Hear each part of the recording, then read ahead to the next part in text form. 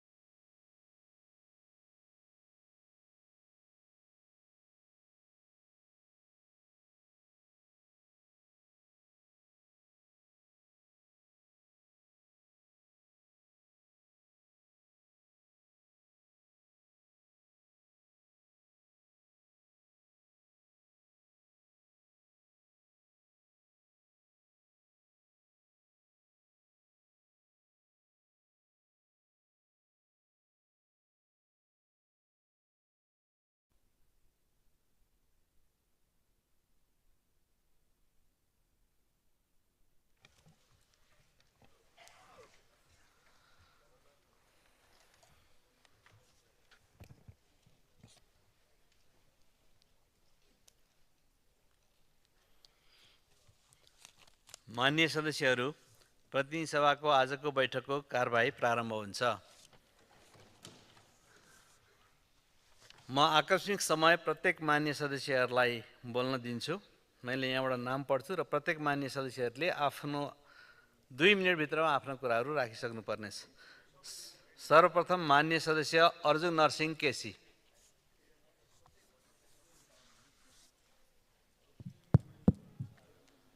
सभामुख महोदय, लाखौं लाख शिक्षकहरूको प्रतिनिधित्व गर्ने नेपाल शिक्षक महासङ्घ अहिले आन्दोलनमा छ। सरकार निरन्तर रूपबाट सम्झौता गर्ने अनि त्यो सम्झौतालाई निरन्तर अवहेलना गर्ने खालको जुन प्रक्रिया छ त्यो खेदजनक मात्र होइन, त्यो निन्दनीय पनि हो। किनभने राज्यले कसैलाई वचन दिएपछि त्यसमा इमान्दार हुनुपर्छ। त्यो पनि लाखौं लाख शिक्षकहरूको शिक्षक महासङ्घमा सँग जुन सम्झौता भएको छ त्यसलाई अनादर गर्नु दुःखद र निन्दनीय नै भन्छु म त्यसलाई। सभामुख महोदय, सरकारले पटक पटक गरेको प्रतिबद्धतालाई पालना गर्दै तत्कालै शिक्षकहरूसँग चाहिँ नि वार्ता र संवादद्वारा सहमतिको वातावरण निर्माण गरोस्। विद्यालय ऐन जारी गर्ने लगायतका विभिन्न शिक्षक, प्रशासन र एउटा विद्यालयमा अथवा विभिन्न विद्यालयमा 17-18 थरीसम्म शिक्षकहरू जो छन् तिनीहरूलाई एकीकृत गर्ने र तिनीहरूको व्यवस्थापन गर्ने काममा सरकार तुरुन्तै लागोस्। र अर्को कुरा, यो सामाजिक सुरक्षा अन्तर्गत सभामुख महोदय, यो अत्यन्त गम्भीर रूपले आपत्तिको विषय भइरहेछ। ज्येष्ठ नागरिक, एकल नागरिक र अपाङ्ग भएका नागरिकलाई राष्ट्रिय परिचय पत्रको जो व्यवस्था गरिएको छ त्यसमा चाहिँ एउटा त शारीरिक रूपले त्यो राष्ट्रिय सुरक्षा पत्र लिनै नसक्ने थिच छ भने अर्कोतिर बायोमेट्रिकमा एउटा सर्ट एन्ड एज कट गरिसकेपछि त्यो बायोमेट्रिकले पनि सपोर्ट नगर्ने जुन स्थितिको सूचना मैले विभिन्न ठाउँबाट प्राप्त गरेको छु। त्यतातिर चाहिँ सरकारले गम्भीर रूपबाट के विकल्प हुनसक्छ? यो सामाजिक सुरक्षा अन्तर्गत ज्येष्ठ नागरिक अथवा एकल नागरिक र अपाङ्गहरूलाई दिने सहुलियतलाई, सेवालाई व्यवस्थित गर्नको निम्ति के व्यवस्था गर्न सक्छ सरकारले गम्भीर रूपबाट अहिले नै सोचोस्। अहिले सबै पक्षलाई चाहिँ असन्तुष्ट र निराश बनाउने खालको जो राष्ट्रिय स्थिति र सरकारको गति। माननीय सदस्य महेश कुमार बर्तौला।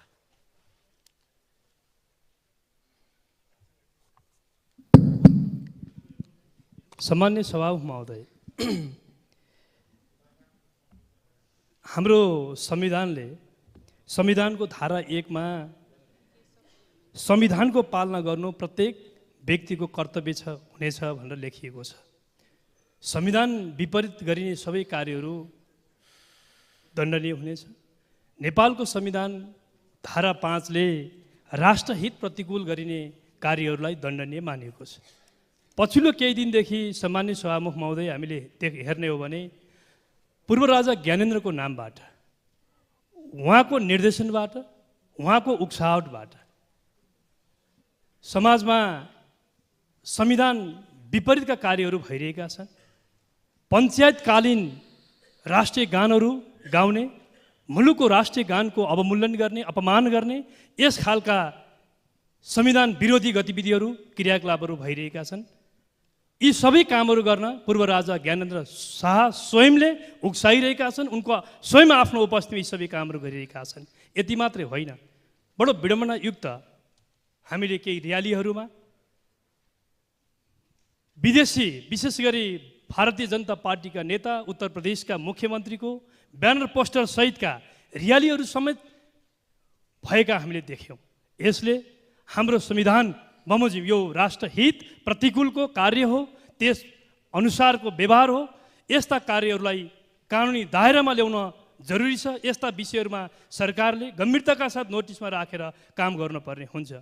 म सम्मान्य सभामुख महोदय मार्फत भन्न चाहन्छु कि लोकतन्त्रको विकल्प राजतन्त्र हुन सक्दैन, लोकतन्त्रको विकल्प निरङ्कुश तन्त्र हुन सक्दैन। सङ्ग्रहालयमा थन्किएको राजतन्त्रलाई फेरि पनि हुकुम प्रमाङ्गिका माध्यमबाट देश चलाउँछु भन्ने त्यस प्रकारको दिवा सपना देख्ने वा देख्न लगाउने हिजो दरबारको मान्य सदस्य रूपा शोषी चौधरी।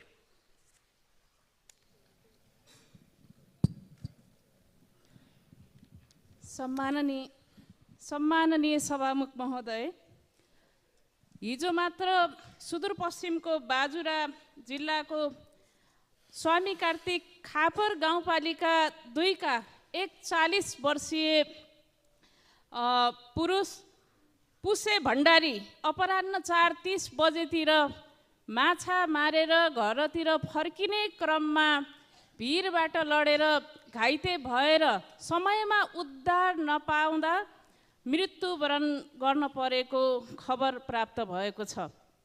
सम्माननीय सभामुख महोदय, फेरि पनि सुदूरपश्चिम प्रदेशमा घाइते हुनु, बिरामी हुनु भनेको फेरि पुनर्जीवन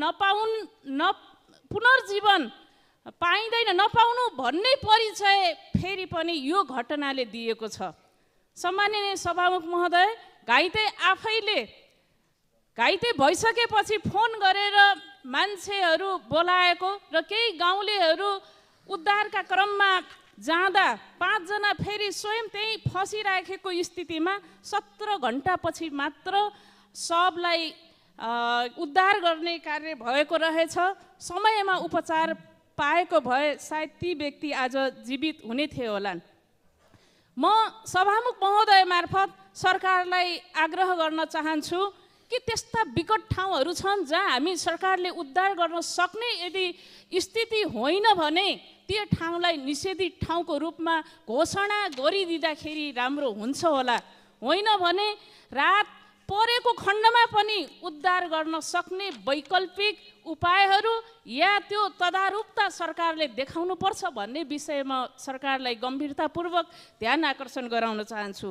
र अर्को अछाम मङ्गलसेन नगरपालिका 8 सुतुडाकी 2 जना महिला माटोको ढिस्काले पुरिएर उहाँहरूको मान्य सदस्य हरि ढकाल। सम्माननीय सभामुख महोदय, मेरो निर्वाचन क्षेत्र पूर्वी चितवनमा सौरा वरिपरि हात्ती आतङ्क मचेको छ। यही फागुन 25 गते रत्नगर नगरपालिका 7 मा खैरेनी नगरपालिका वडा नम्बर 9 घर भई हाल 7 मा आफन्तीको घरमा बस्दै आउनुभएका वर्ष 34 का सुरेश महतोको हात्तीको आक्रमणका कारणले गर्दा मृत्यु भएको छ। म उहाँको आत्माको चिर शान्तिको कामना गर्न चाहन्छु। साथै मध्यवर्ती क्षेत्र सौरा आसपास हात्ती आतङ्क मचिएको छ। निकुञ्ज प्रशासनले न निकुञ्जभित्रका जनावरहरूलाई जोगाउन सकेको छ, न आम नागरिक जोगाउन सकेको छ। 23 माघमा माकुना हात्तीको मृत्यु निकुञ्ज प्रशासनले मारेको थियो भने अहिले आम नागरिकले ज्यान गुमाउनु परेको छ। मानव र जन्तु बीचको द्वन्द्व व्यापक छ। सम्माननीय सभामुख महोदय, सौरामा हात्ती आतङ्क मचिँदै गर्दाखेरि निकुञ्जभित्र पर्याप्त मात्रामा चरण क्षेत्र नहुनु, प्राइभेट हात्तीहरू 45वटा छन् सौरा क्षेत्रमा, ती 45वटा हात्तीहरूको उचित व्यवस्थापन नहुनका कारणले गर्दा ब्रिडिङको समयमा मेटिङको लागि जङ्गली हात्तीहरू सौरा क्षेत्र आउने गर्छन्। अहिले सौरावासी आम नागरिकले र व्यवसायीहरूले के भनेका छन् भने मध्यवर्ती क्षेत्र वरिपरि हात्ती ब्रिडिङ सेन्टर खोरसोर वरिपरि यी 45वटा प्राइभेट हात्तीहरूको व्यवस्थापनका लागि व्यापक माग राखिरहेका छन्। म सम्बन्धित निकाय र सम्बन्धित मन्त्रालयको गम्भीर ध्यानाकर्षण गराउन चाहन्छु। साथै प्रवेश शुल्क, निकुञ्जको प्रवेश शुल्कका लागि पटक पटक मैले सदनमा समय अवधि लम्ब्याउने विषय उठाएको छु। मन्त्रीले माघभरिमा, पर्यटन मन्त्रीले माघभरिमा यो मुद्दा सल्टाउँछु भन्नुभएको थियो। यही गरिमा मैले सदनमा वन मन्त्रीले यो तत्काल काम गर्छु भन्नुभएको थियो। आजसम्म निकुञ्ज प्रशासनको लागि ती समय अवधि लम्ब्याउने विषय कार्यान्वयन भएको छैन। पूर्व चितवनवासीका तर्फबाट फेरि पनि म सम्बन्धित मन्त्रालयको सभामुख महोदय मार्फत ध्यानाकर्षण गराउन चाहन्छु। धन्यवाद। माननीय सदस्य शेरबहादुर कुँवर। सम्माननीय सभामुख महोदय, सुदूरपश्चिम अछाम जिल्लाको मङ्गलसैन नगरपालिका वार्ड नम्बर 9 ओली गाउँ रातोमाटे भन्ने ठाउँमा घर पोत्नका लागि माटो खन्ने क्रममा मङ्गलसैन नगरपालिका वार्ड नम्बर 2 सुतुडाका 2 जना महिलाको अल्पायुमै ज्यान गएको छ।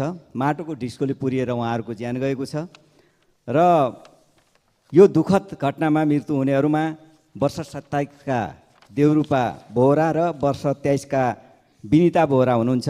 म मृतकप्रति भावपूर्ण श्रद्धाञ्जली अर्पण गर्दै शोकाकुल परिवारजनमा हार्दिक संवेदना व्यक्त गर्दछु। मृतक देवरूपा बोहराका 2 जना साना एउटा छोरा र एउटा छोरी रहेका छन् भने मृतक विनिता बोहरा 23 वर्षका हुनुहुन्छ, उहाँका एउटा सानी छोरी हुनुहुन्छ।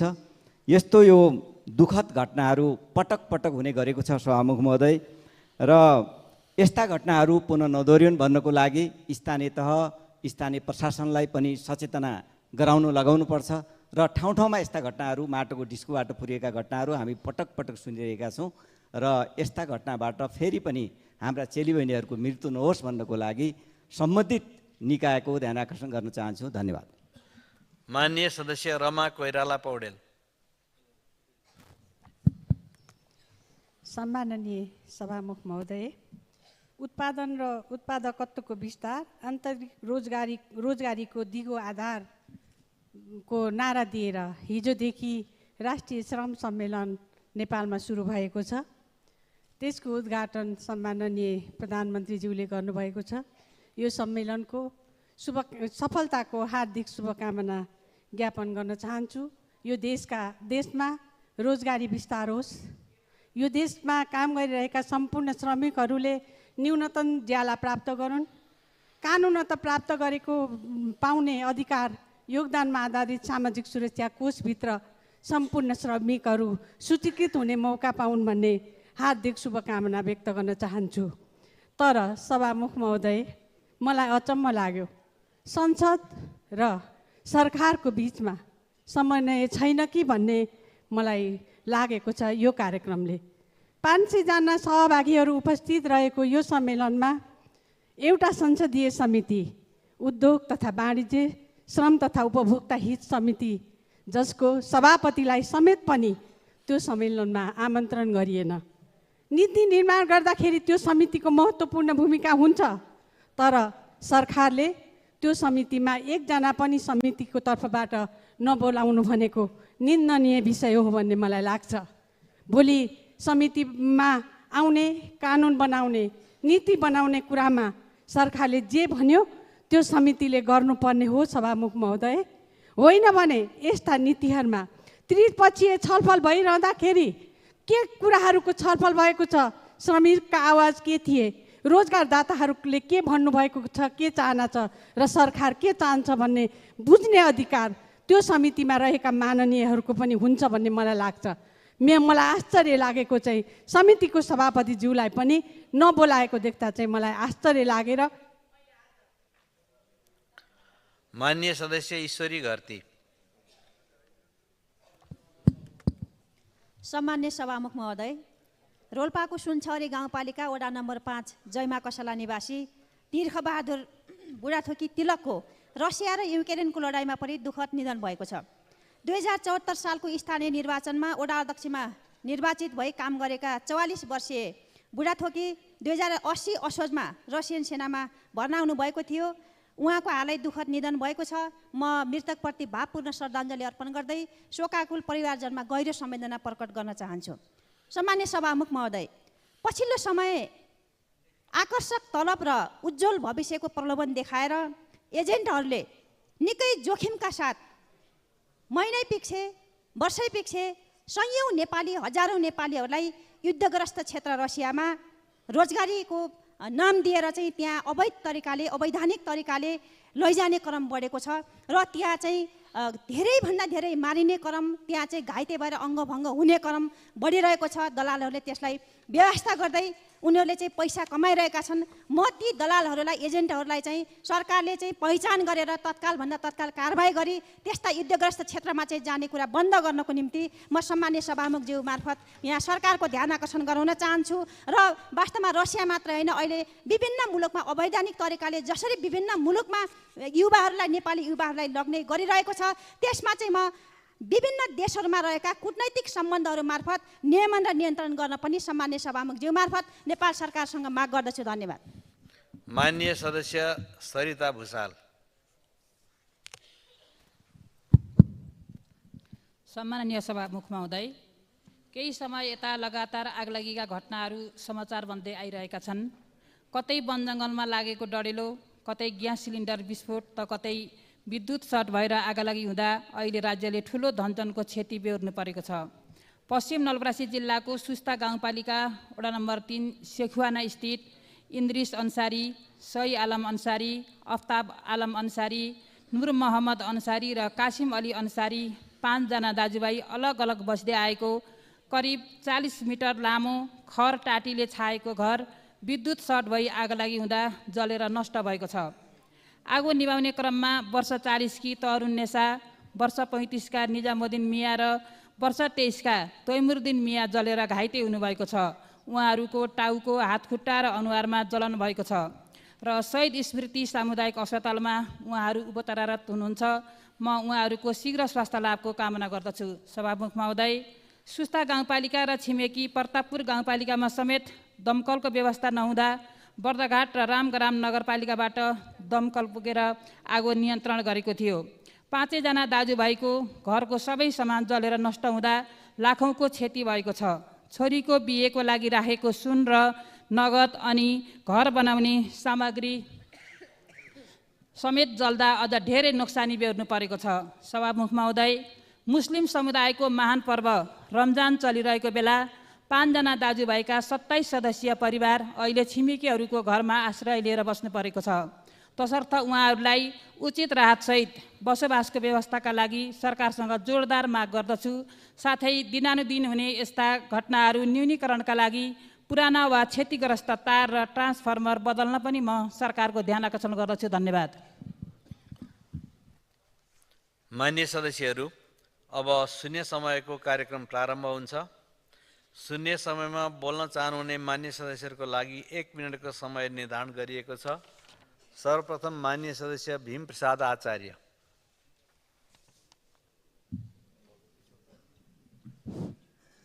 सम्मान्य सभामुखज्यू, सुनसरी जिल्लाको रामधुनी नगरपालिका वार्ड नम्बर 2 त्यहाँबाट रामधुनी मन्दिर जाने बाटोमा पर्ने ठेक्का लागेर ठेकेदारले काम नगरेर त्यो ठेक्का तोडेको थियो। पुनः ठेक्का दिनको लागि यो सहमति पत्र तुरुन्त सरकारले पठाओस् भन्ने माग गर्न चाहन्छु। धन्यवाद। मान्य सदस्य मनिष झा। सम्मान्य सभामुख महोदय, 7 महिना पहिले 7 बुँदे सम्झौताको आधारमा 7 दलको गठबन्धन बनेको आज 239 दिन भयो। सडकमा असन्तुष्टि बढ्दैछ। किन त भन्दै गर्दा हामीले सरकारलाई जनतालाई माया गरिदिनुस् न भन्छौँ, उहाँको कार्यकर्ताले रङ्गशालामा मान्छे कुट्छ।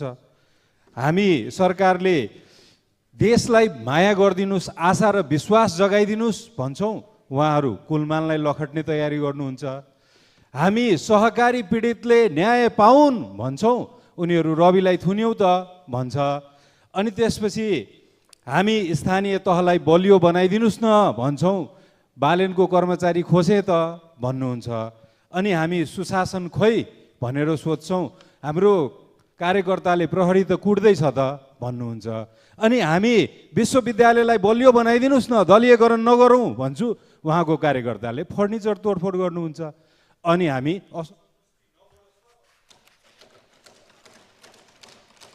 माननीय सदस्य माधव सापकोटा। सम्माननीय सभामुख महोदय, आगामी चैत्र 5 गते स्वतन्त्र विद्यार्थी युनियनको निर्वाचन हुँदैछ। आज देशैभर उक्त निर्वाचनका लागि मनोनयन दर्ता क्रम जारी छ।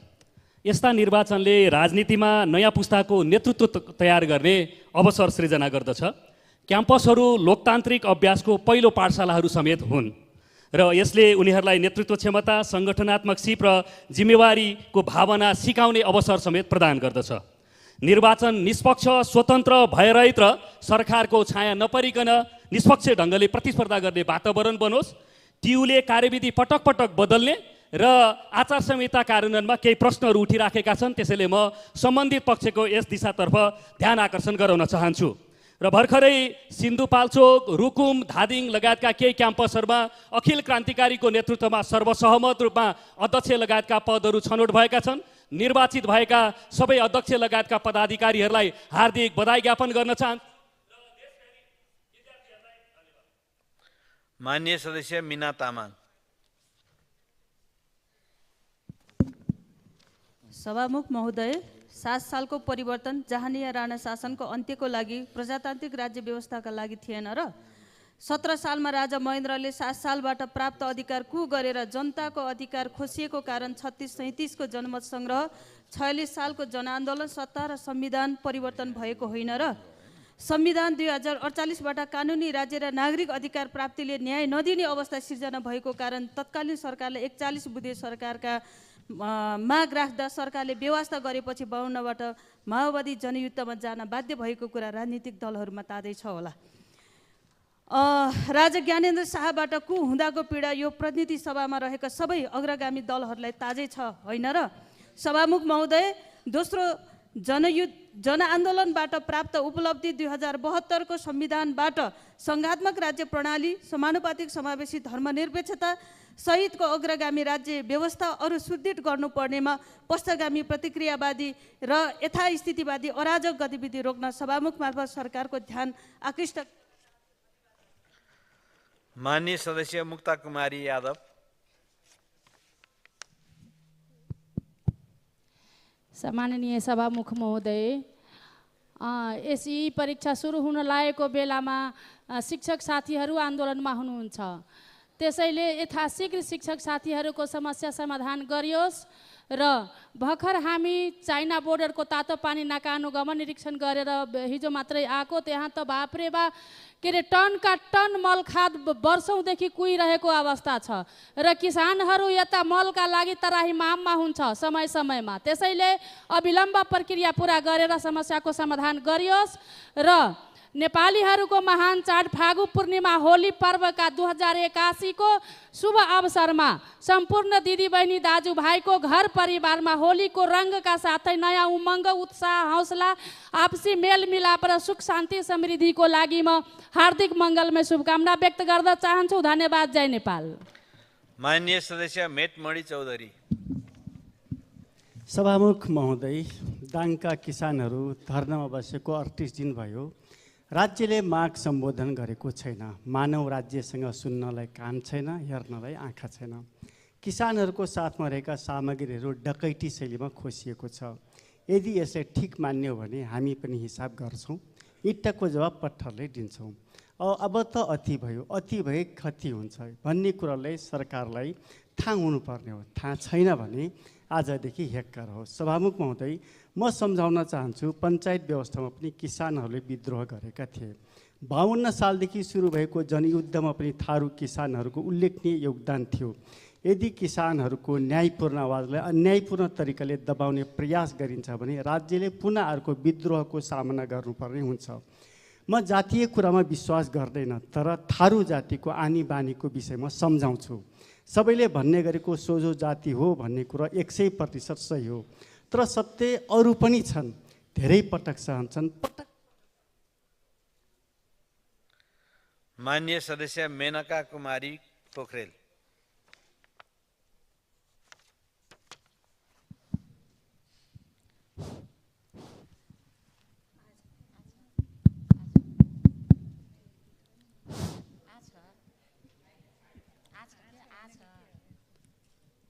सम्माननीय सभामुख महोदय, राष्ट्रिय राजमार्गहरूमा मर्मत सम्भालको निम्ति बजेट नछुट्याइँदाखेरि पटक पटक दुर्घटना हुने गरेका छन्। तसर्थ यसतर्फ सरकारको ध्यान जान जरुरी छ। दाङको एमसिसीबाट निर्माण हुने भनिएको बाटो, खास गरी बालुवाङदेखि लमैसम्मको बाटो, त्यसमा पनि मर्मत सम्भालको बजेट नहुँदाखेरि विभिन्न समयमा दुर्घटना हुने गरेका छन् र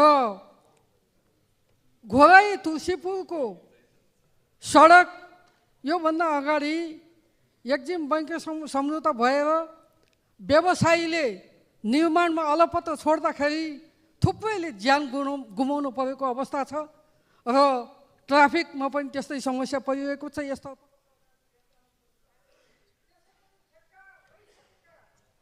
एक मिनट भयो।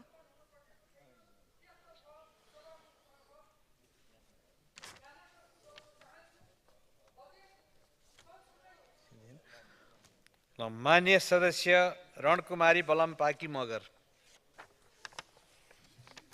सम्माननीय सभामुखज्यू, नेपालको मौलिक फल भनेर चिनिने जुनारको उत्पादन सिन्धुली जिल्लाको गोलन्जोर गाउँपालिका 5 रतनचुराबाट भएको हो। हाल सिन्धुली जिल्लाका 5100 घरधुरी किसान जुनार खेतीमा आश्रित छन्। 1491 हेक्टरमा उत्पादित जुनारले वार्षिक 1 अर्बभन्दा माथि आर्थिक भित्र्याउने गर्दछ। तर सभामुख महोदय, केही समय यता जुनार फलभित्र औँसा किरा पर्ने र साँझ 7 बजेबाट राति 1 बजेसम्म जुनारको दाना चुस्ने सुडे पुत्तलीले यस फलको उत्पादनमा क्षति पुर्याउँदै आएको छ। यसको नियन्त्रणको लागि किसानहरूले लाखौँ रुपैयाँ खर्चिँदा पनि यो समस्या समाधान भएको छैन। रोग नियन्त्रण हुन सकेको छैन। तसर्थ यो समस्या समाधानको लागि कृषि मन्त्रालयको ध्यान आकर्षण गराउँदछु। साथै उत्पादित जुनारलाई भण्डारण गर्नका लागि प्रशोधन उद्योग स्थापना गर्न बजेट छुट्याइदिनु हुन सभामुख मार्फत सम्बन्धित मन्त्रालयको ध्यान आकर्षण गराउन चाहन्छु। धन्यवाद। माननीय सदस्य रणेन्द्र बराली। सम्माननीय सभामुख महोदय, माननीय ऊर्जा मन्त्रीज्यूको अभिव्यक्तिमा लाजले पनि लाज मान्ने ठाउँ नपाएको प्रतीत हुन्छ। जसले विद्युत महसुल उठाउने प्रक्रियामा कुलमानलाई हस्तक्षेप गर्छ, उसैले बगौतो उठाउन सकेन भनेर किन नउठाउने भन्ने कारबाही गर्छ। कुलमानको क्षमताले सबैभन्दा बढी नाफा कमाएको वर्ष सरकारले शून्य मूल्याङ्कन गर्छ। ऊर्जामय वस्तु विदेशबाट नाकाबन्दी लगाएर नेपाललाई खर्बौँ डोक्सान पुर्याउने भारतलाई लोड सेडिङको अन्त्यको स्याबासी दिने रे। सरकारले यस्तै विपरीत कर्तुक र जनघाती प्रकृतिले आज चिहानको चपरीमुनि पुरिएको राज संस्था प्रेत बनेर सल्बलाइरहेको छ। काठमा पोको पारेर फालेको अस्तु बगाइसकेको संस्था फर्कन त सक्दैन।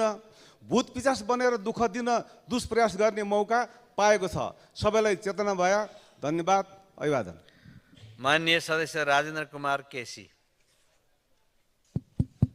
सभामुख महोदय, यो विपद व्यवस्थापन प्राधिकरण भन्ने कहाँ छ? नेपाल भूकम्प, बाढी पहिरो, आगलागी जस्तो प्राकृतिक प्रकोपको अत्यन्त जोखिम भएको मुलुक हो र यसलाई ध्यानमा राखेर हामीले विपद व्यवस्थापन प्राधिकरण निर्माण पनि गऱ्यौँ। तर यसले राहत, उद्धार र पुनर्निर्माणको जिम्मा पनि लगायौँ। तर आजसम्म यो कहाँ छ थाहा छैन सभामुख महोदय। गत केही महिना अगाडि गएको बाढी पहिरोको कारणले काठमाडौँ जिल्ला पनि क्षतविक्षत भएको छ। बागमती प्रदेशका पूर्वाधारहरू पनि क्षतविक्षत भएको छ। जति हारगुहार गरे पनि अहिलेसम्म केही काम भएको छैन। म सरकारलाई भनौँ अथवा प्राधिकरणलाई भनौँ, म ध्यान आकर्षण गर्न चाहन्छु, कमसेकम त्यो छेदविच्छेद भएको अर्को वर्ष पनि आउँदैछ, छेदविच्छेद भएको पूर्वाधारलाई तत्काल निर्माण गर्नको लागि म सरकारसँग ध्यान माग गर्दछु सभामुख महोदय। माननीय सदस्य रामकुमार राई। सम्मानीय सभा महोदय, यो असोज 12 गते बाढीले लगेको पुलको स्रोत सुनिश्चित गरेको छ फोक्सिङटार पुलको सरकारले। त्यो सँगै अर्को यो दुधकोशी हाइड्रोको जग्गा मुआवजा सम्बन्धी सरकारले निर्णय गरेको छ। यसमा म सरकारलाई सभामुख मार्फत धन्यवाद ज्ञापन गर्न चाहन्छु। कार्यान्वयनको लागि शीघ्र होस् भन्ने म कामना गर्न चाहन्छु। साथै यो विगतमा टेन्डर भएर टेन्डर तोडिएर रहेका योजनाहरू गाईघाट दिक्तेल सगरमाथा सडक फोक्सिङटार राजापानी खण्डको स्रोत सुनिश्चित गर्न बाँकी रहेको छ। त्यस्तै मध्य पहाडी लोकमार्गको दिक्तेल चखिया खण्ड 10 किलोमिटरको चाहिँ स्रोत सुनिश्चित गर्न बाँकी छ। यो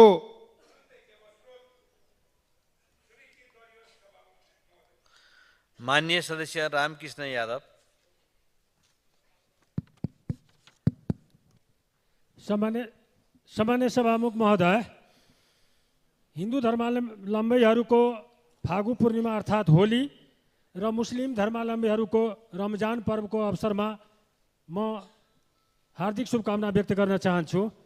र मध्य प्रदेशमा 14 दिने मिथिला परिक्रमा हिजो औरी हौरसाहकमा आयो, आज बिहान हिजो आयो, आज बिहानसम्म थियो। सहभागी भएका सम्पूर्णहरूलाई म हार्दिक उहाँहरूलाई शुभकामना र सफलताको कामना गर्न चाहन्छु।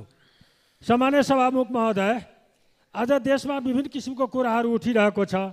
तत्कालीन राजतन्त्र सम्मानी राजतन्त्र भएको संविधानले नेपाली नागरिकहरूको अधिकार खोज्ने काम मात्र गरे। त्यसै कारण नागरिकहरूले ठुलो सङ्घर्ष र आन्दोलन गरेर रगत बगाएर सङ्घीय लोकतान्त्रिक गणतान्त्रिक संविधान बनाएका छन्। नेपालमा पुनः राजतन्त्र स्थापना गर्नेले बुझ्न आवश्यक छ कि समस्याको समाधान विगतमा फर्किनु होइन, सुधारको बाटो अपनाउनु हो, लोकतन्त्रलाई सुदृढ गर्नु हो, लोकतान्त्रिक संस्थालाई बलियो बनाउनु आवश्यक छ। कुशासन र भ्रष्टाचार। माननीय सदस्य रामशंकर यादव।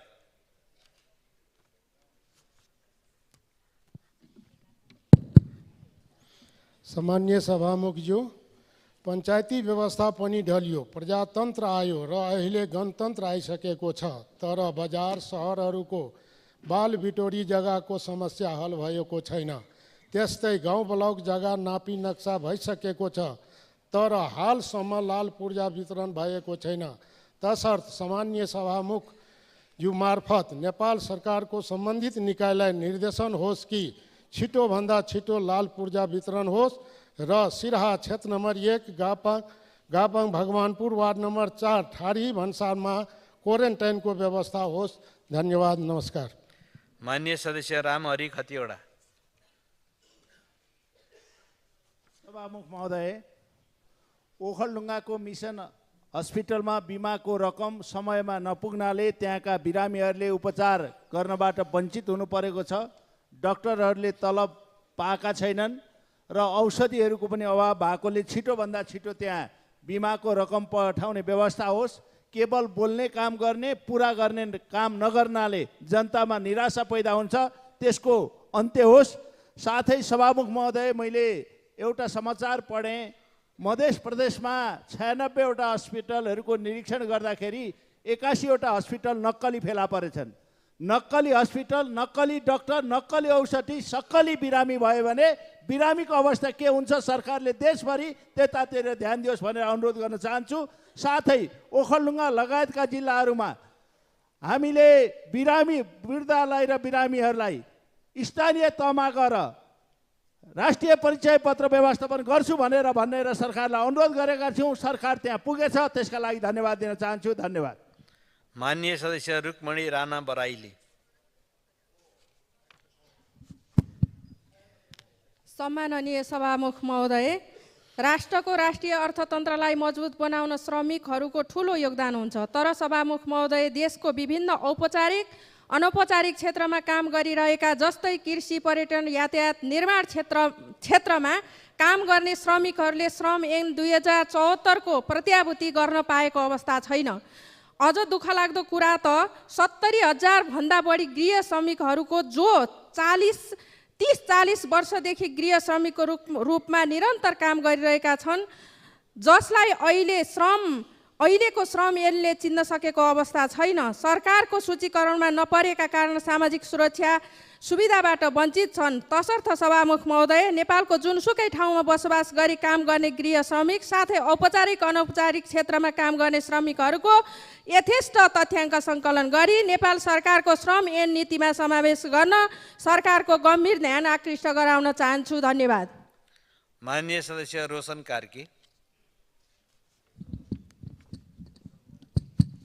सभामुख महोदय, एकजना मित्रले भूत देख्नु भएछ। लेलिनको भूत हो कि माओवादीको भूत हो? उहाँसँग म सभामुख मार्फत प्रश्न गर्न चाहन्छु। र अर्को कुरा, एकजना मित्रले के भन्नुभयो भनेदेखि चाहिँ राजाको जय जयकार गरेको र नेताहरू जिल्लामा जाँदाखेरि मुर्दाबाद गरेको नारा उहाँले सुन्नुभएको थिएन होला। यो त मित्र, यो त ट्रायल मात्रै हो। अरू जिल्लाका मान्छेहरू थपिए, अरू 73 जिल्लाका मान्छेहरू थपिए भनेदेखि जुन भिड आउँछ त्यो देखेर नआत्तिनु होला, लुक्ने ठाउँ अहिले नै खोजेर बस्नु होला। त्यो मित्रलाई म अनुरोध गर्न चाहन्छु। सबैजनाहरूको नागरिकहरूको अधिकार छ, नागरिकहरूले आफ्ना कुराहरू राख्न पाउँछन्। यो अस्ति गएको जुन चाहिँ यो 25 गतेको जुन भिड थियो, यो तपाईँहरूले नालायक सरकारले जन्माएको भिड हो। यो बुझिराख्नुहोस्। तपाईँहरू जति दिनसम्म सरकारमा बस्नुहुन्छ त्यति दिनसम्म यो भिड अझै बढ्दै बढ्दै गएर। माननीय सदस्य लालवीर चौधरी। सम्माननीय सभामुख महोदय, मेरो निर्वाचन क्षेत्र बर्दिया जिल्लामा अहिले चैते धानको लागि धमाधम खेती किसानहरूले जुटिराख्नु भएको छ र किसानहरूले खेती गर्दा गर्दै कुलो पानी फर्काउनु परेमा राष्ट्रिय निकुञ्जभित्रमा मूल बाँधहरू पर्ने हुनाले त्यो छिटो छिटो खेती गर्नलाई झन् उल्टो ढिलो हुन जाँदो रहेछ।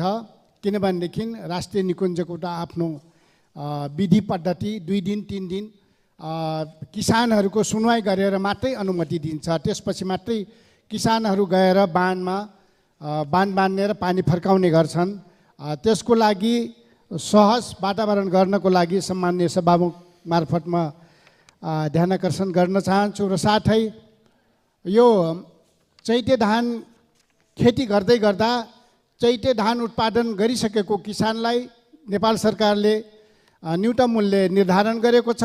त्यो 28। माननीय सदस्य लक्ष्मी तिवारी। सम्मानीय सभामुख महोदय, अब त प्लेन चढ्नु अघि चिन्ह देखाउनु पर्ने रहेछ। बेला भइसकेको छ। एकातर्फ जहाज कहिले समयमा उड्दैन, यात्रुहरू अनिश्चिततामा बस्न बाध्य हुन्छन्। अर्कोतर्फ जब उड्छ त गम्भीर सुरक्षा चुकहरू देखा पर्छन्। हाम्रो देशमा प्लेन पाङ्ग्रे बिना पनि उड्न थाल्छ। नेपाल नागरिक उड्डयन प्राधिकरण के गर्दैछ?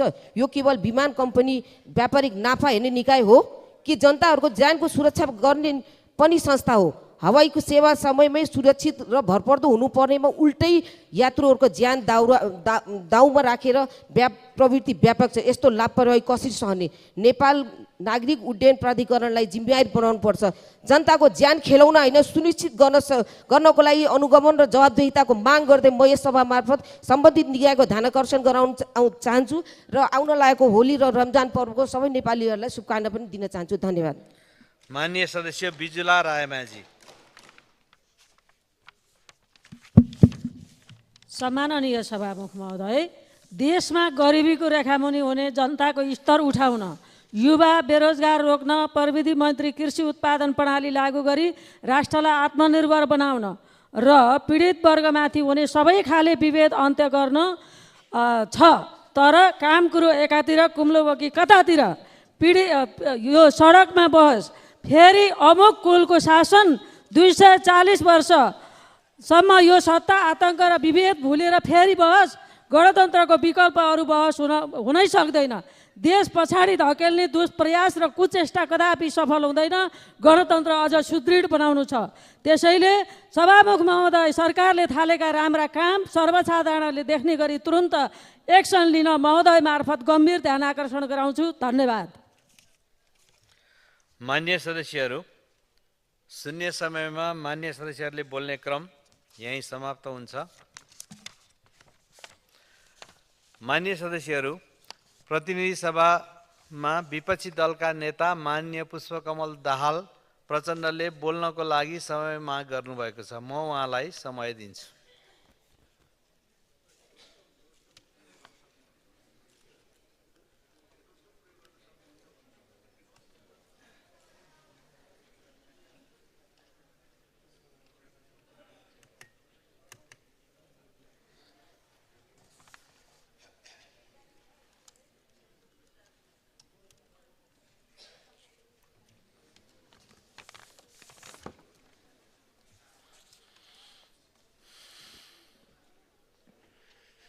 सम्मान्य सभामुख महोदय, सबभन्दा पहिले त म सङ्घीय लोकतान्त्रिक गणतन्त्र नेपाल स्थापनाका लागि आफ्नो जीवन बलिदान गर्ने हजारौं वीर शहीदहरूप्रति श्रद्धासुमन अर्पण गर्दछु। साथै हजारौं ती वीर योद्धाहरू, बेपत्ता योद्धा र घाइतेहरूप्रति र लाखौं जनसमुदायप्रति हार्दिक सम्मान र आभार प्रकट गर्न चाहन्छु। इतिहासका विभिन्न कालखण्डका ती गौरवपूर्ण बलिदानलाई आज हामी सबैले अझ विवेक र कृतज्ञताका साथ स्मरण गर्नुपर्ने भएको छ। किनकि त्यो शहादतबाट प्राप्त जनताका उपलब्धिमाथि अहिले प्रतिगमन र प्रतिक्रान्तिको तरबार चलाउने सपना देखिँदैछ। त्यसकारण हामीले विशेष रूपले स्मरण गर्न जरुरी छ। जनताको बलिदानपूर्ण लामो सङ्घर्षबाट प्राप्त उपलब्धिलाई उल्ट्याउने कोसिस हुँदैछ। म आज विशेष समय लिएर आम नेपाली जनतालाई यो भन्न सम्मानित रोस्टममा उभिएको छु कि अब हामीले एकातिर सरकारका गलत क्रियाकलापका विरुद्ध र अर्कातिर प्रतिगामी चलखेलका विरुद्ध एकैसाथ जुझ्नुपर्ने विशिष्ट स्थिति सिर्जना भएको छ। सरकारको व्यथिति, अविवेक र असफलताले जनतामा व्यवस्थाप्रति नै मोहभङ्ग बढाउँदै लगेको छ। 8 महिना अघिसम्म देशमा त्यस्तो ठुलो असन्तोष थिएन। माइतीघर मण्डला पनि लगभग खाली हुँदै थियो। तर आज मिटर ब्याज पीडितले सिडिओ अफिस भित्रै आत्महत्या गर्न खोजेका समाचार पढ्नु परेको छ। गुठी पीडित जनता 100 किलोमिटर छिचोलेर आफ्ना पीडा सुनाउन काठमाडौँ आइपुगेका छन्। लघुवित्त पीडितका समस्या अझ बल्झिएका छन्। सहकारी पीडित थप पीडित भएका छन्। देशभरका सामुदायिक विद्यालयका शिक्षक चक र डस्टर छाडेर राजधानी केन्द्रित आन्दोलनमा उत्रिएका छन्। दुग्ध उत्पादक किसान हुन् वा तरकारी उत्पादक, निर्माण व्यवसाय हुन् वा उखु किसान, दलित हुन् वा महिला, म सबैलाई आज आन्दोलनमै देखिरहेको छु। मलाई लाग्छ हामी सबैले स्थिति अलि जटिल छ भन्ने महसुस गरेकै छौँ। सरकारमा बसेका साथीहरूलाई मेरो प्रश्न छ, हरेक वर्ग र समुदायले अब आन्दोलन बाहेक अरू विकल्पै देख्न छाडेको हो? सरकारले जनतासँग संवाद गर्ने सामर्थ्य गुमाएको हो कि संवाद गर्नै नचाहेको हो? जनताको नजरमा सरकारको विश्वसनीयता र सरकारसँग संवादको औचित्य नै समाप्त भएको हो? सरकारको विश्वसनीयता सकिएकै देखेर आज पुरातनपन्थी राजतन्त्रवादी हौसिएका छन्। वर्षौंसम्म बन्द कोठामा समेत राजतन्त्र पुनर्स्थापनाको सपना देख्न डराएकाहरू आज सडकमै ओर्लिएका छन् र सडकबाटै राजतन्त्र पुनर्स्थापनाको चुनौती दिन थालेका छन्। राजावादीहरूको यो चहल पहलका पछाडि सङ्गठित प्रयास छ भन्ने कुरा हामीलाई थाहा छ। यसमा देशभित्र र बाहिरका चलखेल पनि मिसिएका छन्। तर म के भन्न चाहन्छु भने यस खालका चलखेल आज मात्रै भएका होइनन्। नेपालमा यस्ता चलखेलहरू हिजो पनि थिए, अस्ति पनि थिए। तर अहिले चाहिँ यो अचानक वृद्धि किन भयो प्रश्न मुख्यतः यहाँ रहेको छ। पछिल्ला 8 महिनामा सत्तामा रहेका पार्टीहरूले प्रदर्शन गरेका शासकीय शैली र त्यसबाट उत्पन्न असन्तोष नै यसको मूल कारण हो भन्ने बुझ्न अब कठिनाइ छैन। सभामुख महोदय, आज म ठुलो जिम्मेवारीका साथ सँगसँगै चेतावनीका साथ पनि भन्न चाहन्छु, नेपालको शान्ति प्रक्रिया मात्र होइन, गणतन्त्रको इतिहास पनि बडो मौलिक र निकै उदार रहेको छ। संसारभरिको गणतन्त्रको इतिहासमा राजतन्त्रको रगतले लेखिएका थुप्रै उदाहरण भेटिन्छ, तर नेपाल त्यसको अपवाद बन्यो। हामी सबैलाई राम्रोसँग जानकारी छ, त्यो हाम्रो मौलिकता, हाम्रो उदारताको एउटा प्रमाण थियो। पूर्व शाही परिवारमाथि हिंसाको कुरा त परेको कुरा हो, निर्वासन समेत नतोकी पूर्व राजालाई तत्कालका लागि सुरक्षित बस्ने ठाउँ समेत दिएर नेपालमा गणतन्त्रको इतिहास लेखिएको हो भन्ने कुरा हामी कसैले बिर्सिन हुँदैन। यो इतिहास क्रान्तिको मजबुरी थियो भन्ने भ्रम कसैलाई लागेको छ भने त्यो निकै ठुलो भ्रम मात्रै हुनेछ र यसले उदारतालाई कमजोरी ठानियो भने इतिहास फेरि निकै निर्मम भएर प्रस्तुत हुन सक्छ भन्ने कुरा हामी सबैले हेक्का राख्न जरुरी छ। गणतन्त्रका लागि यो देशका लगभग हरेक ढुङ्गामा जनताको रगत बगेको छ, हामी कसैले नबिर्सौँ। क्रान्तिको इतिहास पढ्नुहोस्, गणतन्त्रको जग कति फराकिलो छ। सीमित माओवादीले उठाएको बन्दुकको कारण होइन, गणतन्त्र यो देशका सबैभन्दा सीमान्त वर्ग, जाति, क्षेत्र, लिङ्ग, समुदाय समग्रको त्याग र बलिदानको परिणामको रूपमा आएको हो। यो हेक्का हामी सबैलाई रहोस्। सार्वभौम भइसकेको नेपाली जनता फेरि रैती हुन्छन् भनेर सोचियो भने त्योभन्दा ठुलो भ्रम अरू केही हुनै सक्दैन। हिजो गणतन्त्र माग्दा टाउकाको मोल तोकिएको थियो राजतन्त्र अन्तर्गत। अहिले राजावादी साथीहरू सम्मानित संसदमै हुनुहुन्छ। लोकतन्त्र र राजतन्त्रको तुलना हुनै सक्दैन भन्ने कुराको योभन्दा राम्रो उदाहरण अरू केही हुन सक्छ र? एउटा विचारका रूपमा राजतन्त्रसँग मेरा असहमति छन्, तर म लोकतान्त्रिक हकको सम्मान गर्दछु।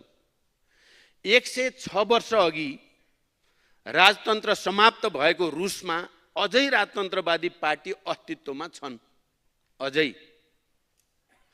फ्रान्समा अन्तिम राजतन्त्र सकिएको 175 वर्ष भयो, अझै पनि त्यहाँ राजतन्त्र फर्काउन चाहने पार्टीहरू अस्तित्वमा छन्। सर्बिया, बुल्गेरिया, इरान, अफगानिस्तानमा पनि राजावादीहरूको ससानो उपस्थिति अहिले पनि देखिएकै छ। राजावादीहरूलाई मेरो आग्रह छ, लोकतन्त्रभित्रै आफ्नो ठाउँ खोज्नुहोस्, हामीलाई आपत्ति छैन। लोकतन्त्र जति प्रचण्डको हो त्यति नै व्यक्ति ज्ञानेन्द्र शाहको पनि हो भन्ने मान्यता हामी सबै राजनीतिक दलहरूले राखेका छौँ र हाम्रो संविधानले त्यो मान्यता स्थापित गरेको छ। यो कुरालाई कमजोरी नठानियोस्। तर लोकतन्त्रका मूलभूत सिद्धान्त नमानेर असंवैधानिक र अलोकतान्त्रिक बाटो रोजियो भने क्रान्तिले एकपटक फेरि आफ्नो शक्ति देखाउनेछ। यो चुनौती पनि म राख्न चाहन्छु। एकातिर राजावादी साथीहरू सडकमा पनि हुनुहुन्छ, सदनमा पनि हुनुहुन्छ। उहाँहरूका उद्देश्य बडो प्रष्ट छन्। उहाँहरू इतिहासको चक्कालाई पछितिर फर्काउन चाहनु भएको छ। अर्कातिर सरकारको कुशासन पनि छ। लोकतन्त्रलाई जति ठुलो चुनौती बाहिरबाट छ, सत्तासीन साथीहरूको कुशासनले व्यवस्थाभित्रैबाट लोकतन्त्रलाई त्योभन्दा बढी चुनौती दिइरहेको छ भन्ने कुरालाई पनि हामीले बिर्सिन हुँदैन। सत्तारूढ साथीहरूले लोकतन्त्रका मूल्य र मान्यतालाई निरन्तर उपेक्षा गरिरहनु भएको छ। संसद प्रतिपक्षको हो भन्ने अन्तर्राष्ट्रिय मान्यता यद्यपि त्यो संवैधानिक र कानुनी मान्यता होइन, तर यो आम रूपमा स्वीकारिएको मान्यता हो। संसद सञ्चालनमा तपाईहरूले प्रतिपक्षलाई कति स्पेस दिनुभएको छ आफैसँग सोध्नु होला। प्रमुख प्रतिपक्ष दलको नेता रोस्टममा उभिँदा प्रधानमन्त्रीको अनुपस्थिति निरन्तर कायम रहनु घमण्ड हो कि संस्कारहीनता हो कि कुण्ठा हो, त्यसको जवाफ पनि आफै खोज्नु होला। अर्को प्रतिपक्षी नेतालाई अनुचित ढङ्गले निलम्बन गरिएको छ र त्यसले लोकतन्त्रप्रतिको जनआस्थामा पारेको प्रभाव आफै मूल्याङ्कन गर्नुहोस्।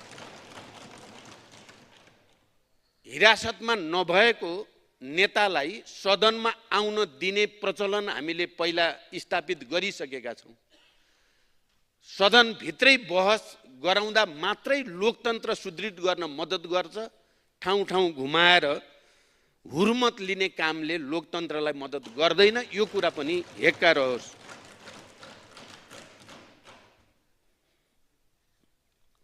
बिचौलियाका हितका लागि धमाधम अध्यादेश ल्याउने सरकार संघीयता कार्यान्वयनसँग जोडिएका संसदमा विचाराधीन विधेयक अघि बढाउन किन अनिच्छुक देखिएको हो, गम्भीर प्रश्न छ।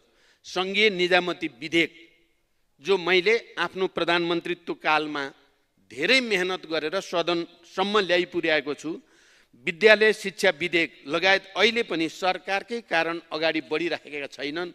यो आफैमा गम्भीर विषय छ। आज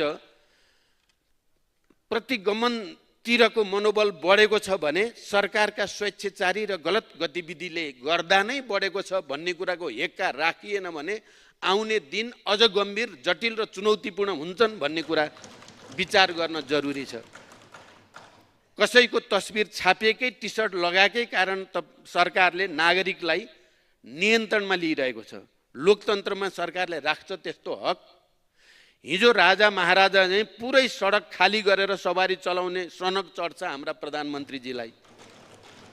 लोकतन्त्रले के यो राजसी ठाट स्वीकार गर्छ? सत्तारूढ पार्टीका कार्यकर्ताले आम नागरिकता परेको कुरा वर्दीधारीलाई नै आक्रमण गर्छ, तर तिनलाई कारबाही हुँदैन। यस्तो दण्डहीनताले लोकतन्त्रप्रति जनताको भरोसा बढाउँछ या जनताको वितृष्णा बढाउँछ, हेक्का राख्नुपर्ने विषय हो। मैले पटक पटक भनेको छु, आज हामी सबै जनताको अत्यन्त सधन निगरानीमा छौँ, तर तपाईहरूले जनचाहनालाई बारम्बार उपेक्षा गरिरहनु भएको छ। पछिल्ला 8 महिना तपाईहरूले लोकतन्त्रलाई गङ्गा नदी जस्तो बनाइदिनु भएको छ। एक अर्कालाई चोख्याएर नक्काली भुटानी शरणार्थी काण्ड धुनुभयो गङ्गा नदीमा, तर फोहोर भयो लोकतन्त्र। बाल मन्दिर धुनुभयो, तर फोहोर थुप्रियो लोकतन्त्रमा। गिरिबन्धु धुनुभयो, त्रिभुवन विश्वविद्यालयका जमिनहरूको काण्ड धुनुभयो, तर जनताको नजरमा मैलो लोकतन्त्र देखियो। लोकतन्त्र तपाईहरूप्रतिको आक्रोश आज व्यवस्थाका विरुद्ध पोखिन खोज्दैछ भन्ने कुरालाई कतिको आत्मसमीक्षा गर्नुभएको छ? मैले यही सदनमा पछिल्लो पटक विश्वासको मत लिँदै गर्दा भनेको थिएँ, आत्मसमीक्षा सहित गल्ती हाम्रा पनि भए। हामी सबैले आफ्नो आत्मसमीक्षा गरेर जनता प्रति जवाफदेही हुने प्रक्रियाको सुरुवात गरेनौँ भने आउने दिन झन जटिल हुन्छन् भनेर भनेको थिएँ। अहिले सरकार र सरकारी संयन्त्रमा बसेका साथीहरूले बडो घमण्ड गरेको सुनिन्छ। सरकार यो गर्दैछ, सरकार त्यो गर्दैछ, तर 2/3 घोडा कसले दौडाएको छ? मैले त्यति बेला पनि भनेको थिएँ, अहिले पनि जोड दिएर भन्ने चाहन्छु, सरकारको 2/3 घोडा सरकारका प्रधानमन्त्री र मन्त्रीले चलाएको मैले चाहिँ देखेको छैन। त्यो घोडा बिचौलियाहरूले चलाएका छन्। तपाईहरूले गर्ने नियुक्ति, तपाईहरूले गर्ने सेटिङ, तपाईहरूले गरेको मैले देख्दिनँ, ती त बिचौलियाहरूले उनीहरूले निर्णय गरे अनुसार भएको देखेको छु।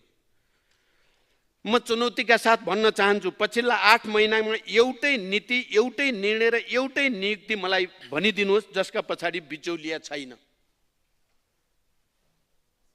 जम्मा एउटा उदाहरण दिए पनि हुन्छ। तपाईहरुका संयन्त्र, समिति, बैठक यी सबै नाटक जस्ता मात्र देखिएका छन्।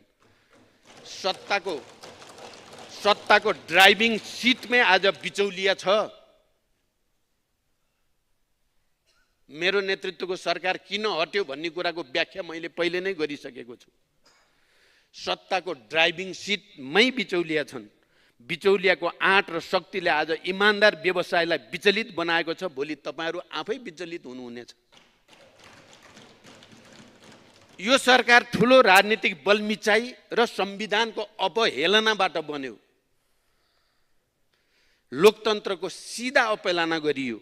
जनता झस्केकै त्यही बिन्दुबाट हो भन्ने कुरा म सरकारमा भएका प्रमुख पार्टीका नेता साथीहरूलाई गम्भीरतापूर्वक समीक्षा गर्न अनुरोध गर्न चाहन्छु। तपाईहरुले एकातिर त सदनभित्रको पहिलो र दोस्रो पार्टीको गठबन्धन बनाएर सदनभित्रबाट बहस र सङ्घर्षबाट सरकारको विकल्प बन्न सक्छ भनेर जनताले आश गर्ने ठाउँ सिद्ध्याइदिनु भयो। तपाईहरुले निरङ्कुशता हुन्छ अब भन्ने कुरा स्थापित गरिदिनु भयो। तपाईहरुले पहिलो कुरा त यस्तो सामान्यतः लोकतन्त्रमा हुँदैन भन्ने कुरा तपाईहरुले थाहा नपाएको होइन, थाहा पाई तपाईहरुले गर्नुभयो। जनता त्यही बिन्दुबाट तपाईहरुसँग नराम्रोसँग झस्किएको छ। अस्तिको राजावादीहरूको जुलुसबाट मात्रै होइन। तपाईहरुलाई थाहा छ, म र मेरो पार्टीको नेतृत्वको टिम अहिले हुलाकी राजमार्ग केन्द्रित एउटा जागरण अभियानमा छौं।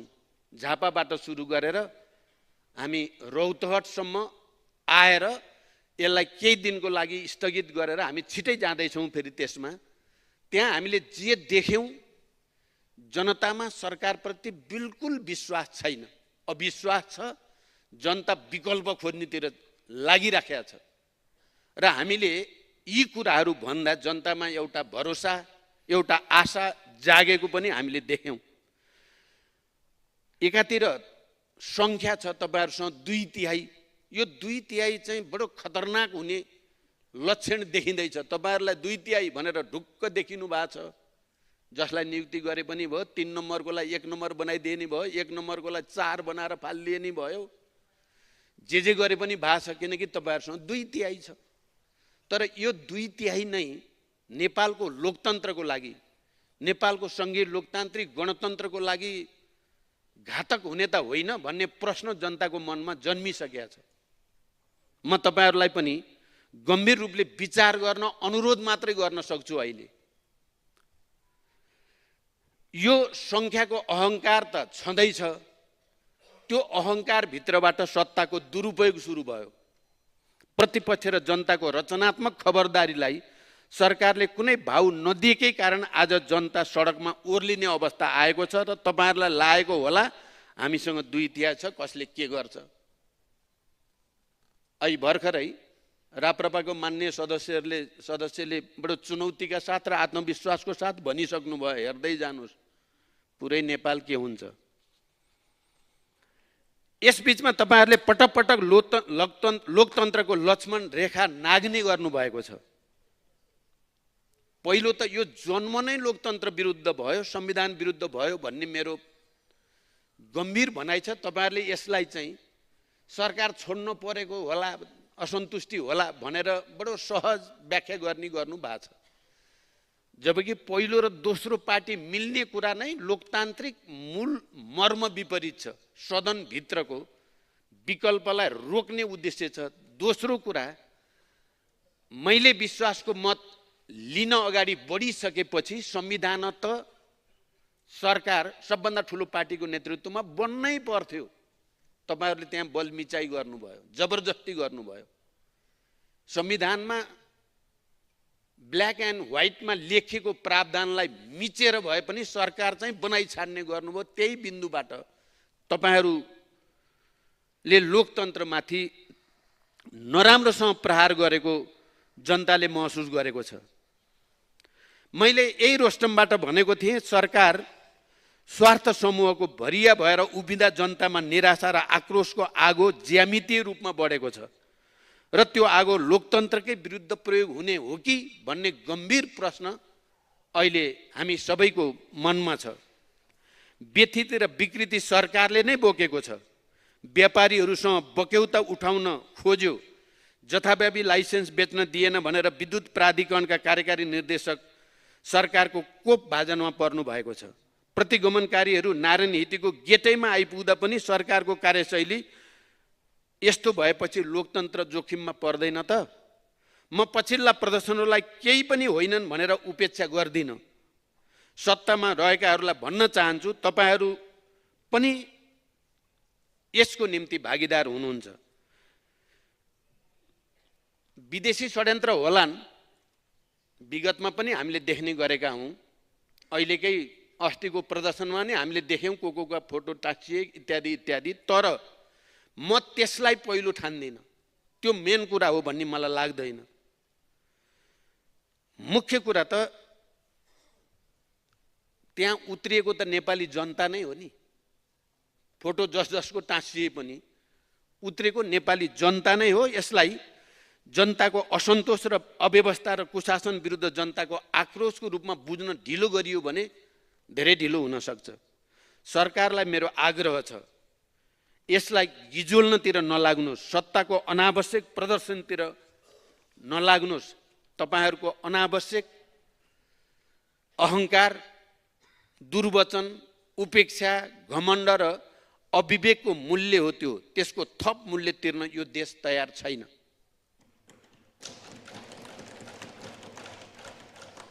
आजको लोकतन्त्र 7 राजनीतिक दल र माओवादी बीच सहकार्यको परिणाम हो। संविधानको अभिन्न अङ्ग बनेको शान्ति सम्झौताको एउटा हस्ताक्षरकर्ताको नाताले म भन्न चाहन्छु, यो संविधानले नै त्यसलाई अभिन्न अङ्ग मानेको छ।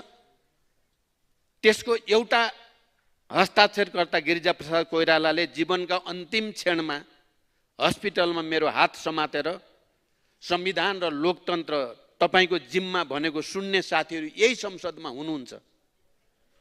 उहाँलाई दिएको वचनलाई साक्षी राखेर म यो संसदलाई विश्वास दिलाउन चाहन्छु, प्रतिगमन सफल हुन दिइने छैन।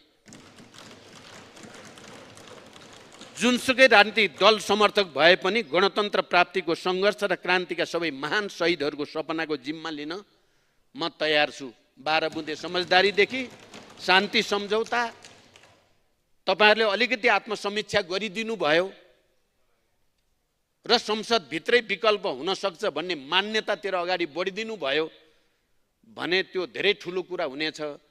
यदि त्यसो हुन सकेन भने पनि विस्तृत शान्ति सम्झौता, संविधान सभा, संघीय लोकतान्त्रिक गणतन्त्र, जनयुद्ध र जनआन्दोलनका ती हजारौं शहीदहरूको सपना बोकेर हिँड्न हाम्रो पार्टी र म तयार छु।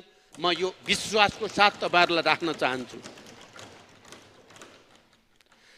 तपाईहरु जतिसुकै विचलित भए पनि मलाई विश्वास छ नेपाली कांग्रेस भित्र पनि नेकपा एमाले भित्र पनि इमानदार देशभक्त र लोकतन्त्रवादीहरू प्रतिगमनको पक्षमा कोही पनि हुने छैनन्। देशभरिका लोकतान्त्रिक शक्तिहरूको साथ दिएर हामी प्रतिगमन त रोक्ने छौं, तर सत्तारूढ साथीहरू कहिले सुध्रिनुहुन्छ? 2/3 अहंकारमा तपाईहरुले दौडाएको कुशासनको घोडा नै आज लोकतन्त्र माथिको सबभन्दा ठूलो संकट बन्दैछ। यो संकटको सामना गर्न सबभन्दा पहिला ठूलो जिम्मेवारी सत्तारूढ दलहरूकै हुन आएको छ। तपाईहरुसँग 2/3 छ यहाँ भित्र।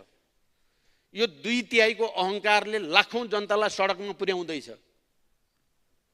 यसको आत्मसमीक्षा गर्नु होला। तपाईहरुले आत्मसमीक्षा गरेर लोकतन्त्र सुदृढ गर्नेतिर तपाईहरुका कदम अगाडि बढेमा हाम्रो साथ हुनेछ। यही विश्वास सहित मेरो भनाइ टुङ्ग्याउँछु। धन्यवाद। अभिवादन।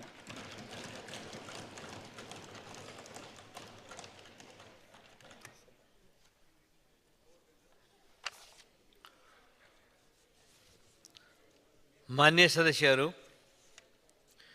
विशेष समयमा बोल्नको लागि दलीय आधारमा मान्य सदस्यहरूको नाम प्राप्त हुन आएको छ। म उहाँहरूलाई बोल्न समय दिन्छु। सर्वप्रथम मान्य सदस्य गगन कुमार थापा, समय 38 मिनट।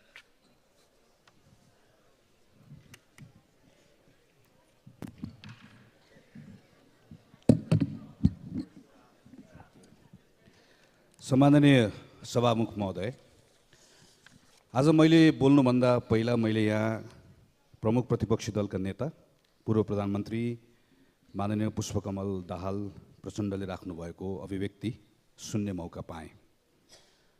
खास गरिकन नेपालको अहिलेको संविधान, सङ्घीय लोकतान्त्रिक गणतन्त्रप्रति प्रमुख प्रतिपक्षी दलले राखेको प्रतिबद्धताको म मेरो पार्टी नेपाली कङ्ग्रेसको तर्फबाट सराहना गर्न चाहन्छु। हामी सबै यो व्यवस्थाप्रति उत्तिकै प्रतिबद्ध छौँ। हामी सबै मिलेर ल्याएको यो संविधानलाई जोगाउन, यो संविधानको व्यवस्थालाई सुदृढ गर्न उत्तिकै प्रतिबद्ध छौँ भन्ने मेरो पार्टीको पोजिसन पनि यहाँ राख्न चाहन्छु। नेपाली कङ्ग्रेस पार्टीले प्रारम्भदेखि नै संवैधानिक राजतन्त्रलाई मान्दै आएको थियो। नेपाली कङ्ग्रेस पार्टी अहिले सङ्घीय लोकतान्त्रिक गणतन्त्रात्मक व्यवस्थाप्रति पूर्ण रूपमा प्रतिबद्ध छ। यो कुनै एउटा घटनाले मात्रै वा कुनै प्रतिक्रियाको आधारमा मात्रै नेपाली कङ्ग्रेस पार्टी त्यहाँ पुगेको होइन। यसका निम्ति हामीले केही पछाडि फर्केर हेर्नुपर्ने हुन्छ। 2059 साल असोज 18 को माघ 19 का ती घटनाहरूले स्वाभाविक रूपमा हामीलाई निर्णयमा छिटो पुग्नका निम्ति कारकका रूपमा काम गरेकै हुन्, तर ती मात्र होइनन्। 46 सालको परिवर्तन पछाडिको संवैधानिक प्रबन्धभित्र बसेर काम गर्दै रहँदा नेपालको प्रजातन्त्रलाई विश्वव्यापी जुन मूल्य र मान्यताहरू छन् ती अधिकारहरूलाई प्रदान गर्ने सन्दर्भमा मात्र बुझियो भने नेपालको विशिष्ट समस्या सम्बोधन हुँदो रहेनछ। नेपालका सन्दर्भमा यहाँको बहुजातीय, बहुभाषिक, बहुसांस्कृतिक विविधता, यहाँको एउटा केन्द्र लामो समयदेखि बलियो हुँदै गर्दा नेपालभित्रका अनेकन भूगोलहरू पछाडि पारिएको अवस्था, यी सबै कुराहरूलाई सम्बोधन गर्नका निम्ति हाम्रा निम्ति एउटा विशिष्ट सामाजिक व्यवस्था, अर्थव्यवस्था, अर्थराजनीतिक व्यवस्था र ती सबै कुरालाई बोक्नका निम्ति एउटा संवैधानिक प्रबन्ध चाहिँदो रहेछ भन्ने निष्कर्षमा नेपाली कङ्ग्रेस पुगेको हो। कहिलेकाहीँ नेपाली कङ्ग्रेस पार्टी गर्दा सङ्घीयताको बारेमा आएका टिप्पणीहरूलाई म बडो ध्यानपूर्वक सुन्छु र म साथीहरूलाई कहिलेकाहीँ सम्झाउने पनि गर्छु, मेरो आफ्नै पार्टीका साथीहरूलाई। गिरिजाप्रसाद कोइराला पार्टीको सभापति हुनुहुन्थ्यो र त्यो बेलामा 5 दलको संयुक्त कार्यक्रमहरू हुन्थ्यो। ती संयुक्त कार्यक्रमहरू हुँदै गर्दाखेरि म अहिले सम्झन्छु नरहरि आचार्यलाई। नरहरि आचार्यले एउटा दस्तावेज तयार गर्नुभएको थियो, जुन दस्तावेज 5 पार्टीमा छलफल भयो र त्यो दस्तावेजमा पहिलो पटक प्रदेश भन्ने शब्दको प्रयोग गरिएको थियो। नेपाली कङ्ग्रेस, नेकपा एमाले लगायतका दलहरूको एउटा नागरिकहरूसँगको एउटा प्रतिबद्धता थियो, बाचा थियो। हामी त्यो बेलामा संसद पुनर्स्थापना गर्ने माग थियो, तर संसद पुनर्स्थापना गरिसके पछाडि पनि हामी एउटा यस्तो नयाँ व्यवस्थामा लिएर जान्छौँ जहाँ हामी एउटा केन्द्र मात्र राख्दैनौँ, प्रदेशको रचना गर्छौँ। अहिलेको हाम्रो पार्टी सभापति नेपाली कङ्ग्रेस प्रजातान्त्रिकको पार्टी सभापति भएको बेलामा नेपाली कङ्ग्रेस प्रजातान्त्रिक नेपालको पहिलो पार्टी थियो जसले विधिवत रूपमा आफ्नो पार्टीको अधिवेशनबाट सङ्घीयताको ढाँचामा नेपाललाई लिएर जाने सङ्घीयता भन्ने शब्दको प्रयोग गर्ने त्यो पहिलो पार्टी थियो। त्यसैले अहिले सङ्घीयता, समावेशिता, समानुपातिक प्रतिनिधित्व लगायतका, गणतन्त्र लगायतका यी जति पनि विषयहरू छन्, यी विषयहरूका सन्दर्भमा हामी कोही रातारात आइपुगेको होइन। एउटा लामो अनुभवबाट हामीले गरेको अभ्यासका सीमितताहरूलाई बुझेर हामी सबै यो ठाउँमा आइपुगेका हौँ, यो संवैधानिक प्रबन्धमा आइपुगेका हौँ। त्यसैले मलाई के विश्वास छ भने यहाँभित्र रहेका, चाहे नेपाली कङ्ग्रेस होस्, चाहे नेकपा एमाले होस्, चाहे माओवादी होस्, चाहे अरू दलहरू, म जुन दलले यो संविधानका बारेमा म छैन भन्ने आफ्नो अधिकार छ, म उसका बारेमा जिम्मा लिन सक्दिनँ, तर बाँकी रहेका हामी जो आन्दोलनमा रहेका सबै दलहरू यो व्यवस्थाप्रति उति नै प्रतिबद्ध छौँ भन्ने सन्दर्भमा कुनै अलबल छैन भन्ने ठान्दछु। तर भर्खरै गरेको टिप्पणीमा मेरा केही अब्जर्भेसन्सहरू छन्। जनता असन्तुष्ट छन्, त्यो असन्तुष्ट भएको जनताहरूमा आक्रोश छ। यो आक्रोशलाई नजरअन्दाज गर्नुहुन्न भन्ने कुरा यहाँ जुन भर्खर मान्यज्यूबाट आयो, म पनि त्यही कुरा मान्दछु। यहाँ केही पनि भएको छैन, केही पनि होइन, यो केही होइन, यो अहङ्कार कसैले पनि राख्नु हुँदैन। यसलाई बुझ्नुपर्छ, समयमा बुझ्नुपर्छ र सचेत रहनुपर्छ भन्ने म पनि ठान्दछु। कोही विचारधाराका हिसाबले यो संविधानै फाल्न चाल्नुहुन्छ होला, त्यो उहाँहरूको आफ्नो स्वतन्त्रताको कुरा भयो। कसैको नयाँ संवैधानिक प्रबन्ध व्यवस्था गर्न चाहनुहुन्छ होला, कोही यहीँभित्र अलिकति पानी धमिलो पार्न चाहनुहुन्छ होला, त्यो पनि उहाँहरूको कुरा भयो। मेरो त्यसका बारेमा पनि केही टिप्पणी छैन। म खालि नेपाली काङ्ग्रेस पार्टीको तर्फबाट कहाँनिर ध्यान पुर्याउनुपर्छ भन्ने ठान्दछु भने त्यो नागरिकको पङ्क्ति जो 62-63 को आन्दोलनमा हामीसँग उभियो, जसले यत्रो परिवर्तनमा हामीलाई साथ दिएको छ, जो आज रिसाएको छ, जो आज असन्तुष्ट छ, जो आज आक्रोशित छ, उनीहरूसँग कुरा, उनको कुरा सुन्नुपर्छ, उनीहरूसँग संवाद गर्नुपर्छ भन्ने ठान्दछु। त्यसैले म मान्यजीको यो कुरासँग पुरै सहमत छु। तर उनीहरू किन रिसाएका छन् भन्ने विषयका सन्दर्भमा चाहिँ अहिले यो सरकार छ, यो सरकार भएको हुनाले गर्दा रिसाएका हुन्। यो सरकार आउनुभन्दा पहिला असाध्यै खुसी थिए, यो सरकार आयो त्यस कारणले गर्दा रिसाए भन्ने कुरासँग चाहिँ पटक्कै कुरासँग चित्त बुझाउन सकिने ठाउँ रहेन। 72 सालमा संविधान आयो, मैले यसो जोडेर हेरेको, अस्ति 81 साल फागुन 22 गते यो नयाँ सरकार बन्नुभन्दा अगाडिको 3384 दिनमा 3384 दिनमा नेपाल कम्युनिस्ट पार्टी बनेको बेलाको विवादका केही दिनहरूलाई घटाउने हो भने 3179 दिन अर्थात् जम्मा 205 दिन बाहेक सबै सरकारमा नेकपा माओवादी सहभागी रहेछ। संविधान बनिसके पछाडिको 3384 दिन मध्येको 3179 दिनमा माओवादी पार्टी सरकारमा कहिले नेतृत्व गरेर कहिले सरकारको मुख्य साझेदार भएर सहभागी भएको रहेछ। जम्मा कति दिन? जम्मा 205 दिन। मैले योभन्दा पहिला भदौ 21 गते पनि यहीँभित्र प्रमुख प्रतिपक्षी दलको नेताको सम्बोधन सुनेको थिएँ। त्यसमा पनि कतिपय कुराहरू मलाई एकदम चित्त बुझेको थियो, कतिपय कुराहरू मैले त्यसलाई स्वीकार पनि गरेको थिएँ। तर त्यो बेलामा भनेको कुरा अहिले पनि म सम्झन्छु। भर्खर सरकार नयाँ बनेको 41 दिन भएको थियो। मलाई त्यही बेलामा पनि बोल्न मन लागेको थियो, मैले थोरै बोलेको पनि थिएँ एउटा सानो सन्दर्भमा। नेपाल बङ्गलादेश बन्ला, नेपाल श्रीलङ्का बन्ला भनेर भनेको म सम्झन्छु। अहिले यहाँ प्रसङ्गहरू आए, यो सरकार बनेको कुरा नै असंवैधानिक छ भनेर भनेको कुरा पनि आयो।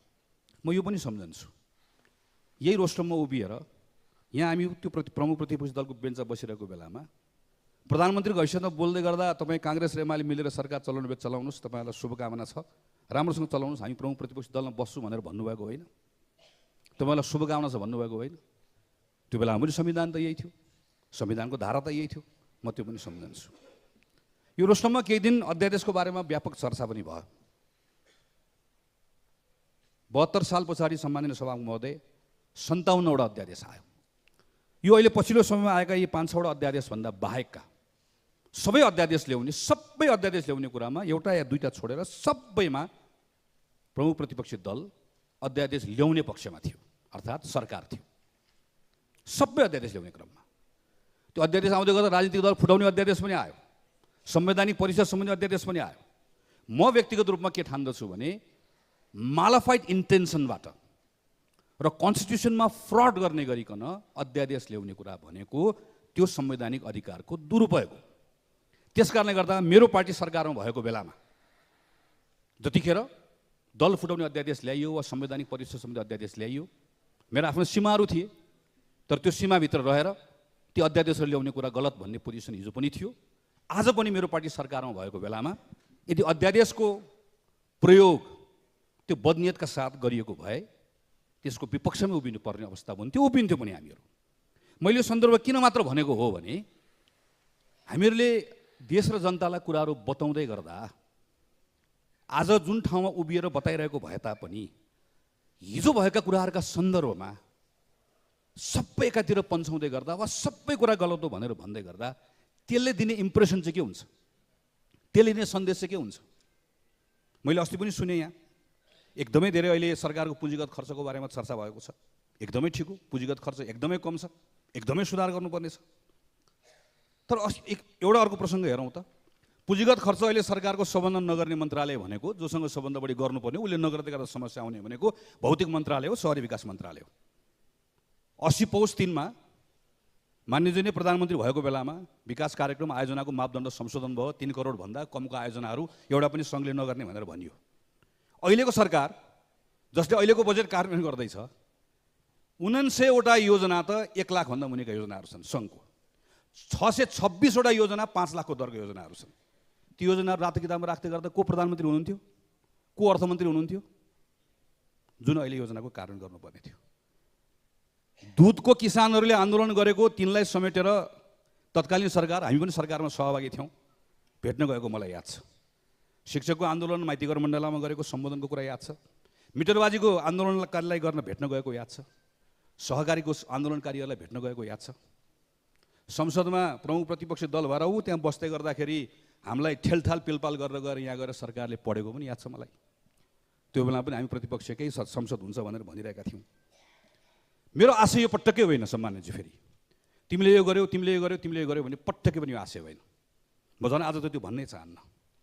मेरो आशय के मात्रै हो, केवल यति मात्र मैले भन्न खोजेको हो भने प्रतिपक्षी दलले प्रश्न गर्ने नै हो, आफ्नो बेलाका कुराहरूलाई डिफेन्ड पनि गर्ने हो, अहिले क्वेसन गर्ने हो, गर्नै पर्छ। तर यसरी पनि नगरौँ कि जसले गर्दाखेरि हामी बाहिर आएको बेलामा हामी पनि गर्छौँ। त्यो हेर्नुहोस्, हामी सबै त्यही गरिरहेका छौँ। हामीले समस्यालाई यसरी बढाइ चढाइ प्रस्तुत गर्छौँ कि यो समस्या होइन, यो क्राइसिस हो।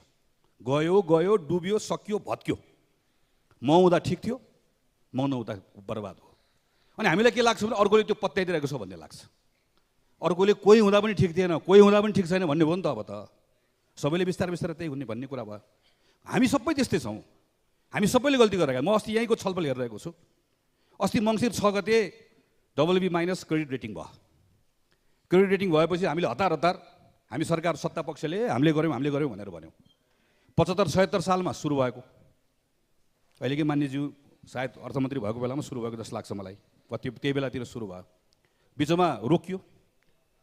पूर्व अर्थमन्त्री मान्य वर्षमान पुन हुँदै गर्दाखेरि त्यसलाई तदारकका साथ अगाडि बढाउनु भयो। अस्ति हामीले प्राप्त गऱ्यौँ। यसमा सबै सरकारले काम गर्यो र सरकारले काम गरेर मात्र हुने कुरा होइन, बाँकी रहेका निकायहरूले पनि काम गरे। हामी क्रेडिट रेटिङ हाम्रो पालामा भएको, हाम्रो कारणले गर्दा भएको भनेर भन्न थालिसकेपछि त अर्कोले आएर फेरि ग्रेड लिस्ट तिम्रो कारणले गर्दा मात्र अब भनिदिइहाल्छन्। 2010 देखि 2024 सम्मका प्रत्येक सरकार हामी काम गर्ने कुरामा चुकेको हुनाले गर्दा आज हामी ग्रेड लिस्टमा पऱ्यौँ। अब सबै मिलेर ग्रेड लिस्टबाट बाहिर निस्कनु पर्ने छ। तर क्रेडिट रेटिङ हाम्रो कारणले गर्दा मात्रै भएको भन्न थाल्यौँ भनेदेखि भने अर्कोले आएर ग्रेड लिस्ट, हाम्रो संसदको बस त्यस्तो हुने भयो, तिम्रो कारणले गर्दा ग्रेड लिस्टमा गयो भनेर भनिदिनु भयो, सबले ताली बजाउने भयो। अब हामीले चाहिँ हेर्नुहोस् त ल, यो सिद्धबाबाको सुरुङ मार्ग अहिलेकै प्रधानमन्त्री सम्मान्य प्रधानमन्त्री भएको बेलामा उहाँले निकै सोचबाट सुरु भयो, अगाडि पनि बढ्यो। तर ठेक्का लाग्ने 2 वर्ष लाग्यो। ठेक्का लागिसके पछाडि चाहिँ फेरि कोभिड आयो, त्यसपछि गएर सरकार नयाँ बन्यो। प्रत्येक सरकारले बडो तदारकका साथ यसमा काम गरे। यसमा भएको कम्पनीलाई धन्यवाद दिनुपर्छ, यसका त्यो क्षेत्रका मान्यज्यू सबैलाई धन्यवाद दिनुपर्छ। खास गरी सबै सरकारले यसमा काम गरे। तर अब अहिले हामी सरकारमा छौँ, हामी सरकारमा भएको कारणले गर्दा सुरुङको ब्रेक थ्रु चाहिँ हाम्रो कारणले गर्दा भएको भनेर हामीले भन्न थाल्यौँ भनेदेखि भने चाहिँ अब मान्यज्यूहरूकोमा हुलाकी राजमार्गमा अहिले अभियान चलिरहेको छ। हुलाकी राजमार्गमा अभियान चल्दै गर्दा हुलाकी राजमार्गमा कुनै पुल 10 वर्षदेखि बनेको छैन, कुनै बाटो 12 वर्षदेखि बनेको छैन। तर अब के भन्ने आउँछ भने सुरुङ तिम्रो कारणले गर्दा बनेको हो भने हुलाकी राजमार्ग पनि तिम्रो कारणले गर्दा नबनेको भन्ने कुरा आउँछ। हुलाकी राजमार्गमा म पोहोर साल म पनि गएको अभियानमा, म पनि पूर्वदेखि पश्चिमसम्म हिँडेको। सरकारसँग हुलाकी राजमार्गमा बसेका मान्छे यसपालि मात्र होइन, मान्यज्यू सम्मान्य सभामुख महोदय, अघिल्लो साल पनि मान्यज्यू नै प्रधानमन्त्री हुँदै गर्दा पनि भयानक रिसाएका थिए। 12 वर्ष पुल बनेको छैन, पुल बनिने साथ भाँसिएको छ। सारा खेत उहाँ चाहिँ निलगाईले काहीँ छोडेको चौपायाले खेत बारी नष्ट भएको छ। पुलको समस्या छ, बाटोको समस्या छ, यति धेरै कुराहरू छ। र त्यहाँ सानसाना सिँचाइका आयोजनाहरू 2 करोड 5 करोड 10 करोड गरिदिनुपर्ने आयोजनाहरू बनेका छैनन्। ती सबै कुराहरूबाट रिसाएका छन्। हिजो पनि रिसाएका थिए, आज पनि रिसाएका छन्। मैले केवल यति मात्र आग्रह गर्न खोजेको, फेरि पनि आग्रह गर्छु सम्माननीय सभामुख महोदय मार्फत कि हामीहरू चाहे हामी सरकार पक्ष हौँ, नेपाली कङ्ग्रेस, नेकपा एमाले, माओवादी, हामी जति पनि छौँ वा प्रतिपक्ष माओवादी केन्द्र होस्, हाम्रो अवस्था कस्तो भइसक्यो भने कहिलेकाहीँ त्यहाँ बसेर एकजना सम्मानजीले बोल्दै गर्दा, अहिलेका सम्मानजीले वा पूर्व सम्मानजीले बोल्दै गर्दाखेरि कतिखेर ताली बजाउने, कतिखेर ताली नबजाउने झुकिसक्यो हामीहरू। मेरो सरकारको पालामा भन्दै गर्दाखेरि चाहिँ हामीले बजाउने कि नबजाउने त्यो हिसाब गर्नुपर्ने हुन्छ। त्यो बेलामा म सरकारमा थिएँ कि थिएन भनेर। यो हामी प्रतिपक्षमा भएको बेला यस्तो गऱ्यो भनेको बेलामा चाहिँ ताली बजायो भने हामीलाई गाली पो गरे हो कि कन्फ्युज हुन्छ हामी यति धेरै अदला बदली गरिसक्यौँ। यहाँ फेरि अहिले पर बस्ने दलहरू पनि धेरै फरक हुनुहुन्न, उहाँहरू पनि कहिले यता कहिले उता भएको सबै मिसिएकै छौँ हामीहरू। हामीले यो बिचको समयमा हामीले धेरै कुराहरू गऱ्यौँ, धेरै कुराहरू गर्न चुक्यौँ। धेरै कुराहरू सुधार्नै पर्नेछ, एकदमै सुधार्नुपर्नेछ। म त्यसका बारेमा पनि आउँछु। तर विषयवस्तु यसरी प्रस्तुत नगरौँ कसैले पनि, न सरकार पक्षबाट न प्रतिपक्षबाट, जसले गर्दा बाहिर सुन्नेलाई यस्तो लागोस् कि बर्बाद भयो, सकिएछ, खत्तम भएछ, केही पनि बाँकी छैन। एउटाले अर्कोलाई भन्दै गर्दा सुन्नेले के बुझिरहेको सुनिरहेको हुन्छ भने केही समय अगाडि त सरकारमा देखेकै थियो त बाबा, हेरिरहेकै थियो त, उसलाई के लाग्छ? उसले पत्याउँछ? उसले म चाहिँ पानीमाथि ओभानो हुँ, बाँकी सबै पानी मुनि डुबेका हुन् भन्दा पत्याउँछ? अरू तिमी हिलोमा डुबेको म चोखो भन्दै गर्दा पत्याउँछ? म को ओभानो को चोखो पनि भनिरहेको छैन। समस्याहरू छन्, समस्याहरूको हल खोज्नुपर्छ। समस्या सृजना हामीले नै गरेको, कमजोरी हाम्रो नै हुन्, सच्याउनुपर्छ भनिरहेको छु। खालि मेरो आशय यसरी नजाउँ भन्ने मात्रै हो। यहीँभित्र अर्को एउटा समस्या पनि छ। एउटा अवधारणा छ, इल्युजरी सुपेरियोरिटी इफेक्ट भन्दो रहेछ। यो श्रेष्ठताको हेर्नु होला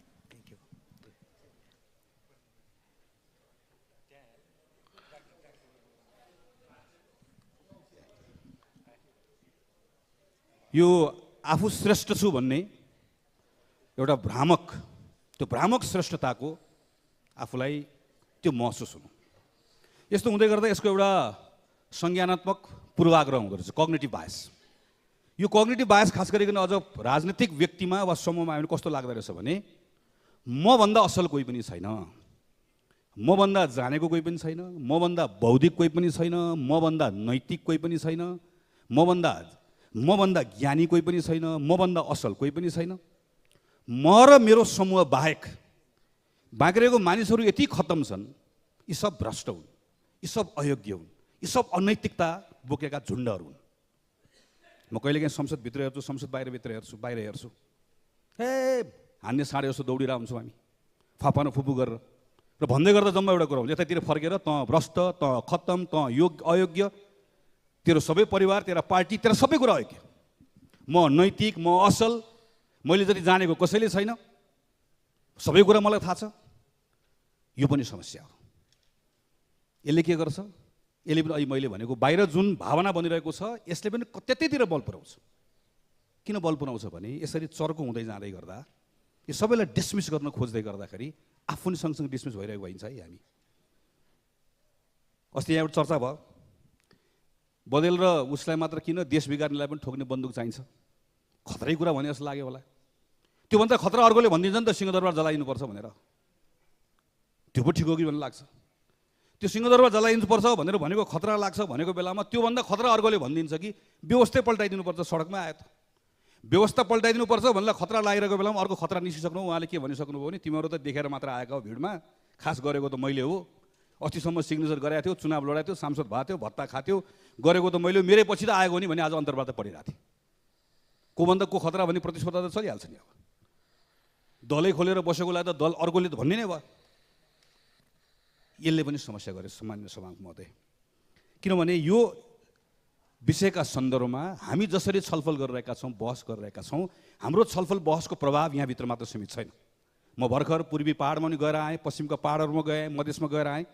म गएका कार्यक्रमहरूमा, पार्टीको कार्यक्रमहरूमा देखिने गरी कार्यक्रमहरूमा देखिन्छौँ, सहभागी हुन्छौँ। तर म साँझ बिहान समय बिताएको छु, बसेको छु, त्यहाँका मानिसहरूसँग अन्तर्क्रिया गरेको छु, फरक पार्टीका साथीहरूसँग भेट्ने कोसिस गरेको छु, मानिसहरूको कुरा सुन्ने कोसिस गरेको छु। त्यसको आधारमा मैले गरेको अवलोकन हो यो। हामी सबैलाई उनीहरू एउटै डालोमा हालिरहेका छन्, कसैलाई छुट्याइरहेका छैन, र हामी हाम्रो आफ्ना कुरा गर्ने तरिकाहरूबाट हामी झन्झन आफैलाई दलदलमा फसाइरहेका छौँ। जो संविधान नमान्ने हो, जसले यो व्यवस्था मान्दिन भनेर भन्छ, मेरो उसको बारेमा केही भन्नु छैन।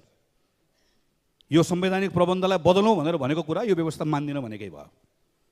हिजो योभन्दा अगाडिको संविधान हुँदै गर्दा यो संविधान अब बदल्नुपर्छ, यो संविधान मान्दिन भनेर मैले बोल्दै गर्दाखेरि म राजुरोको मुद्दा बोकेको मानिस हुँ। म जस्तै थुप्रै हुनुहुन्छ।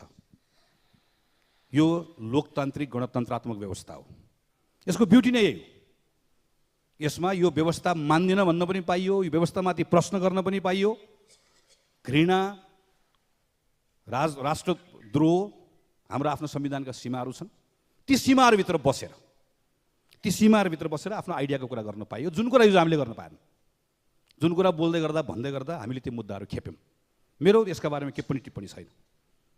मेरो खालि केमा मात्र हो भने जो हामी संविधानका पक्षधर छौँ, हामी संविधानका पक्षधरहरू हाम्रा बिचमा समझदारी भनेको हाम्रा बिचमा हुन आवश्यक छ। हामी सरकार पक्ष छौँ, प्रतिपक्ष छौँ, यो बदलिरहेको छ। अहिलेको सरकार पक्ष भोलि प्रतिपक्ष हुन्छ, अहिलेको प्रतिपक्ष भोलि सरकार पक्ष हुन्छ। प्रतिपक्षको आफ्नो भूमिका छ, सरकारको आफ्नो भूमिका छ, हाम्रो आफ्नो भूमिकाहरू पनि निर्वाह गरौँ।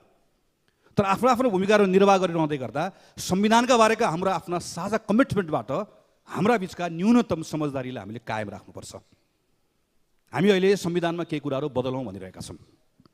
संविधानमा केही कुरा बदलौँ भन्दै गर्दा के हामी संहिता बदल्छौँ, के हामी समावेशिता बदल्छौँ, कि हामी यसभित्र भएको बहुजातीय, बहुभाषिक, बहुसांस्कृतिक विशेषता युक्त जुन नेपाली समाज छ त्यसको प्रतिनिधित्व गर्ने जुन खालका हामीले प्रबन्धहरू गरेका छौँ, हाम्रा संस्थाहरू बनाएका छौँ, कुरा बदल्छ बदल्दैन। तर हामीलाई केही कुरा त बदल्नु पर्नेछ। हामी निर्वाचन प्रणालीमा केही कुरा बदल्न चाहन्छौँ, हाम्रो समावेशिता समानुपातिक प्रतिनिधित्वलाई कायम राखेर। हाम्रो संहिताको ढाँचामा हामी यसलाई अझै कामकाजी बनाउन चाहन्छौँ। हाम्रो सरकारी खर्च असाध्यै महँगो भयो, यत्रो धेरै जनप्रतिनिधि किन चाहियो, यसको सङ्ख्या घटाउन चाहन्छौँ। हामी यस्ता थुप्रै प्रबन्धहरू छन् जुन प्रबन्धहरू हामी बसेर सल्लाह गरेर गर्न सक्छौँ। हामीले यति मात्र भनिरहेको त हो नि, हामी पहिला नेपाली कङ्ग्रेस पार्टीभित्र छलफल गर्छौँ, किनकि हाम्रै पार्टीभित्र भिन्न भिन्न मतहरू छ। त्यो भिन्न भिन्न मतहरूमध्ये एउटा मत हामीले बनाएका छौँ, यति कुरा गर्न सकिन्छ भनेर। सरकारमा सँगै नेकपा एमालेसँग छौँ, पहिला नेकपा एमालेसँग कुराकानी गर्छौँ, उहाँहरू हाम्रा बिचमा सबै कुरा मिल्छ भन्ने छैन। संविधानका सन्दर्भमा हाम्रा साझा कुराहरू के छन् त्यो हामी पहिलाउँछौँ। हामी साझा कुरा यो हो कि संविधानका फन्डामेन्टल कुरा चलाउनु हुँदैन, यो संविधानलाई अझै कामकाजी बनाउनुपर्छ, अझै सार्थक बनाउनुपर्छ। यो 10 वर्षको 8 वर्षको अनुभवबाट हामीले सिकेको कुराहरूबाट संविधानले जुन उद्देश्य पूर्ति गर्नका निम्ति जे कुराहरू लेखेको छ त्यसभित्र केही सकारात्मक सोचका साथ त्यही कुरा बदल्न सकिन्छ, बदल्नुपर्छ। यो कुरामा हाम्रो कुरा मिल्छ। त्यसो बदल्ने भनेको कुराहरू के हुन्, हामी यहाँ कुरा गर्न चाहन्छौँ। हामी यो कुरा गरिसकेपछि निश्चित रूपमा सबभन्दा पहिला हामी कोसँग कुरा गर्न चाहन्छौँ, हामी माओवादीसँग कुरा गर्न चाहन्छौँ। हामी यसको पार्टनर हो, हामीले सँगै बसेर बनाएको। हामी त्यो कुराकानी गरिसकेपछि अरू बाँकी रहेका मधेस केन्द्रित दलहरू छ, हामी उहाँहरूसँगै बसेर कुराकानी गर्छौँ। नयाँ आउनुभएको दलहरू हुनुहुन्छ, उहाँहरूसँग बसेर कुराकानी गर्छौँ, कुराकानी गरौँ। त्यसबाट हाम्रो समझदारीबाट हामी कुन कुन कुराहरू बदल्न सक्छौँ ती कुराहरू हामीले बदल्ने हो। यी केही कुराहरूलाई हामी सकारात्मक ढङ्गले लिएर जान सक्दैनौँ। हामी संविधानकै बहसमाथि पनि तल्लो तल्लो तल्लो तहमा अहिले म जाँदै गर्दा कसरी बहस गरेका छौँ। हामी एउटाले संविधान हाम्रै बिचमा है, संविधान नमान्ने त धेरै परको कुरा भइहाल्यो। हाम्रै बिचमा एकअर्कालाई प्रश्न गर्दै हामीले कस्तो बनाइदिएका छौँ, म चाहिँ सङ्घीयता, समानुपातिक, समावेशिता यो कुरा जोगाउने पक्षमा छु, अर्को पार्टीहरूलाई भाड्ने पक्षमा छ। तल के भएको छ, तल प्रदेशहरूका सन्दर्भमा हामीले प्रदेशहरूलाई कामकाजी बनाउन नसकेको सङ्घको कारणले गर्दा हामीले अधिकार नदिएर मुठी कसेर हामीले एकअर्कालाई दोष लाएर के गर्ने। हामी सबै पालो पालो सरकारमा बसेको, हामी कसैले बनायौँ संहिता सम्बन्धी कानुन, दर्जनौँ कानुनहरू हामीले बनाउनु पर्ने थियो। हामीले अहिले पार्लियामेन्टकै रेकर्ड हामीले पल्टाएर हेऱ्यौँ भने हामी देख्न सक्छौँ नि, हामी सबैले यसमा जति काम गर्नुपर्ने गरेनौँ। त्यसको कारणले गर्दा प्रदेशले ठिक ढङ्गले काम गर्न सकेन। प्रदेशले ठिक ढङ्गले काम गर्न नसकेको कारणले गर्दा प्रदेशमाथि प्रश्न आयो। प्रदेशमाथि प्रश्न आउँदै गर्दा त्यसको प्रयोग संविधान चाहिँदैन, व्यवस्था चाहिँदैन भन्नेले स्वाभाविक रूपमा गर्ने अवस्था बन्यो। हामीले एकअर्कालाई दोष लाएर भन्दा पनि हामीले अहिले छलफल गरेर संवाद गरेर हामीले बनाएको यो प्रादेशिक व्यवस्थामा प्रदेशलाई कामकाजी कसरी बनाउने, यसलाई संविधानसँग केही कुरा जोड्नुपर्ने होला, कानुनसँग केही कुरा जोड्नुपर्ने होला, यी विषयहरूमा हाम्रा बिचमा थप छलफलको आवश्यकता छ भन्ने लाग्छ।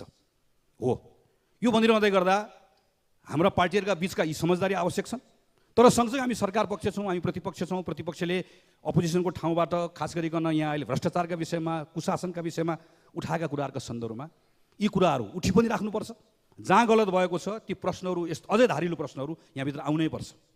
यसैले सच्याउँछ, यसैले सरकारलाई सचेत पनि गराउँछ, भएका गल्ती कमजोरीहरूलाई सुध्रनका निम्ति बाध्य पनि बनाउँछ। हिजो हामी अपोजिसनमा बस्दा त्यही कुरा गरेको। आज हामी सत्ता पक्ष हुँदै गर्दा सरकारका जुन ठाउँ बसेर सरकार सञ्चालन हुन्छ त्यो ठाउँमा हामी त्यही नै गरिरहेका छौँ, कोही चुकेका छैन। प्रतिपक्षको बेन्चबाट गर्ने कुरा यी कुराहरू हुनुपर्छ, यसलाई म स्वागत गर्छु। तर सँगसँगै कतिपय कुराहरूका सन्दर्भमा त फेरि पार्टनरसिपको कुरा पनि होला। कतिपय कुराहरू, कतिपय विधेयकहरू यही संसदभित्र बसेर यही सरकारले ल्याएका विधेयकहरू जस्ताका तस्तै सरकारका विधेयकहरू पारित हुने हो भने त समितिमा गएर सबैभन्दा बढी संशोधन हाल्ने सांसदहरू हामीहरू बनेर सरकारले ल्याएका विधेयकहरूमा यत्रो संशोधन हालेर यसलाई सुधार गर्नुपर्ने कुरा किन हुन्थ्यो होला। त्यसैले सरकारले ल्याएका कतिपय विधेयकहरूका सन्दर्भमा, कानुन निर्माण गर्ने कुराका सन्दर्भमा, चाहे त्यो सामाजिक सञ्जाल सम्बन्धी कानुन होला, चाहे पछि आउने भूमिको कानुन होला, यस्ता कतिपय कानुनहरूमा त हामीसँगै फेरि साझेदारी गर्ने होला नि त, सँगसँगै बसेर यसलाई सच्याउनु पर्ने कुराहरू होला। यी कुराहरूका सङ्गमा म सँगसँगै कामहरूमा आग्रह गर्न चाहन्छु। यत्रो ठुलो ग्लोबल पोलिटिकल अहिले अपिभल भएको छ के सरकार पक्ष प्रतिपक्ष हामीहरूसँगै बसेर नेपालको फरेन पोलिसीका सन्दर्भमा हामीले एकअर्कालाई आरोपित गरेर मात्र हुन्छ। अब हामी सँगै बसेर यो बेलामा नेपालले आफूलाई कसरी सम्हाल्ने कुरा गर्नु पर्दैन। म माननीय जनार्दन शर्माले यहाँ उभिएर बोलेको सम्झन्छु, एकअर्कालाई आरोप प्रत्यारोप नगरौँ, सुसूचित बहस गरौँ, कम्तीमा यसरी जाउँ भनेर भनेको कुरा सम्झन्छु र त्यही कुरालाई फेरि एकपटक यहाँ दोहोऱ्याउन पनि चाहन्छु। यहाँ पटक पटक कुरा उठेको छ, भ्रष्टाचारका विषयमा कुरा उठेको छ, काण्डहरूका बारेमा कुरा उठेको छ। म आज नेपाली कङ्ग्रेसको तर्फबाट आग्रह गरेर भन्न चाहन्छु, सम्मानित सभामुख महोदय मार्फतबाट भन्न चाहन्छु, ती के कुराहरू, कुन कुन विषयहरू? अख्तियार दुरुपयोग अनुसन्धान आयोग छ, सम्मानित अदालत छ, हाम्रो आफ्नो प्रहरी प्रशासन छ। हिजो राज्यको प्रहरी प्रशासन हुँदै गर्दा, सरकार हुँदै गर्दा सरकारले गरेको अनुसन्धानमा चित्त बुझेन, त्यस कारणले गर्दा हामीलाई संसदीय समिति चाहिन्छ भनेर हामीले संसदीय समिति माग्यौँ। अहिले राज्यको तर्फबाट गरिएको कुनै अनुसन्धानमा त्यहाँभित्र फेयर भएको छैन भन्ने, यहाँभित्र आशंका छ, संशय छ, प्रश्न छ, आरोप छ, ती कुन कुन विषयहरू छुट्याएर कुरा गरौँला। ती कुन कुन विषयहरूमा छानबिन समिति बनाउनु पर्ने हो, कुन विषय हामीलाई संवैधानिक निकायले गर्छ भन्ने कुरामा विश्वास छैन। ती कुन कुन काण्डहरू, एउटा एउटा काण्डमा हामीले सधैँभरि काण्ड काण्ड काण्ड भनेर यताबाट उता काण्ड, उताबाट यता काण्ड भनिदिएर होइन। ती नेपालभित्र भएका घटेका काण्डहरू हुन्, ती काण्डमा जोसुकै संलग्न हुन्, तिनले सजाय पाउनै पर्छ भन्ने बारेमा न सरकार पक्ष हुन्छ न प्रतिपक्ष हुन्छ। हामी एक ठाउँमा आएर ती कुराहरू गर्ने हो। ती कुराहरू गर्नका निम्ति खुला छलफल गरौँ, सुसूचित बहस गरौँ। सम्पत्ति छानबिनको कुरा पटक पटक उठ्छ यहाँभित्र। यही हाम्रै पार्टीका सांसद साथीहरू हिजो सरकार पक्ष हुँदै गर्दा उहाँहरूले संसदमा विशेष प्रस्ताव दर्ता गराउनु भएको छ। हामी सबै बोलिरहेका छौँ, हामी सबै एउटै पेजमा छौँ, एउटै पेजमा छौँ भने मिलेर गरौँ। यहीँभित्रबाट बसेर ल यो संसदबाट निर्णय गरेर जाउँ न त। ल हामी कुनै आयोग बनाएर जाने भने हो कि हामीले कुनै उच्चस्तरीय कुनै समिति बनाउने भनेको हो कि कसरी जाने भनेको, के गर्ने भनेको, यी विषयहरूलाई यसरी टुङ्ग्यायो भने सायद बल्ल बाहिर आएर रिसाएका ती नागरिकहरूसँग संवाद गरेको चाहिँ त्यो बेलामा बल्ल ठिक ढङ्गले हुन्छ भन्ने मलाई लाग्छ। मैले यो गरौँ भनेर भनिरहँदै गर्दा म आफै सरकारमा छु भन्ने कुरा बिर्सेको छैन। मेरो पार्टी र नेकपा एमाले पार्टी मिलेर बनेको यो सरकार, अरू पार्टीहरू मिलेर बनेको सरकार सबभन्दा बढी ठिक भन्नुभएको छ, सबभन्दा बढी सुधार गर्ने जिम्मेवारी सरकारकै सन्दर्भमा छ। दुईटा ठुलो पार्टी मिलेर बनेको सरकार, प्रचण्ड बहुमत भएको सरकार, सङ्ख्याको सुविधा भएको सरकार, यसबाट स्वाभाविक रूपमा धेरै ठुलो अपेक्षाहरू छन्। यी अपेक्षाहरू पुरा गर्ने कुराको सन्दर्भमा सबभन्दा ती अपेक्षाहरू नागरिकले महसुस गर्न पाउनुपर्छ। क्विक फिक्सेसहरू, सबभन्दा पहिला सानसाना गर्न सकिने कामहरू, लो ह्याङ्गिङ जति पनि कुराहरू छन् ती कुराहरू सरकारले गरोस् भन्ने कुरा हो। त्यसपछिको कुरा भनेको यसले गर्ने केही ठोस सुधारका कुराहरू छन्। अहिले यहाँभित्र पनि पटक पटक अध्यादेश भन्ने कुरा उठेर आउँछ। मैले यसलाई कसरी बुझेको छु भने 2-3 दिन अगाडि मैले कतै पढेँ कि हाम्रो एउटा मूर्धन्य व्यक्तित्व प्रभाकर शमशेरको नाममा एउटा लेक्चर भएको रहेछ। त्यो लेक्चरमा सिरिजमा डाक्टर कृष्णमूर्ति सुब्रमण्यम जो अहिले IMF को डिरेक्टर पनि हुनुहुन्छ, पहिला आर्थिक सल्लाहकार हुनुहुन्थ्यो, उहाँको एउटा स्टेटमेन्ट मैले कोट गरेको, उहाँले पनि अरूलाई कोट गर्नुभएको, कौटिल्यलाई कोट गर्नुभएको, हे राजा तिमी आऊ र आर्थिक क्रियाकलापमा भइरहेको अवरोध हटाऊ, त्यो बेलाको शासक, त्यसपछि मात्र देशले समृद्धि प्राप्त गर्छ। अहिले गरिएको सरकारलाई म धन्यवाद दिन्छु। अहिले सरकारले गरेको कानुनी सुधार, यो वर्षौँदेखि सबै काम हामी गर्छौँ भनेर राज्यले जुन नियन्त्रण गर्न खोज्यो यसलाई फुक्का गर्न खोजेको। अरू म त भन्छु अरू 50औं कानुन छन्, ती कानुनलाई खारेज गर्नुपर्छ, 50औं कानुन बदल्नुपर्छ, 100औं निर्देशिकाहरू खारेज गर्नुपर्छ। हाम्रो कामै के भएको छ? सरकारको कामै कोही नागरिकले के कुरा गर्न खोज्यो हामी त्यसलाई रोक्न गएका छौँ। यहीँभित्र सम्मानित सभामुखले अहिले यत्रो कुरा यता अध्यादेशबाट सुधार गर्ने कानुन ल्याउँदैछौँ, फेरि अर्कोतिर विद्युत लगायतका विधेयकहरू हेऱ्यो भने कतिपय ठाउँमा पछाडि फर्किने कोसिस गर्दैछौँ। हामीले विषयको सन्दर्भमा सरकारले गम्भीरतापूर्वक सोचोस्, यो कुरा ठिक ढङ्गले गएका छन्। यो ठिक ढङ्गले गएर अलिकति वातावरण बन्यो भने बल्ल अनि हामीले संरचनागत परिवर्तन ठिक ढङ्गले गर्न सक्छौँ। तर यसका लागि सरकारले ट्रस्ट अर्न गर्नुपर्छ। संरचनागत परिवर्तन सजिलो छैन। यी परिवर्तनहरू गर्ने कुरामा त यत्रो अवरोध छ भने ती परिवर्तन सजिलो छैन। ट्रस्ट अर्न गर्नुपर्छ। ट्रस्ट अर्न गर्ने कुराको सन्दर्भमा 2-3 कुरा सरकारको ध्यान जानैपर्छ। म सम्माननीय सभामुख महोदय मार्फत सम्माननीय प्रधानमन्त्रीलाई भन्न चाहन्छु, जुन कुरा उहाँसँग एक्लै भेट्दा पनि भनेको छु, राजनीतिक दलका नेताहरूसँग भेट्दै गर्दा पनि भनेको छु कि सरकारका सन्दर्भमा सरकारले के कुरामा ध्यान दिनैपर्छ। एक, सरकारले कानुनहरू निर्माण गर्दै गर्दा ती कानुनहरूले सुधार गर्ने कुरा बृहत्तर सार्वजनिक हितका निम्ति हुनुपर्छ। कुनै एउटा व्यक्ति वा कुनै समूहले त्यसको लाभ लिन हुँदैन भन्ने कुरातर्फ सरकार जसरी प्रश्न उठेको छ निरन्तर सचेत रहनुपर्छ। सरकारका निर्णयहरूका सन्दर्भमा यहाँ पटक पटक कुरा उठेको छ। अस्ति माननीय उप प्रधानमन्त्रीले एउटा जिम्मा लिएर भन्नुभएको छ। तर जिम्मा लिँदै गर्दा सँगै यो पनि ख्याल राख्नुपर्छ कि पार्लियामेन्टले पनि निरन्तर हेरिरहेको हुन्छ, हामी सबैले हेरिरहेका हुन्छौँ। हामी गभर्नरको नियुक्ति नजिकबाट हेरिरहेका हुन्छौँ, हामी IGP को नियुक्ति नजिकबाट हेरिरहेका हुन्छौँ। को व्यक्ति भयो, को व्यक्ति भएन, यति सानो नेपाल त सबैले थाहा पाउँछ। यो प्रत्येक कुरामा सरकारले आफ्नो एक्सनबाट, आफ्नो कामबाट, आफ्नो निर्णयबाट संसदको पनि र अरू राजनीतिक दलको पनि आम मानिसहरूको विश्वास जित्ने वातावरण बनाउन सक्नुपर्छ। मेरो अर्को आग्रह छ सरकारलाई, सरकारका मान्य मन्त्रीजीहरूलाई, यो नचाहिने ठाउँमा हात हाल्नु, यो नचाहिने ठाउँमा हात हालेर नदुखेको टाउको यो कपाल बाँधेर दुखाउने भनेको जस्तो जुन कुरा चलाउनै हुन्न, जुन कुरा आवश्यकै छैन, त्यो अनावश्यक विषयहरूमा गएर सरकारले नचाहिने काम पनि नगरोस् भन्ने पनि मेरो सँगसँगै आग्रह छ। अर्को महत्त्वपूर्ण कुरा भनेको दण्ड जरिवाना गराउने कुराको सन्दर्भमा जो सरकारसँग भएको आफ्नो अधिकारको कुरा हो, त्यो अधिकारको प्रयोग गर्दै गर्दा न्यायपूर्ण भएन, विवेकपूर्ण भएन भने प्रश्न लगातार उठिरहेको छ, जुन बन्द कोठाभित्र पनि हामी भनिरहेका छौँ। चाहे त्यो सहकारीको प्रकरण होस्, चाहे त्यो सार्वजनिक जग्गा हिनामिनाको प्रकरण होस्, चाहे त्यो मानव बेचबिखनको प्रकरण होस्, चाहे त्यो क्याम्पस तोडफोड गर्ने मान्छे होस्, सरकारले कतिखेर अझै बढी विश्वास आर्जन गर्छ भने यसमा कोही काखा कोही पाखा, मेरो तेरो, यो दलको यो झन्डा बोक्ने, मेरो पार्टीको यो त्यो नहेरिकन निर्मम भएर कानुन सबको लागि बराबर छ भन्ने कुरालाई स्थापित गराउनै पर्छ। त्यसपछि बल्ल एउटा विश्वासको वातावरणमा, त्यो विश्वासको वातावरण चाहिएको छ सम्माननीय सभामुख महोदय। किन विश्वासको वातावरण चाहिएको छ भने काङ्ग्रेस र एमाले र काङ्ग्रेस मिलेर बनेको सरकारले अहिले सुरुवात गरेको आर्थिक सुधारको कामलाई अझै गति दिनुपर्नेछ, यसलाई बढाउनु पर्नेछ। यस्तो वातावरण बनाउनु पर्नेछ कि नेपालभित्र काम गर्न सकिन्छ भन्ने वातावरण बनाउनु पर्नेछ। नेपालभित्र काम गर्दै गरेका नौजवानहरूलाई हौसाउनु पर्ने वातावरण बनाउनु पर्नेछ। त्यो वातावरण बनाउनका निम्ति ती नागरिकहरूसँग संवाद गर्नुपर्नेछ, नागरिकसँग संवाद गर्नका निम्ति विश्वास आर्जन गर्नुपर्नेछ। विश्वास आर्जन गर्नका निम्ति आज उठेका यी प्रश्नहरूलाई सम्बोधन गर्नै पर्छ। यी प्रश्नमा काहीँ गल्ती चुकेको अवस्था बनेको छ भने त्यसलाई सच्याउनै पर्छ। यसबाट भागेर पनि हुन्न, यसलाई ढाकेर पनि हुन्न। सम्माननीय सभामुख महोदय, मेरा भनाइहरू टुङ्ग्याउने क्रममा म एउटा दुईवटा कुरा आग्रह गरेर टुङ्ग्याउँछु। मलाई पुरानो व्यवस्था चाहिन्छ भन्ने स्वतन्त्रता मैले अहिले पनि भने, यसको प्रयोग होस्, केही छैन। म स्पेनमा देख्छु नट माई किङ भन्ने मुभमेन्ट चलिरहेको छ, बेलायतमा नट माई किङ भन्ने मुभमेन्ट चलिरहेको छ। मोनार्की भएको देशमा मोनार्की चाहिँदैन, मोनार्की नभएको देशमा अघि फ्रान्सको कुरा भन्नुभयो मान्यजीले, वर्षौँ पछाडि पनि चलिरहेको हुन्छ।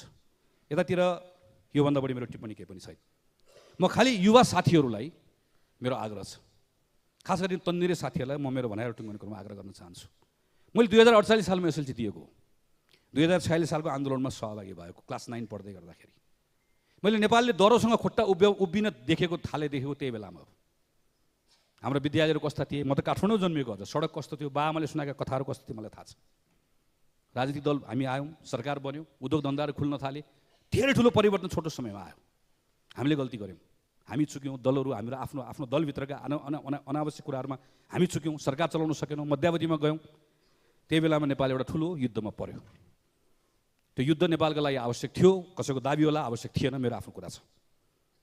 तर जे होस्, एउटा यस्तो परिस्थिति आयो कि म 22-23 वर्षको उमेरमा क्याम्पस पढ्न पुग्दै गर्दाखेरि यस्तो अवस्था आयो कि त्यो बेलामा नेपालभित्र एक ठाउँबाट ठाउँमा जानको लागि भिजा चाहिन्थ्यो। कहीँ जान पाइन्छ कि पाइँदैन थाहा थिएन। एउटा यस्तो अलि पछाडि यस्तो अवस्था आयो कि नेपाललाई स्वर्ग बनाउँछु भनेर शासन सत्ता हातमा लिइसके पछाडि म यसो तन्नेरी साथीहरूलाई यसो सम्झाउनु, म आफ्नो बेलाको सम्झेर भन्न चाहन्छु। रातारात हामी कुरा गर्दा गर्दा हाम्रो फोन गयो, हाम्रो इन्टरनेट गयो, सडकमा हिँड्दा हामीलाई उठाएर लिएर जाने भयो, हामी थुनिने भयो। यो सबै कुराहरू हामीहरू अनुभव गरेर आयौँ। हाम्रा कति साथीका बाहरू मारिए, कति साथीका आमाहरू मारिए, अहिले पनि हामी सँगसँगै छन्, यता पनि छन् उता पनि छन्। हामी ठुलो युद्धबाट बाहिर निस्केर आएको। म तन्देरी साथीहरूलाई भन्न चाहन्छु पार्लियामेन्टबाट, अहिलेको जस्तो इलाम घुम्न जाउँ, पोखरा घुम्न जाउँ, यहाँ ट्रेक जाउँ, यहाँ यो गरौँ, यहाँ त्यो गरौँ भन्ने हाम्रो पालामा तपाईँहरूको उमेर हुँदै गर्दा हामी सोच्न पनि सक्दैनौँ, किनकि प्रत्येक दिन मानिस मारिएको समाचार सुनेर उठ्नका निम्ति हामी अभिशप्त भएका थियौँ। यसको अर्थ त्यो बेलाको जुन अवस्था छ त्योसँग तुलना गरेर जे भइरहेको छ ठिक भइरहेको छ भन्ने होइन। मेरो अनुभवको आधारमा म अपिल गर्दैछु, 50 देखि 60 सम्मको 10 वर्ष युद्ध हिंसा यही समयमा गयो हाम्रो। 60 देखि 70 सम्मको 10 वर्ष यही संसदमा हामी बस्यौँ, उभियौँ, राजनीतिक सङ्क्रमणको व्यवस्थापनमा गयो। 70 देखि 80 सम्मको 10 वर्ष यो संविधान कार्यान्वयनमा गयो। बल्ल हामी बिस्तार हाम्रो लोकल गभर्मेन्टहरू आएका छन्, प्रोभिन्सियल गभर्मेन्ट आएका छन्, बल्ल हामी सुरुवात गर्दैछौँ। अब यो 80 देखि 90 को 10 वर्ष सरकारमा को रहला को नरहला छोडिदिउँ। यो 80 देखि 90 को 10 वर्ष त अब हामी त विकासको 10 वर्ष बनाउने होला, समुन्नतिको 10 वर्ष बनाउने होला। हाम्रो प्रतिस्पर्धा पनि यो सरकारमा बस्ने र त्यहाँ बस्नेले अब आउने 84 सालको चुनाव प्रतिस्पर्धा गर्दै गर्दा मेरो पार्टी सरकारमा रहँदै गर्दा मैले कति रोजगारी सृजना गरेँ, मैले कति वैदेशिक लगानी लिएर आएँ, मैले कति पर्यटक भित्र आएँ, मैले कति नयाँ युवाहरूलाई अवसर दिएँ, मैले के गरेँ भन्ने आधारमा हामीले दाबी लिएर जाने होला। नयाँ आउने पार्टीले वा प्रतिपक्षमा बसेका पार्टीहरूले हामी त्योभन्दा राम्रो गर्छौँ, हामीसँग विकल्प यो छन्, योजना यो छन् भनेर जाने होला। हाम्रो बिच यी कुरामा प्रतिस्पर्धा गर्ने होला। तर 80 र 90 को यो दशकलाई फेरि अर्को एउटा पोलिटिकल एडभेन्चरको दशक बनायो भने मैले 48 सालमा एसएलसी दिएको मान्छेले मैले त्यो बेलामा म 17-18 वर्षको उमेरदेखि अझ 14-15 वर्ष उमेरदेखि विद्यार्थी सङ्गठनको राजनीति गर्दै आएको, नजिकबाट देखेको छु, देश घुमेको छु, हेरेको छु। हाम्रो 20औं वर्ष यो बिचमा भयो। यो 20औं वर्ष यी सबैका बावजुद पनि धेरै कुराहरू भए, तर यो 20औं वर्ष नभएको भए योभन्दा अरू धेरै कुराहरू हुन्थ्यो होला। त्यसैले मेरो तन्नेरी साथीहरूलाई आग्रह छ, हेर्नुहोस्, तपाईँले कम्तीमा तपाईँहरू डेटामा विश्वास गर्नुहुन्छ, तपाईँहरू नौजवानहरू हुनुहुन्छ, तपाईँहरू पढ्नु लेख्नुभएको साथीहरू हुनुहुन्छ, तपाईँहरूलाई कसैले आएर भनिदिन्छ, कहिले यहाँ आएर उभिएर भनिदिन्छ उहिले नेपालले धान बेच्थ्यो भनिदिन्छ, एकपटक तथ्याङ्क पल्टाएर हेर्नुहोस्। उहिले नेपाल स्वर्ग थियो भनेर भनिदिन्छ, तथ्याङ्क पल्टाएर हेर्नुहोस्। उहिले नेपाल असाध्यै राम्रो थियो, जताततै पूर्वाधार, खानेपानी, बिजुली सब थियो भनिदिन्छ, एकपटक तथ्याङ्क पल्टाएर हेरौँ। मैले तथ्याङ्क पल्टाएर हेरौँ भनेर भन्दै गर्दा अहिले असाध्यै राम्रो हो भने तर्क होइन, योभन्दा धेरै राम्रो गर्नुपर्ने छ, योभन्दा धेरै राम्रो गर्न सकिन्छ। त्यसैले मेरो ती नौजवान साथीहरूलाई आग्रह हो, नौजवान साथीहरूलाई यी नौजवान साथीहरूसँगको मेरो आग्रह हो कि यो बेलामा हाम्रा वरिपरि जे अवसरहरू आएका छन् ती अवसरहरूलाई हामीले छोप्नुपर्ने छ। ती अवसरहरूलाई छोप्नका निम्ति हामीले अहिले प्राप्त गरेका यी जति पनि यो अहिलेको हाम्रो अवस्था खुला वातावरण छ, खुला वातावरणको प्रयोग गर्नुपर्ने छ। यो अघिल्लो 30 वर्षमा किन भएन, यो 30 वर्षमा किन भयो भन्ने कुराको जम्मा एउटा उदाहरण, जम्मा एउटा कारण हो। त्यो कारण भनेको फ्रिडम अफ चोइस गरेको सरकारले होइन, गरेको नागरिकले नै हो। लोकतन्त्रको सबभन्दा सुन्दर कुरा भनेको नागरिक यसमा सबभन्दा बलियो हुने हो। त्यो नागरिकको कुरा सुन्नका निम्ति ढिलो चाँडो सबै बाध्य हुन्छ, जो सुन्दैन त्यो जान्छ। दल बदल्ने हुन्छ, दलभित्रको नेता बदल्ने काम त हामी नै गरिहाल्छौँ नि, बदल्ने बेला भइसक्यो, अब हामी बदल्छौँ, बदल्ने कोसिस पनि गरेको। मेरो बलबुताले सकेको भए, मेरो बलबुताले भ्याएको भए त अहिले म यहाँ दलको नेता भएर बसिरहेको हुन्थ्यो होला, हात उठाएर बसेको हो र। यहाँभित्र प्रतिस्पर्धा गरिरहेका छौँ, यहाँभित्र बदल्ने कोसिस गरिरहेका छौँ, हाम्रा संस्थाहरूलाई ठिक बनाउने कोसिस गरिरहेका छौँ। त्यसैले बाहिरबाट ती सबै साथीहरू जो हुनुहुन्छ म ती साथीहरूलाई अपिल गर्न चाहन्छु, वैदेशिक रोजगारीमा जानुभएको साथीहरूलाई अपिल गर्न चाहन्छु, सडकमा आउनुभएका साथीहरूलाई अपिल गर्न चाहन्छु, खास गरिकन नौजवान साथीहरूलाई अपिल गर्न चाहन्छु कि यो बेलामा तपाईँको असन्तुष्टि, तपाईँको आक्रोश हामीले बुझ्नै पर्छ, त्यसलाई हामीले सम्बोधन गर्नै पर्छ, त्यसलाई हामीले सम्हालेर लिएर जानै पर्छ, त्यसको हामीले उपाय खोज्नै पर्छ। म यी 3 नौजवान साथीहरू जसले अहिले यति धेरै, म अस्ति सूचना प्रविधिका साथीहरूलाई भेटेँ, अस्ति मैले केही युवा साथीहरूको पडकास्ट सुनेँ, अस्ति केही युवा साथीहरूसँग बसेर अन्तर्क्रिया गर्ने, पहाडका साथीहरू अन्तर्क्रिया गर्ने मौका पाएँ, अस्ति चितवनमा गएर युवा साथीहरू भेटेँ। यति धेरै नयाँ कुराहरू गर्ने यो अवसर बनिरहेको छ। सरकारमा बस्ने हामीले पनि यो नयाँ अवसरहरूलाई वृद्धि गर्दै लिएर जाने कुराको सन्दर्भमै काम गर्नुपर्ने छ। हामी अरू बाँकी रहेका प्रतिपक्ष, म फेरि अन्तिममा यही भनेर टुङ्ग्याउन चाहन्छु, हामी त्यही कुराको अपेक्षा गर्छौँ। हाम्रा केही कुराहरूमा हाम्रा बिचमा समझदारी हुनैपर्छ। यो कन्स्टिट्युसन जोगाउने कुरामा, यो कन्स्टिट्युसनका इन्स्टिट्युसन्सहरू जोगाउने कुरामा, यसलाई ठिक ढङ्गले लिएर जाने कुरामा हामी सबैका बिचमा समझदारी हुनैपर्छ। प्रश्न गरौँ, आलोचना गरौँ, तर घृणा फैलाउने काम नगरौँ। यसरी पनि घृणा नफैलाउँ कुनै व्यक्तिका बारेमा, यसरी पनि नजाउँ कि त्यो घृणाले हामी सबैलाई लिएर जान्छ, हेर्नुहोस्।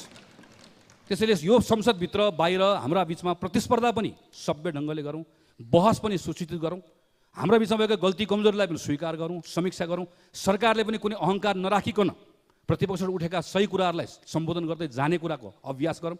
यति गरेर गयो भने मलाई के विश्वास छ भने आज जो आइडियोलोजिकल्ली म यो गर्छु त्यो गर्छु भनेर आउनुभएको छ त्यो उहाँहरूको कुरा हो, तर जो साथीहरू यो परिवर्तनका पक्षमा हुनुहुन्छ, हिजो परिवर्तनलाई हामीसँग रहनुभयो, उहाँहरूको परिवारका सदस्यहरू हुनुहुन्छ, थोरै समय लाग्ला हाम्रो संवादबाट, हाम्रो सत्कार्यबाट हामीसँगै बाँधिने कुरा बनाउन सक्छौँ भन्ने कुराको मलाई विश्वास छ। यसका निम्ति नेपाली काङ्ग्रेस पार्टीको तर्फबाट सम्पूर्ण रूपमा यो संविधान जोगाउने कुरामा कुनै पनि खालको प्रतिगामी शक्तिलाई यहाँभित्र, यहाँ कुनै पनि खालको आफ्नो कुरा राख्ने कुरामा हामी सबैको स्वतन्त्रता होस् भन्ने चाहन्छौँ, तर यहाँभित्र कुनै पनि षड्यन्त्र गर्ने कुराका सन्दर्भमा त्यसको खिलाफमा नेकपा एमालेसँग, माओवादी केन्द्रसँग, अरू दलहरूसँग दृढ भएर उभिने कुराको प्रतिबद्धता व्यक्त गर्दै मेरो आफ्नो कुरा टुङ्ग्याउँछु। धन्यवाद, नमस्कार, जय नेपाल।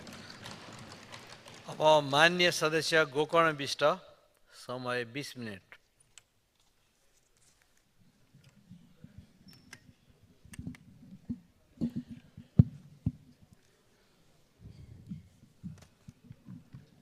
सम्मान्य सभामुख महोदय, एकजना विद्वान एम फोस्टरको एउटा भनाइ छ,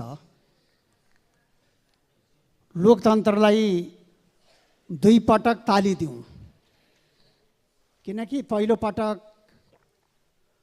लोकतन्त्रले विधि र विविधतालाई स्वीकार गर्छ,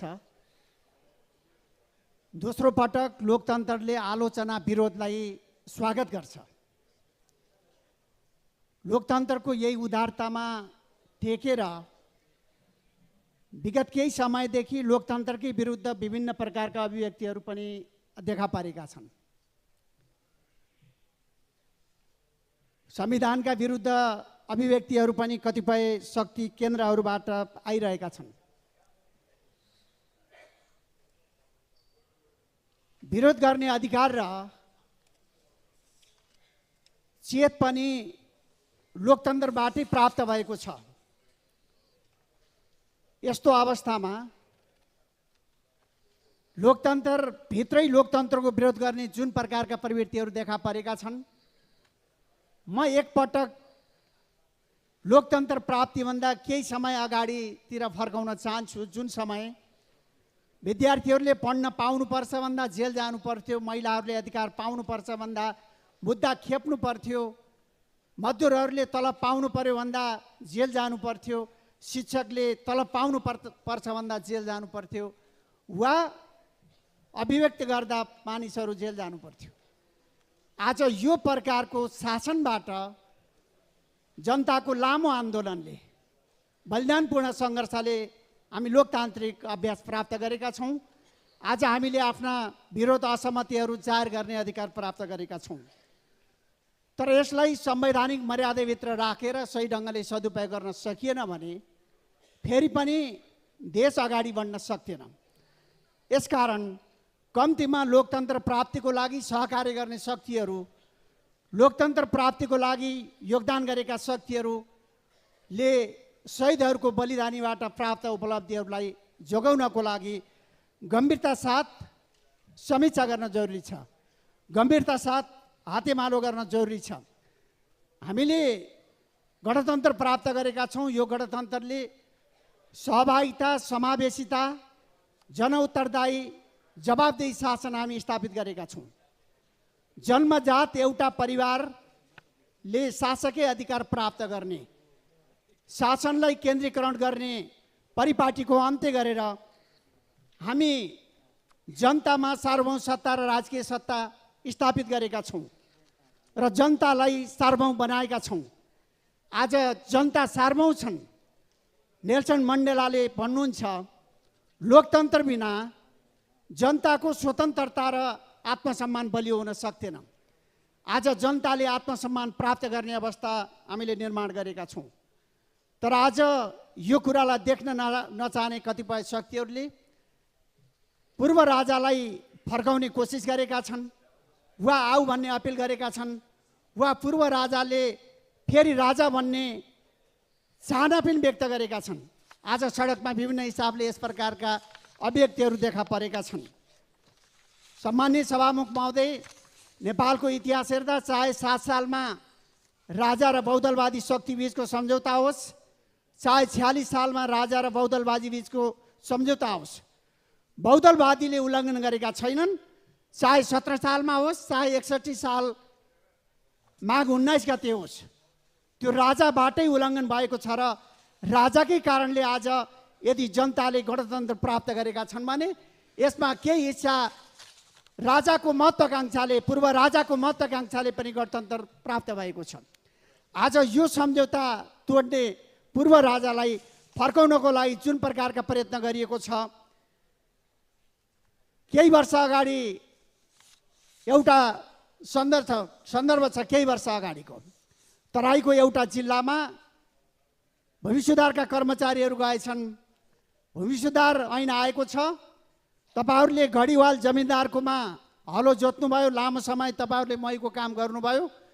तपाईहरूलाई जमिनदारको जग्गा काटेर तपाईहरूलाई जग्गाको मालिक बनाउन आइरहेका छौँ, तपाईहरूलाई हामी जग्गाको स्वामित्व दिन आइरहेका छौँ भनेर कर्मचारीले सुनाउँदा अनि महीहरूले नजिकमा गाईको गोबर लिएर कर्मचारीहरूको मुखमा कोचेछन् र भनेछन्, कर्मचारी दाजुभाइहरू, यदि घडीवाल जमिनदारको जग्गा भएन भने हामी कसकोमा गएर हली बस्ने? आज कतै बितिसकेको, आज कतै समाप्त भएको राजतन्त्रलाई फर्काएर आज आत्मसम्मान नागरिकहरूले फेरि राजा रहेन भने कसरी रैती बस्ने भन्ने जुन प्रकारले रैती बन्नको लागि प्रयत्न गरिँदैछ, यो कदापि यो कदापि लोकतन्त्र चाहने शक्तिको लागि स्वीकार्य हुन सक्थेन। हामीले इतिहास हेर्दा कहिलेकाहीँ विभिन्न देशको इतिहासमा हामीले देख्ने गर्छौँ। जर्मनीमा 1945 मा हिटलरको राज समाप्त भयो, नाजीवाद समाप्त भयो, तर 80 वर्ष बित्दा पनि ग्यास चेम्बरमा करिब 60,000 यहुदीहरूलाई एउटै ग्यास चेम्बरमा हत्या गर्ने यहुदी नाजीवादलाई पनि आदर्श मान्ने कतिपय पार्टीहरू अहिले पनि जर्मनीमा छन्। इटालीमा करिब 80 वर्षपछि पनि मुसोलिनीलाई आदर्श मान्ने कतिपय पार्टीहरू अहिले पनि इटालीमा अस्तित्वमा छन्। आज राजतन्त्रलाई आदर्श मान्ने कतिपय शक्तिहरू नेपालमा रहन सक्छन्, अरू कतिपय देशमा पनि छन्, तर यो मूलधारको राजनीति हुन सक्थेन।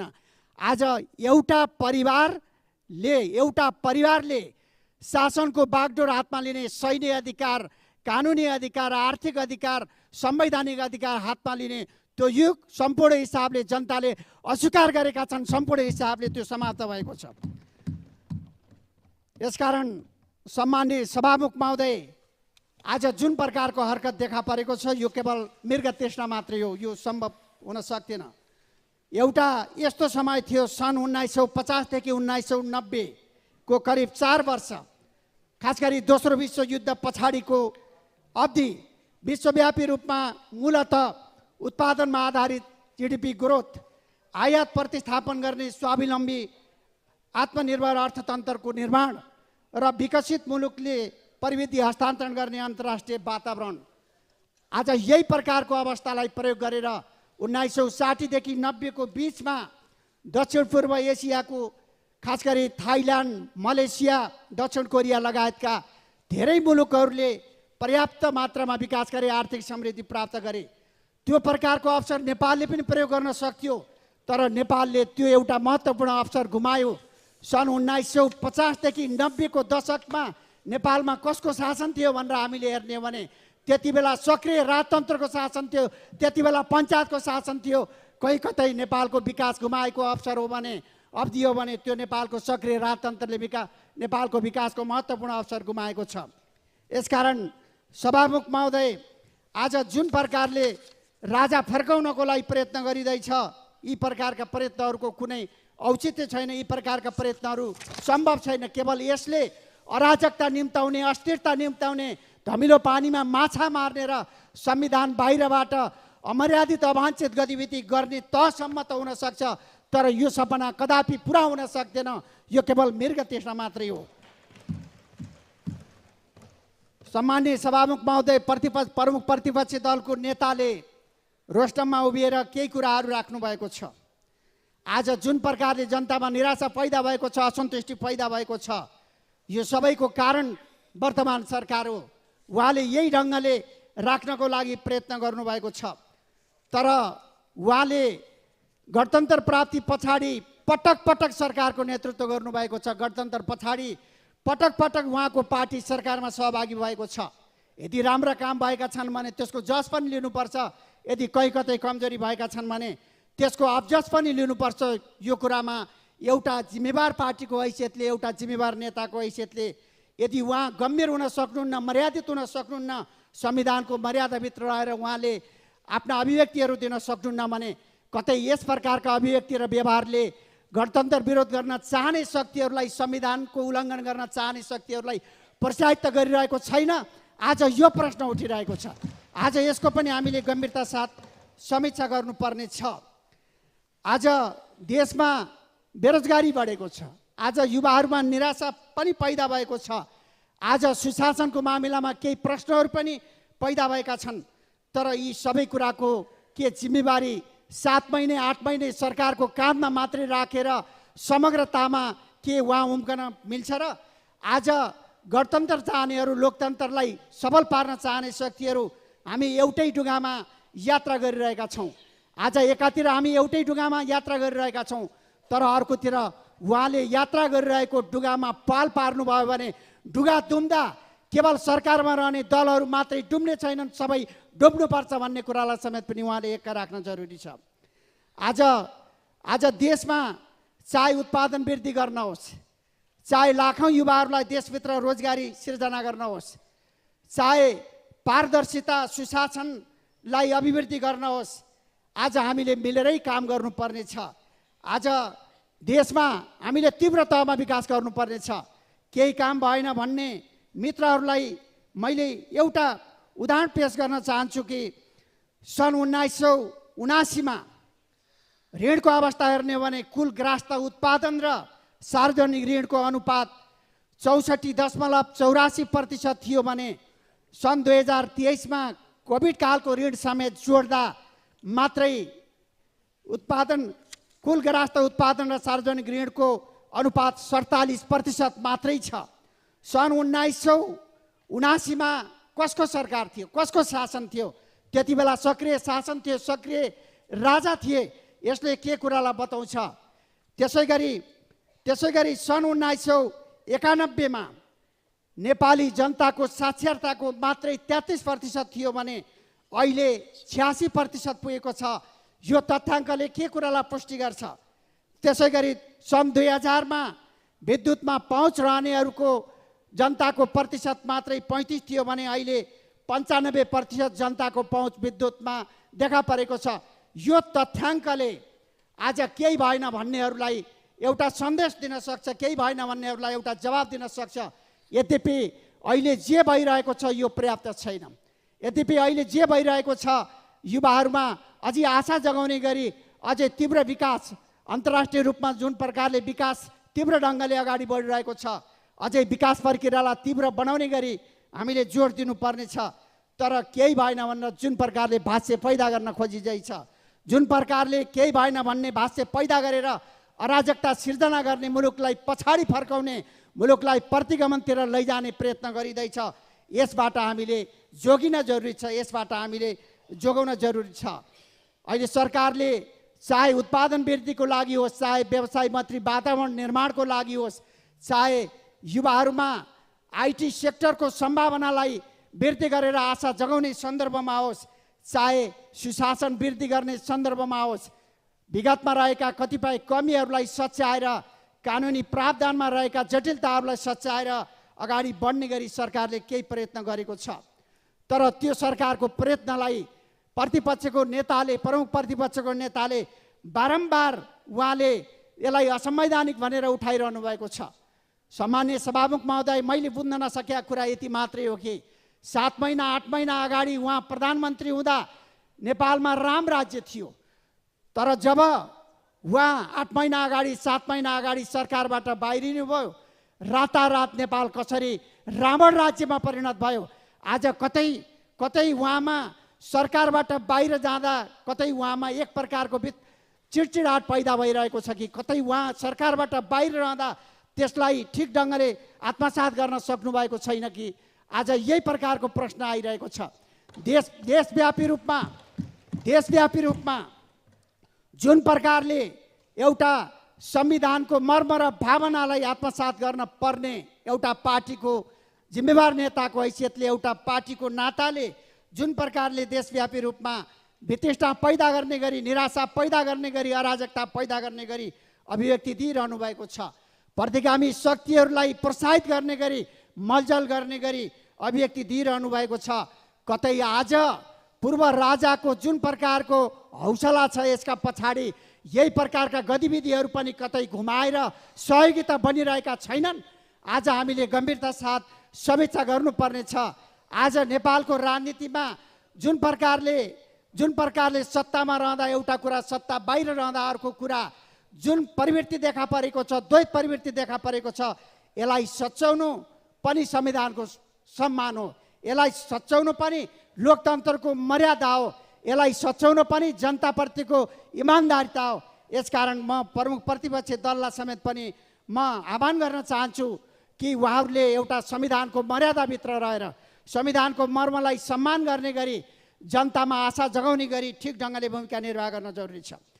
प्रमुख प्रतिपक्षी दलको नेता 3 पटक प्रधानमन्त्री हुनुभयो। 3 पटक प्रधानमन्त्री भएको एउटा जिम्मेवार व्यक्तिले एउटा अत्यन्तै अस्वाभाविक, लोकतन्त्रलाई अवमूल्यन गर्ने गरी एउटा आरोप लगाउनु भयो।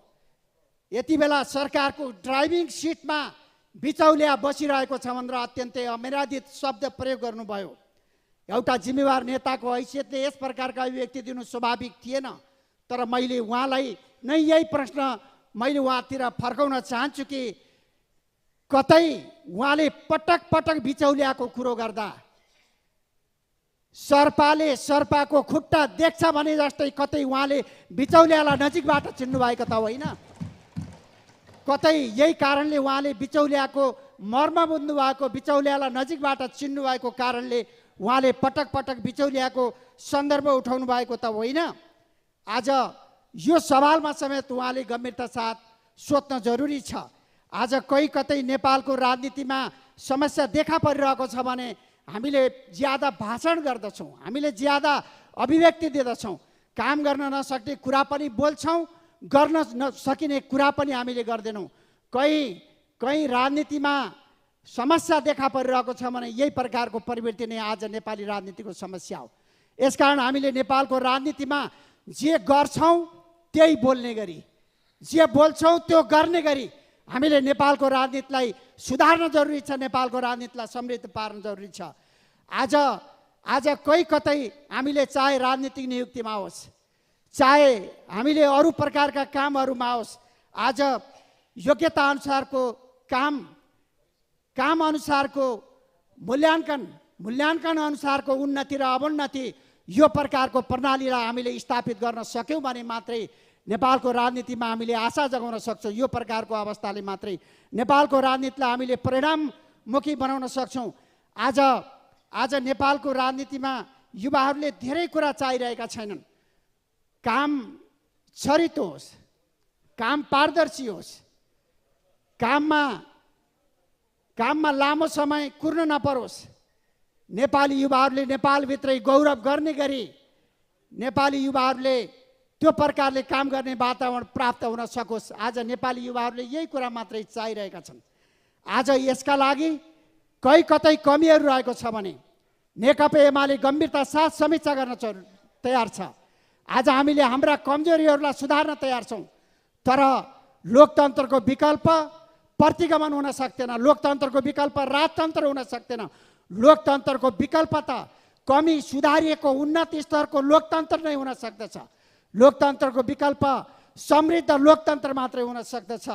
यसकारण म सम्माननीय सभामुख महोदय मार्फत म आग्रह गर्न चाहन्छु कि आज चाहे संवैधानिक अभ्यासमा होस्, चाहे संसदभित्र होस्, चाहे संसद बाहिर होस्, चाहे नागरिकहरूले आफ्ना अभिव्यक्ति बाहिर ल्याउँदा होस्, आज हामीले एउटा लोकतन्त्रका मूल्य र मान्यताहरूलाई आत्मसात गरेर संविधानका परिधिहरूलाई हामीले मध्यनजर गरेर संविधानका अधिकारहरूलाई हामीले कार्यान्वयन गर्ने, संविधानका प्रावधानहरूलाई सम्मान गर्ने कुरालाई हामीले स्थापित गर्न जरुरी छ।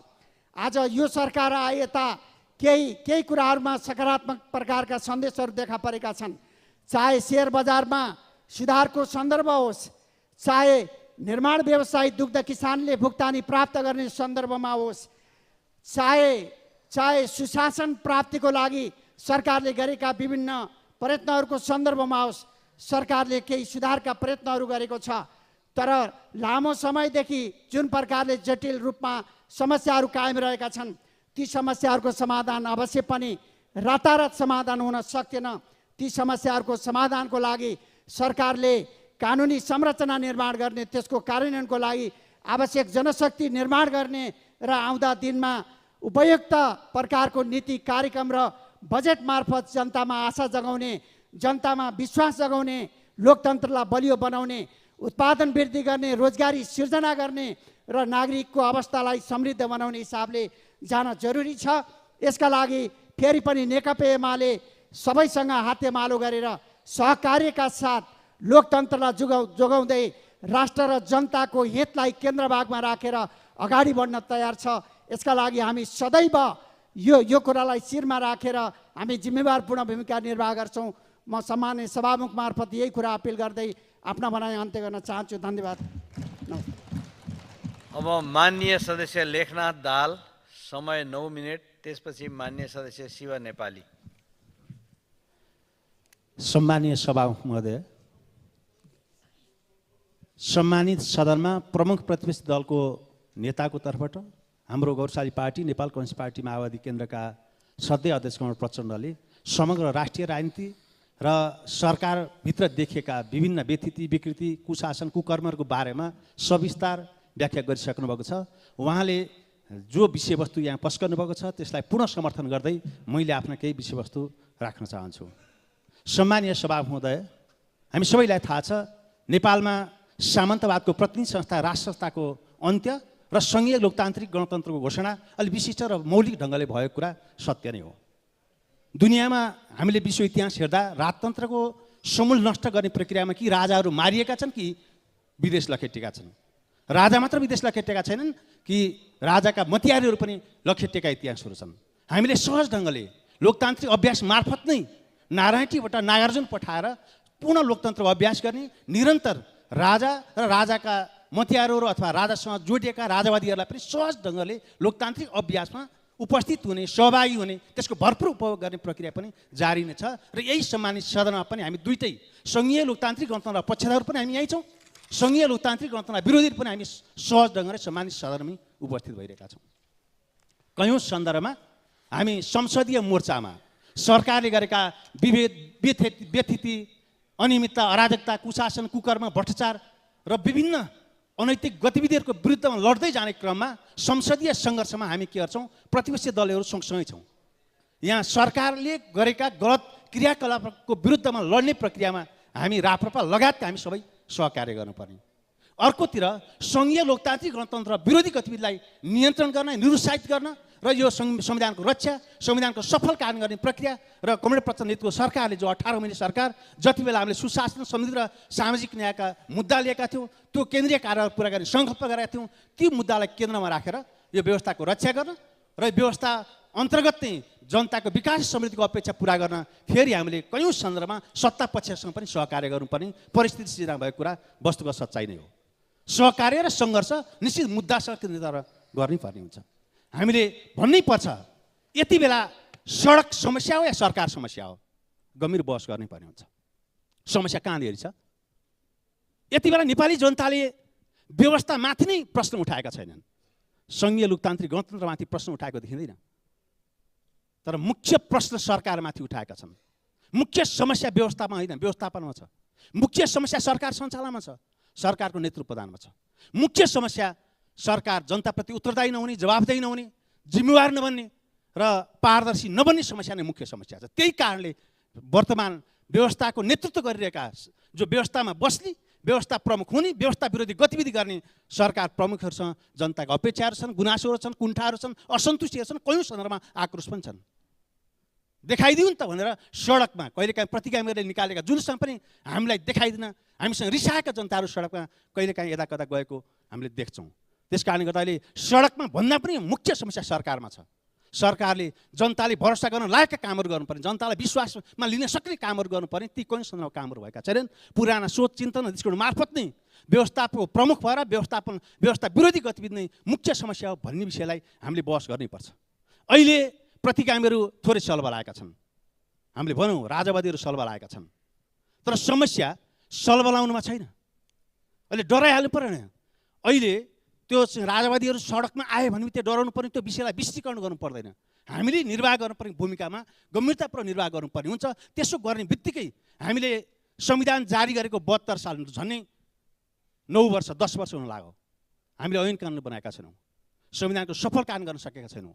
संविधानमा व्यवस्था भएको मौलिक हक जो संविधानको भाग 3 को चाहिँ अब धारा 16 देखि 46 सम्म झन् 31वटा मौलिक हक छन्। त्यो मौलिक हकको व्यवहारिक कार्य गर्ने प्रक्रियातिर हामी अगाडि बढ्न सकेका छैनौँ। सरकारमा कहिले को होला को कहिले होला, तर 18 महिना कमल प्रचण्ड नेतृत्वको सरकार सञ्चालन गर्दै जाँदा हामीले सुशासन समृद्धि र सामाजिक न्यायलाई केन्द्रमा राखेर जनतामा एउटा आशा उत्साह भरोसा विश्वास जगाउने एउटा प्रयत्न गरेका थियौँ। त्यसले केही प्रारम्भिक सफलता पनि प्राप्त गरेको थियो। हामी सबैलाई जानकार नै छ, जनता आफै जानकार छन्। हामीले भ्रष्टाचार विरोधी अभियान चलायौँ। अहिले बहस चलेको छ सरकारमाथि नै टार्गेट किन गर्ने, कमरेड केपी ओलीको 8 महिने सरकारमाथि नै अलि बढी चाहिँ प्रहार केन्द्रित गरियो भन्ने बहस पनि उठेको छ। पूर्वोत्तर मानिसहरूले यो विषय पनि राख्नुभएको छ। त्यो प्रहार केन्द्रित गर्नुपर्ने कारण सही छैन त? तपाईँले जवाफ दिनुहोस् त, औपचारिक जवाफ दिनुहोस्। तपाईँले ठिक गर्नु भएको छ? गएका कमल प्रचण्डको सरकारको पालामा हजारौँ भ्रष्टहरू अनुसन्धानको दायरामा थिए, जेलमा थिए। भ्रष्टाचार विरोधी अभियान थियो, भ्रष्टहरू आतङ्कित थिए, कुन बेला जेल जानुपर्ने, कुन बेला अनुसन्धान दायरामा आउनुपर्ने जुन परिस्थिति पैदा भएको थियो, गएका 8 महिनामा तपाईँले एउटा पनि भ्रष्टाचार गतिविधि कसैलाई गिरफ्तार गर्नुभएको छ? भ्रष्टाचारका फाइलहरू खोल्नुभएको छ? भ्रष्टाचारका फाइलहरू बन्द गर्नुभएको छ? लगातार भ्रष्टाचार गतिविधिमा जोडिएका पात्रलाई सफाइ दिनुभएको छ। त्यो पनि सिङ्गो राजकीय संरचनाको चरम दलीयकरण गर्नुभएको छ, दुरुपयोग गर्नुभएको छ, चरम दलीयकरण। घुस बुझाउने युवाहरू जेल छन्, घुस बुझ्ने मन्त्री अहिले पनि सांसद छन्। त्यो पनि मानव तस्करी प्रकरणसँग जोडिएका पात्रलाई तपाईँले महान्यायाधिवक्ताको कार्यबाट मुद्दा नचल्ने निर्णय गराउनुभएको छ। त्यो ठिक छ? त्यो संवैधानिक छ? त्यो कानुनी छ? तपाईँले गएका 8 महिनामा गैर कानुनी राजनीति नियुक्ति गर्नुभएको छ, गैर कानुनी सरबाट गर्नुभएको छ, गैर कानुनी गतिविधि गर्नुभएको छ, यति चरम राज्यका चाहिँ अब संरचनाको दुरुपयोग गर्नुभएको छ, आफ्नालाई काखा अरूलाई पाखा लगाउनु भएको छ। के त्यो सत्य हो? त्यो ठिक हो? ठिक हो भनेर हामीले भनिदिनुपर्छ? भन्न सकिन्छ? सकिँदैन। सत्य भनेको सत्ता पक्ष पनि हुँदैन, प्रतिपक्ष पनि हुँदैन। सत्य सत्य नै हुन्छ। हजार तर्क हुन सक्छन्, सत्य एउटै हो। गएका 8 महिनामा तपाईँले सार्वजनिक संस्थान, हामीसँग 43वटा सार्वजनिक संस्थान छन्। 43वटा सार्वजनिक संस्थानमध्ये अधिकांश सार्वजनिक संस्थान घाटामा छन्। नजिकै नागरिक उड्डयन प्राधिकरण जहाँ दैनिक 4 करोड घाटामा जान्छ, तपाईँ देख्नुहुन्न। तर 37 अरब घाटामा गएको विद्युत प्राधिकरणलाई 47 अरब मुनाफामा लैजाने तपाईँ कुलमानलाई त हुर्मत लिनुहुन्छ। 7 पटक स्पष्टमा सोचिसक्नु भएको छ। के तपाईँले ठिक गर्नुभयो? राम्रो गर्नुभयो? इमान्दारलाई तपाईँ दण्डित गर्नुहुन्छ, बेइमानहरूलाई पुरस्कृत गर्नुहुन्छ, अनि हामीले राम्रो भनिदिनु पर्ने? कसरी भन्न सकिन्छ? तपाईँले मैले मानवाधिकार कार्यालय मार्फत धेरै मुद्दाहरू फिर्ता लिने निर्णय गराउनु भएको छ। चाहे त्यो बाल मन्दिरको जग्गासँग जोडेको मुद्दा होस्, चाहे बाँसबारी छालजुत्ता कारखानासँग जोडेको मुद्दा होस्, चाहे त्यो सहकारी ठगी प्रकरणसँग जोडेका आफ्ना नजिकका पात्रहरूलाई मुद्दा फिर्ता लगाउने प्रक्रियामा पनि सरकारी वकिलको कार्यालय र महान्यायाधिवक्ताको कार्यालयको दुरुपयोग गर्नुभएको छ। यस कारणले भन्यौँ कि राजकीय संरचनाको सबै चरम दुरुपयोग गर्ने, दलीयकरण गर्ने, निरङ्कुशता स्वच्छता लाद्ने, अलोकतान्त्रिक गतिविधि गर्ने, गैर कानुनी गैर संवैधानिक गतिविधि गरिसकेपछि हामीले अहिलेको वर्तमान सरकारले ठिक गर भन्न सकिन्छ त? यसले के गर्यो त भन्दा धमिलो पानीमा माछा मार्न सहयोग पुर्यायो। सम्मानीय प्रधानमन्त्रीकै अघिल्तिर, सुरक्षाकर्मीकै अघिल्तिर युवाहरू कुटिन्छन्, आलोचना गरे बापत कुटिन्छन्, पिटिन्छन्, तर त्यो पिट्ने कुट्ने तिग्रे मुङ्ग्रेहरूलाई कारबाही हुँदैन। कसरी हामीले ठिक भन्न सकिन्छ? गर्न सकिँदैन।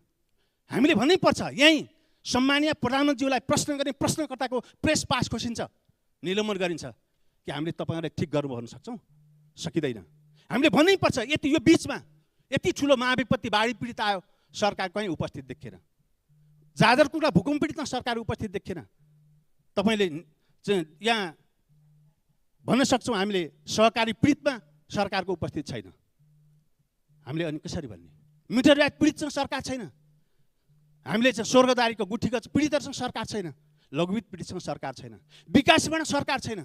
कहीँ पनि बहुवर्षीय ठेकाहरू चाहिँ स्वीकृत नहुने कार्यान्वयन प्रक्रियामा गएका छैनन्। अनि हामीले सरकार कहाँ छ भनेर खोज्न पाउनु त हाम्रो अधिकार हो नि त। त्यो हाम्रो नैसर्गिक अधिकार हो। त्यस कारणले गर्दा सरकार कहीँ छ भने बिचौलियासँग छ, भ्रष्टसँग छ, माफियाहरूसँग छ, दलालीहरूसँग छ हामीले भन्छौँ। उहाँहरूले गरेका सबै कुकर्मलाई वैधानिकता दिनुको निम्ति तपाईँले अध्यादेश ल्याउनु भयो। अध्यादेशको विरोध किन गरे भन्नुहुन्छ? अध्यादेश किन ल्याउनु भयो? हामी प्रश्न गर्न चाहन्छौँ। किन ल्याउनु भयो अध्यादेश? 6वटा अध्यादेश मार्फत तपाईँले 31वटा कानुन संशोधन गर्न खोज्नुभयो, संशोधन गर्नुभयो। 31वटा कानुन संशोधन गर्दै गर्दा ती सबै नीतिगत विषयहरू छन्। चाहे त्यो भूमि सम्बन्धी ऐन होस्, चाहे त्यो कालाबजारी सम्बन्धी ऐन होस्।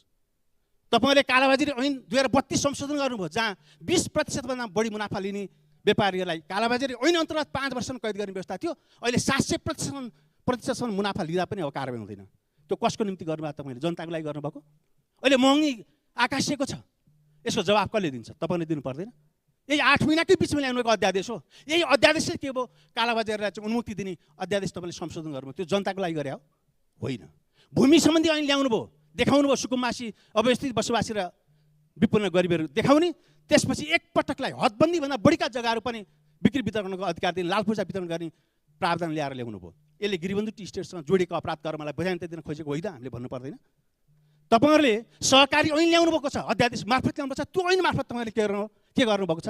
सहकारी ऐन ल्याउनु भयो, सहकारी ठगरले उन्मुक्ति दिने हिसाबले ऐन ल्याउनु भएको छ। त्यसलाई हामीले कसरी सही भन्ने? यस कारणले गर्दा सबै अध्यादेश के देखिन्छ भन्दा अध्यादेशमा हेर्दादेखि माफियालाई देश बुझाउने उद्देश्य देखिन्छ, बन्नेत देखिन्छ, तर जनता राष्ट्रको हित गर्ने त्यहाँ कहीँ पनि प्रावधानहरू देखेका छैनन्। त्यस कारणले तपाईँले गरेका सबै गतिविधिहरू ती गैर कानुनी छन्, गैर राजनीतिक छन्, अलोकतान्त्रिक छन्, स्वेच्छाचारी छन्। यस कारणले हामीले चाहिँ विरोध गरेका हौँ। मैले भन्नै पर्छ सामान्य सभामुख महोदय, गएका 6-7 महिनादेखि उदयपुर सिमेन्ट उद्योग र हेटुडा सिमेन्ट उद्योग बन्द छन्। के कारणले बन्द छन् हामीले प्रश्न गर्न चाहन्छौँ। सरकार किन बन्द भएको? दक्ष जनशक्ति छ, उद्योग कारखाना ठिक छ। कमरेड प्रचण्डको सरकारकै पालामा उदयपुर सिमेन्ट उद्योगमा 16 करोड बजेट विनियोजन गरेको छ भने हेटुडा सिमेन्ट उद्योगमा 4 करोड बजेट विनियोजन गरेको छ। अहिले कच्चा पदार्थ कोइला नभएकै कारणले उद्योग बन्द छ। कोइला नभएकै कारणले उद्योग बन्द भयो। राज्यको सामान्य सभामा म सक्न खोजेँ सामान्य सभामा हुँदै कोइला नभएकै कारणले उद्योग बन्द गरियो र त्यो कोइला किन पुग्ने बजेट छ, त्यो बजेट के गर्यो नेपाल सरकारले खाता रोका गरिदियो। किन गरेको? निजी उद्योगहरूलाई चाहिँ एकाधिकार कायम गरेर त्यहाँबाट कमिसन लिन सजिलो हुन्छ। राज्य मातृत्व उद्योगहरूलाई चाहिँ प्रतिस्पर्धात्मक क्षमता कमजोर भयो। गुणस्तरीय उत्पादन गर्ने उद्योगहरू सिमेन्ट उद्योग बन्द गरियो। त्यसै कारणले अहिले 400 को सिमेन्ट 816 पुगेको छ। त्यसलाई हामीले सही भन्न मिल्छ, ठिक भन्न मिल्छ। त्यस कारण गर्दा यो गएका 8 महिनामा जति काम गर्नुभएको छ तपाईँले राष्ट्र र जनताको हितलाई केन्द्रमा राखेर गर्नुभएको छैन। यही कारणले जनतामा एउटा आक्रोश छ, वितृष्णा छ। त्यो आक्रोश र वितृष्णालाई धमिलो पानीमा माछा मार्ने प्रतिगामीहरूले दुरुपयोग गर्ने दुष्प्रयत्न गरेका छन्। त्यस कारणले प्रतिपक्षी दलको तर्फबाट हामीले निरन्तर खबरदारी गर्नैपर्छ। त्यो खबरदारी गर्ने दायित्व पनि हो र यो हाम्रो अनवरत सङ्घर्ष, त्याग तपस्या र बलिदानको जगमा प्राप्त भएको यो सङ्घीय लोकतान्त्रिक गणतन्त्र छ। यसको रक्षा गर्ने, संविधानको रक्षा गर्ने, संविधानको सफल पालन गर्दै हामी समाजवादसँग पुग्नको निम्ति निर्वाह गर्नुपर्ने भूमिकामा कुनै कमी नआउने प्रतिबद्धता व्यक्त गर्दै बिदा हुन्छु। धन्यवाद। लाल सलाम। माननीय शिव नेपाली, समय 5 मिनट। त्यसपछि माननीय ध्रुवबहादुर प्रधान। सम्माननीय सभामुख महोदय, राष्ट्रिय स्वतन्त्र पार्टी लोकतन्त्र, समावेशिता र वर्तमान संविधानले व्यवस्था गरेको जनताका अधिकारको सुनिश्चितताका लागि प्रतिबद्ध छ। हाम्रा लागि लोकतन्त्र र नेपाली जनताको सार्वभौमिकता अपरिवर्तनीय छ। हामी लोकतन्त्र प्रति प्रतिबद्ध छौँ, तर सत्ता सुशासनप्रति प्रतिबद्ध हुनु पर्दैन। कहिले रवि, कहिले बालेन र कहिले कुलमान लखेट्ने, आफ्नालाई बचाउने, नयाँलाई फसाउने, खुल्लमखुल्ला मान्छे कुट्ने, मध्यरातमा प्रहरी कुट्ने, विश्वविद्यालय तोडफोड भ्रष्टाचार गर्ने दोष जति नयाँ पुस्तालाई दिने, यही हो 2/3 गठबन्धन। सम्मान्य सभामुख महोदय, जुन दिन संसद केही दिनको लागि बिदा हुन्छ, उक्त समयमा प्राय सांसदज्यूहरू आफ्नो जिल्ला जानुहुन्छ होला। म पनि आफ्नै जिल्ला जाने गर्छु। प्राय सांसदज्यूहरूलाई थाहा छ कि छैन होला यो थानकोटदेखि मुङलिनसम्मको सडक कति लेनको भनेर थाहा पाउन पाए हुन्थ्यो सभामुख महोदय। त्यस्तै अब यो बर्खायाममा लाखौँ नागरिकले ओहोरदोहोर गर्ने कृष्णवीरले पनि दुःख दिने पक्का छ। यतातिर पनि बेलैमा सोच्नुपर्छ। त्यस्तै मुङलिन पोखरा र नारायणघाट बुटोल सडक खण्ड कहिलेसम्म सम्पन्न हुन्छ? बारम्बार म्याद थपेको थपै छ सभामुख महोदय। यतातिर पनि सरकारको ध्यान जाओस्। यी राजमार्गहरू प्रयोग गरेर जाने धेरै सहरहरू पर्यटनसँग जोडिएको छ। मेरो घर पोखरा, जसमध्ये पोखरा पनि एउटा हो, जसलाई आजसम्म सरकारले प्राथमिकता र सदुपयोगमा ल्याउन सकेन, जसले गर्दा पर्यटन व्यवसायहरू विस्थापित हुने सङ्घारमा छन् सभामुख महोदय। यसले सिङ्गो देशको अर्थतन्त्रमा प्रभाव पारेको देखिन्छ। यतातिर सरकारको ध्यान जाओस्।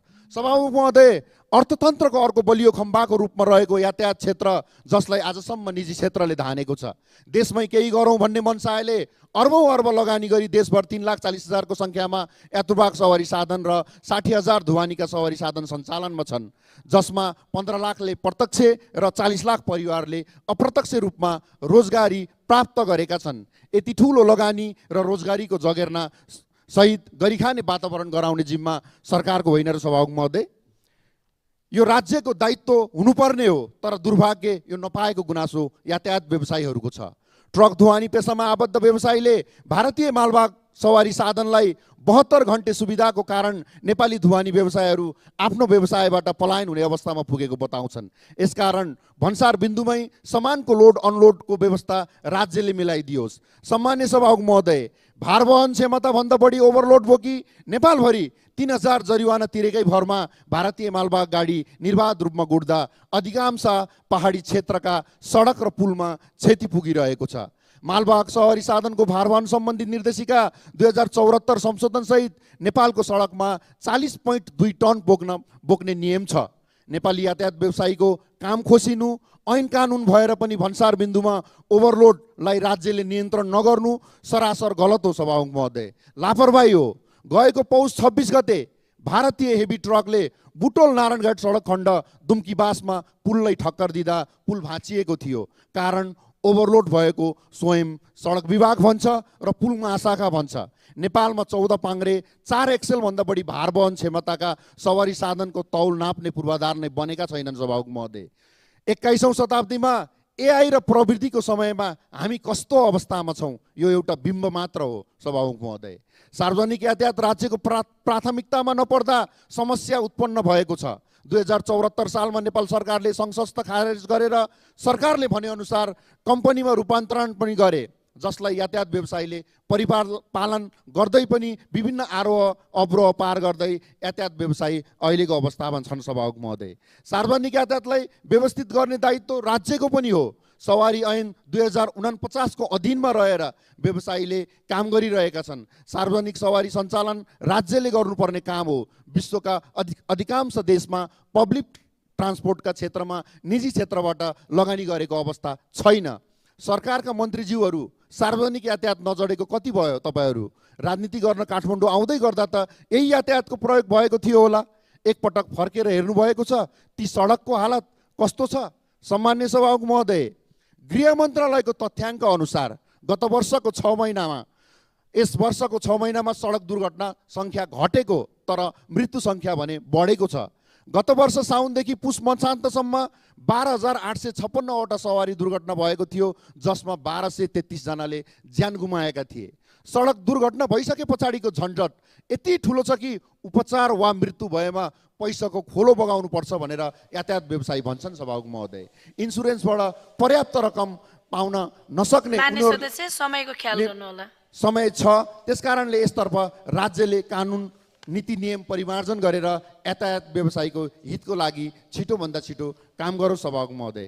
अन्तमा मजदुरहरूलाई गरी खाने वातावरण र जोगाउने कानुन बन्नु पर्दैन र सभामुख महोदय? दाङका गुठी मोही किसानहरू माइती घर मण्डलमा आन्दोलन गरेको 34 दिन बितिसक्दा पनि सरकारको तर्फबाट कुनै ठोस पहल नहुनु दुःखको विषय हो। सम्माननीय सभामुख महोदय मार्फत गुठी मोही किसानहरूको जायज माग सम्बोधन गर्न तथा भूस्वामित्व समस्याको समाधानका लागि आवश्यक कानुनी प्रक्रिया तत्काल अगाडि बढाउन माग गर्दछु। नेपालको जय होस्।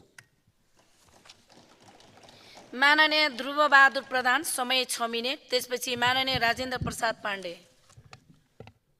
सम्माननीय सभामुख महोदय, आज सदन राजाको नामले तरङ्गित छ।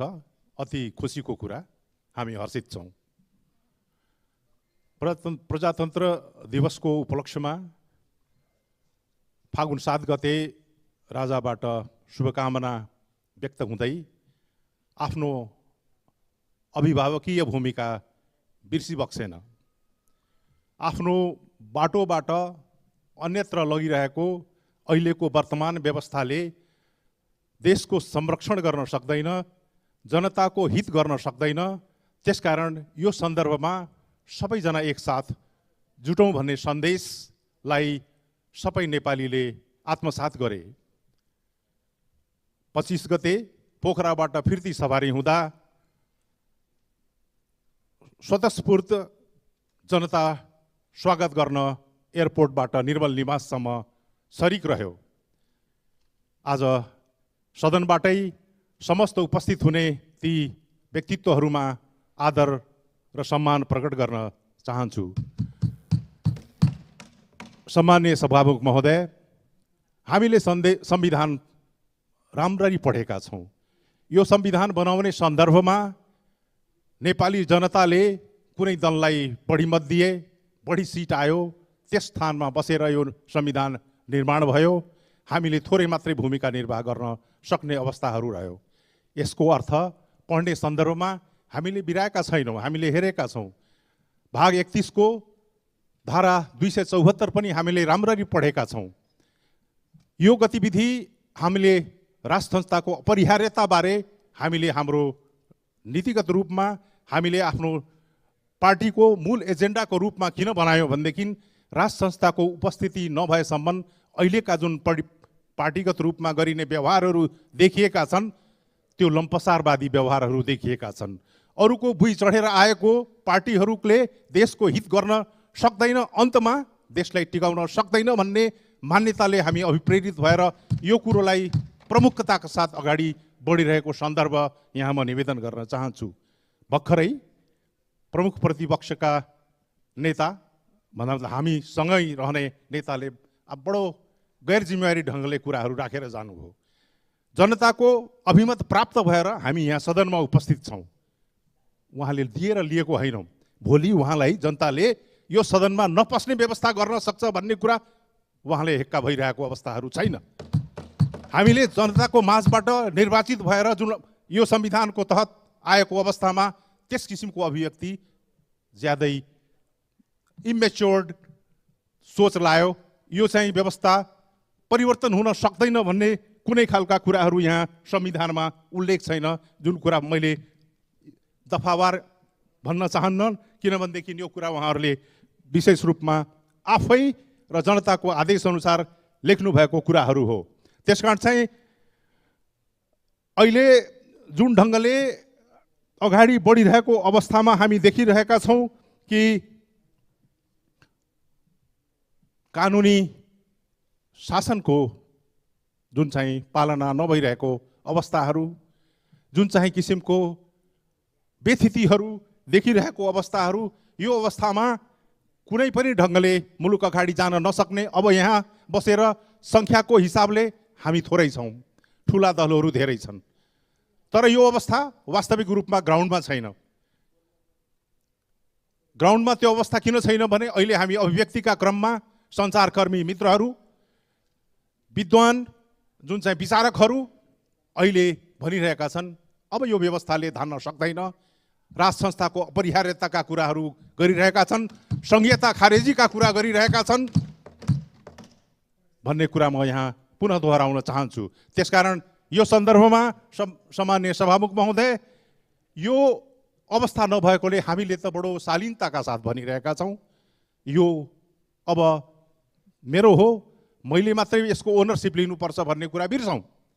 हामीले शालीनताका साथ भन्दैछौँ कि हामी बसौँ, कुरा गरौँ, डायलग गरौँ, एउटा समझदारीमा जाउँ। अग्रगामी सोच लिएर हामी अगाडि बढेका छौँ। पश्चिगामीको कुरो, पुनर्स्थानवादी कुरो हामीले गरिरहेका छैनौँ। हाम्रो कुरा अझ अग्रगामी के भनेदेखि यही व्यवस्थामा अहिलेकै सदनबाट हामीले यी कुराहरूलाई सहमत गर्न सक्छौँ। हामीले एउटा स्पेस अभिभावकको भूमिका निर्वाह गर्न सक्ने राज संस्था यहाँबाट हामीले स्थापना गर्न सक्छौँ। हामी आन्दोलनमा छौँ, हामी तयारीमा छौँ, तैपनि तयारीको क्रममा जुन ढङ्गले हामी अस्ति राजालाई स्वागत गर्ने कुरा गऱ्यौँ, बडो शालीनताका साथ, संयमताका साथ, सारा जनता जुन ढङ्गले संयमित रह्यो, यसको लागि त म फेरि पनि धन्यवाद स्थानीय प्रशासन र समस्त सुरक्षाकर्मीलाई पनि दिन चाहन्छु। तर हामी आन्दोलनको क्रम गर्दै जाँदाखेरि, बढाउँदै जाँदाखेरि मैले भनेको छु, हामीले भनिरहेका छौँ, हामी भद्र अवज्ञा आन्दोलनबाट प्रारम्भ गर्छौँ। त्यसको तयारीको क्रममा आज पनि हामी सुर्खेतमा कार्यक्रम गरिरहेकै छौँ, कार्यक्रम गरिरहेको छौँ क्रमिक रूपमा। यो त स्वागतको कार्यक्रम मात्रै देख्नुभयो अस्ति, यस्तो ट्रायल भनेको होइन, मात्रै देख्नुभयो। हाम्रो आन्दोलन त हामी प्रारम्भै गरेका छैनौँ। त्यसकारण अब जनता राष्ट्रिय प्रजातन्त्र पार्टी मात्रै नभएर सारा राष्ट्रवादी शक्तिहरू एक ठाउँमा उभिने अवस्थाहरू सिर्जना भइरहेको अवस्थामा हामी अझ पनि के भनिरहेछौँ भनेदेखि हामी एउटा सहमतिमा आउन सक्ने अवस्थाहरू रहन्छ। त्यो अवस्था सिर्जना गरौँ।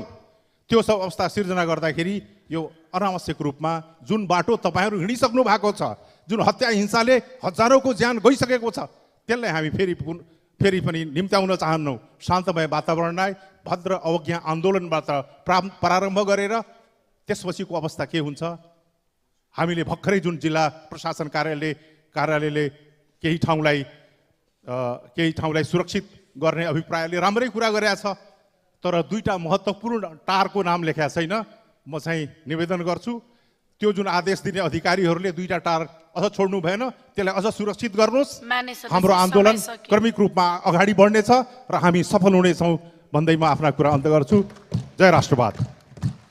माननीय राजेन्द्र प्रसाद पाण्डे, समय 5 मिनट। त्यसपछि माननीय रन्जु कुमारी झा। सभामुख महोदय, 81 फाल्गुन 25 गते त्रिभुवन विमानस्थलदेखि निर्मल निवाससम्म भएको पूर्व राजा ज्ञानेन्द्र शाहको गृह प्रवेशको सिलसिलामा देखिएको तामझामबाट नयाँ तरङ्ग देखा परेको छ।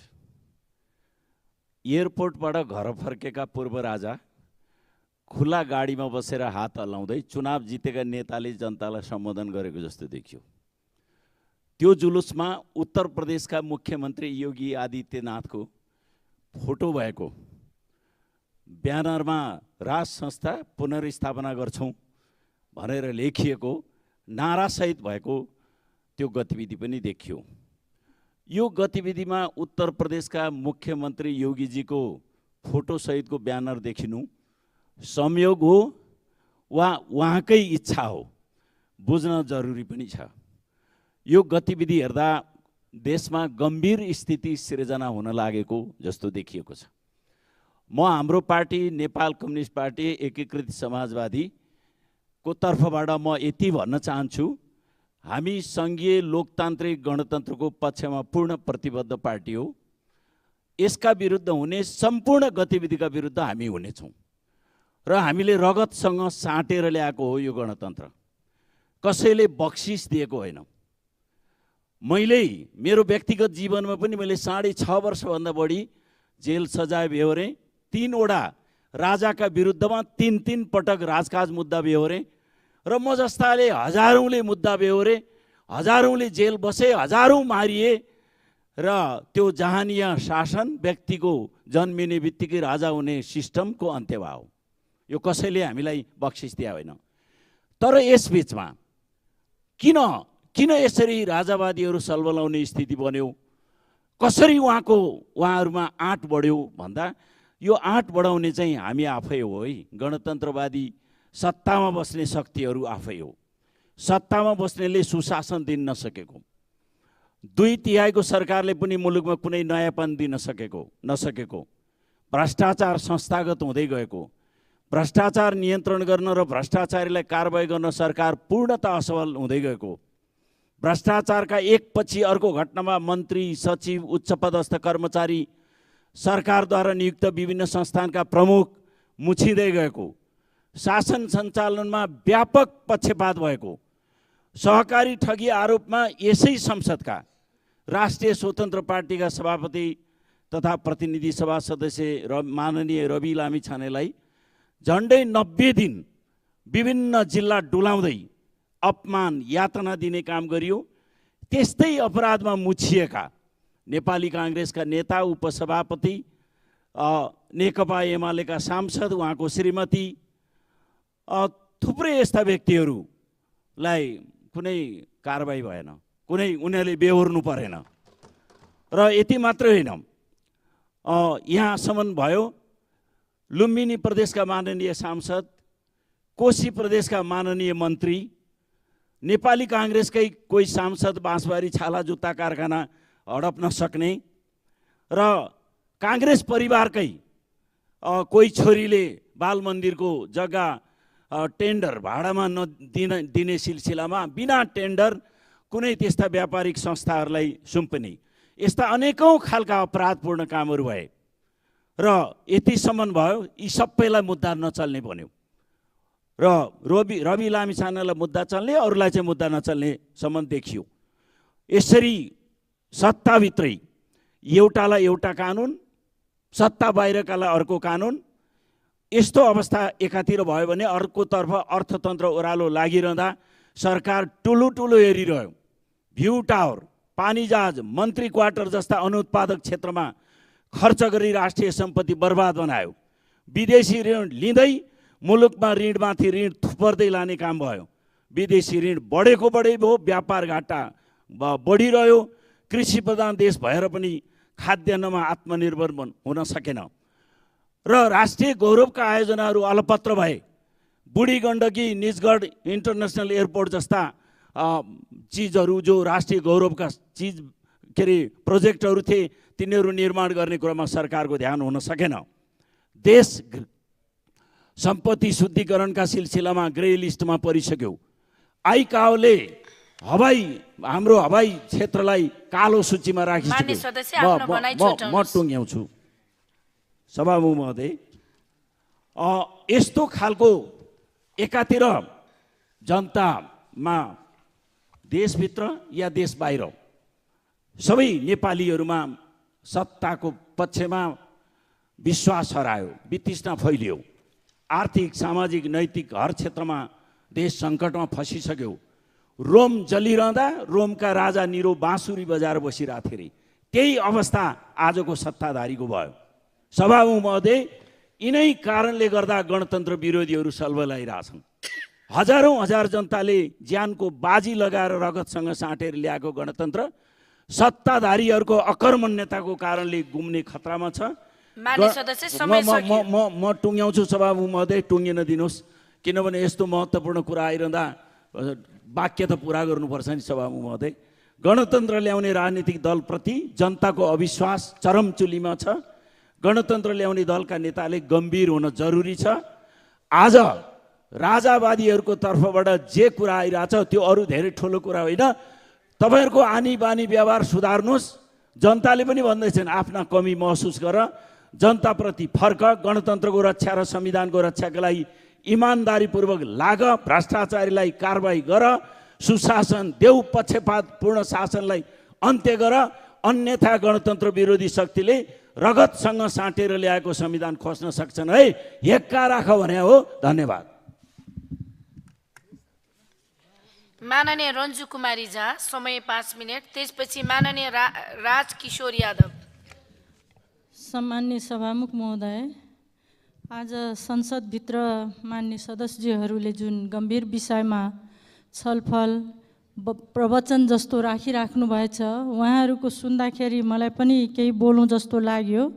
नेपाली जनताको विधि सम्मत र सर्वोपरि अभिमत हो वर्तमान संविधान। सभामुख महोदय, यो संविधान कुनै एउटा व्यक्तिको होइन, यो नेपाली जनताको विधि सम्मत र सर्वोपरि अभिमतको परिणाम हो अहिलेको वर्तमान संविधान। यसको सम्मान र संरक्षण गर्नु हामी सबैको कर्तव्य र दायित्व हो सभामुख महोदय। किनभने यो संविधान बनाउँदाखेरि यहाँ उपस्थित एउटा दल बाहेक मलाई लाग्छ सबै दल थियो त्यो बेला। त्यसकारण यसलाई सबैले सम्मान गर्नुपर्छ र यसको यो सम्मान गर्ने सबैको दायित्व र कर्तव्य हो सभामुख महोदय। तर कुनै पनि सिस्टमलाई हामी फेल गर्नलाई सिस्टम खराब हुँदैन, प्रणाली खराब हुँदैन। हामीले बनाएको प्रणाली अति उत्तम प्रणाली छ, तर त्यो प्रणालीलाई चलाउने व्यक्तिहरू यदि गैर जिम्मेवारी हुन्छ, जिम्मेवार व्यक्तिहरू यदि जिम्मेवारीपूर्ण काम गरेन भने हामी सिस्टमलाई परिवर्तन गर्न खोज्छौँ। त्यसकारण मेरो अनुरोध छ यो संसदभित्रका सम्पूर्ण सांसदहरूलाई र राजनीतिक दलहरूलाई हामी जे जिम्मेवारीमा छौँ त्यो जिम्मेवारी इमान्दारीपूर्वक हामी निर्वाह गरौँ, जसले गर्दा सिस्टमको राम्रो र सिस्टम परिपक्व हुन्छ, सिस्टम राम्रो बन्छ। जब हाम्रो नियत राम्रो हुन्छ, हाम्रो व्यवहार राम्रो हुन्छ, हामी इमान्दारीपूर्वक जिम्मेवारी निर्वाह गर्छौँ। सभामुख महोदय, उदाहरणको लागि अहिले जुन हामीसँग स्वास्थ्य बिमा छ, स्वास्थ्य बिमाको रकम अहिले पनि बिमितहरूले पाउन सकेको छैन। बिमाको रकम फर्चोट भइराखेको अवस्था छैन। यो पनि समस्या अहिलेको एउटा विकराल समस्याको रूपमा छ जनताहरूको बिचमा। त्यस्तै सभामुख महोदय, शिक्षक आन्दोलित छ। के को लागि? शिक्षा ऐन छिटो चाहिन्छ, तर छिटो नआयो भने आन्दोलन जारी रहनेछ सभामुख महोदय। यस्ता गम्भीर कुराहरूतिर पनि अहिले वर्तमान सरकारको ध्यान पुगोस्, मेरो आग्रह छ सभामुख महोदय। त्यस्तै अस्तिको विशेष समयमा मैले राखिसकेका थिएँ ग्रे लिस्टको बारेमा। अहिले पनि देश ग्रे लिस्टमा पर्यो। किन पर्यो भने मेरो अध्ययनले के देखायो सभामुख महोदय, वित्तीय अपराधहरूको द्रुत अभियोजन र प्रभावकारी कानुन कार्यान्वयनको आवश्यकता देखिन्छ सभामुख महोदय, जसमा सरकार अहिले कति लागि परेको छ, कति लागि पर्ने हो सभामुख महोदय। जबसम्म यसलाई कार्यान्वयन पक्ष हामीले बनाएको राम्रो कानुनको कार्यान्वयन पक्ष जबसम्म राम्रो हुँदैन तबसम्म हामी छिटो ग्रे लिस्टबाट बाहिर निस्किन सक्दैन सभामुख महोदय। यो पनि अति नै गम्भीर विषय मलाई लागिराखेको छ, त्यसैले यहाँ राख्ने मैले प्रयत्न गर्दैछु सभामुख महोदय। हिजो 3-4 कार्यक्रममा हाम्रो सम्माननीय प्रधानमन्त्रीज्यूले उद्घाटन गर्नुभयो सभामुख महोदय। ती सबै कार्यक्रमको भन्दा मलाई एउटा कुरा धेरै उहाँको बोलेको चित्त बुझेर मैले यहाँ राख्न कोसिस गर्दैछु सभामुख महोदय। जुन उहाँले भन्नुभयो त्यो रोजगारी होइन, अब उद्यमशील बन्नुपर्छ। कसरी हामी उद्यमशील बन्ने? कानुन त अस्ति वास्तवमा लगानी मैत्री अध्यादेशबाट ल्याए, तर त्यसको लागि फेरि वातावरण पनि चाहिन्छ सभामुख महोदय। जस्तै हामी उदाहरणको लागि ब्याङ्कबाट लोन लिएर हामी उद्यमशील बन्न जान्छौँ भने ब्याङ्कको लोनलाई कसरी 1 डिजिटमा झार्ने, त्यतातिर पनि नेपाल सरकारका जिम्मेवार व्यक्तिहरूको ध्यान जाओस् सभामुख महोदय, जसको कारण युवाहरू रोजगारीको लागि देशबाट पलायन नहोस्, देशभित्रै बसेर उद्यमशील बनोस्। यो उहाँको वचनले मलाई यति विश्वास बनाएको छ कि कम्तीमा उहाँको कार्यकालमा यो कुरा पुरा होस्, यहाँको जनताहरूको बिचमा जनताहरू देशबाट रोजगारीको लागि पलायन नहोस् सभामुख महोदय। त्यस्तै गृह जिल्लातिर म अब लागेँ सभामुख महोदय। मेरो गृह जिल्ला सप्तरीमा अहिले यो 2 महिनाभित्र कम्तीमा 4वटा बलात्कारको घटना घटेको छ सभामुख महोदय। सबभन्दा मलाई जब 4 वर्षको बालिका बलात्कृत भयो, 4 वर्षको बालिका छिनमस्ता गाउँपालिका वडा नम्बर 7 को 4 वर्षको बालिका बलात्कृत हुन्छ, तब हामी बढी संवेदनशील बन्नुपर्ने अवस्था आउँछ। किनभने हामी यता नारी दिवस मनाउँदै गर्छौँ, उता एउटा बालिका बलात्कृत हुन्छ सभामुख महोदय। र बलात्कार सम्बन्धी कानुन छ हामीसँग, कानुन कडा छ, कार्यान्वयन पक्ष अहिले पनि कमजोर छ सभामुख महोदय। त्यसकारण बलात्कारीलाई कडाभन्दा कडा सजायको म माग गर्न चाहन्छु सभामुख महोदय सरकारसँग। जबसम्म कानुन कडा रूपमा कार्यान्वयन हुँदैन तबसम्म यस्ता अपराधीहरूको अपराध समाजबाट घट्न सक्दैन सभामुख महोदय। त्यस्तै अन्त्यमा फेरि म के भन्न चाहन्छु भने हाम्रै गृह जिल्लामा अहिले तस्करको रूपमा गाजा दिनानुदिन तस्करी बढ्दैछ। अस्तिको विशेष समयमा पनि मैले राखिसकेका छु र म खास गरेर गृह मन्त्रालयको ध्यान आकर्षण गराउन चाहन्छु। मेरो गृह जिल्ला सप्तरीको सुरक्षा निकायलाई अझै के भन्छ प्रभावकारी हुनलाई, प्रभावकारी रूपमा काम गर्नलाई र अन्य निकायहरूलाई पनि आफ्नो जिम्मेवारी पुरा गर्नलाई र अहिले सरकार पनि यदि करप्सनका केसहरूलाई फितलो गरिदिनुहुन्छ भने जिम्मेवारीमा कमजोर बन्छ। त्यसकारण करप्सनलाई नियन्त्रण गर्नलाई सरकार अघि बढ्नुपर्छ, करप्सन रहित देश बनाउनुपर्छ, करप्सन रहित सरकार समाज बनाउनुपर्छ, जसले गर्दा लोकतन्त्र बलियो हुन्छ। लोकतन्त्र बलियो भयो भने मात्रै हाम्रो यो सिस्टम प्रभावकारी बन्न सक्छ। यति भन्दै म आफ्नो भनाइ अन्त्य गर्छु। धन्यवाद। माननीय राजकिशोर यादव समय 4 मिनट, त्यसपछि माननीय रामप्रकाश चौधरी। सामान्य सभामुख महोदय, आज प्रमुख प्रतिपक्षी दलका नेताका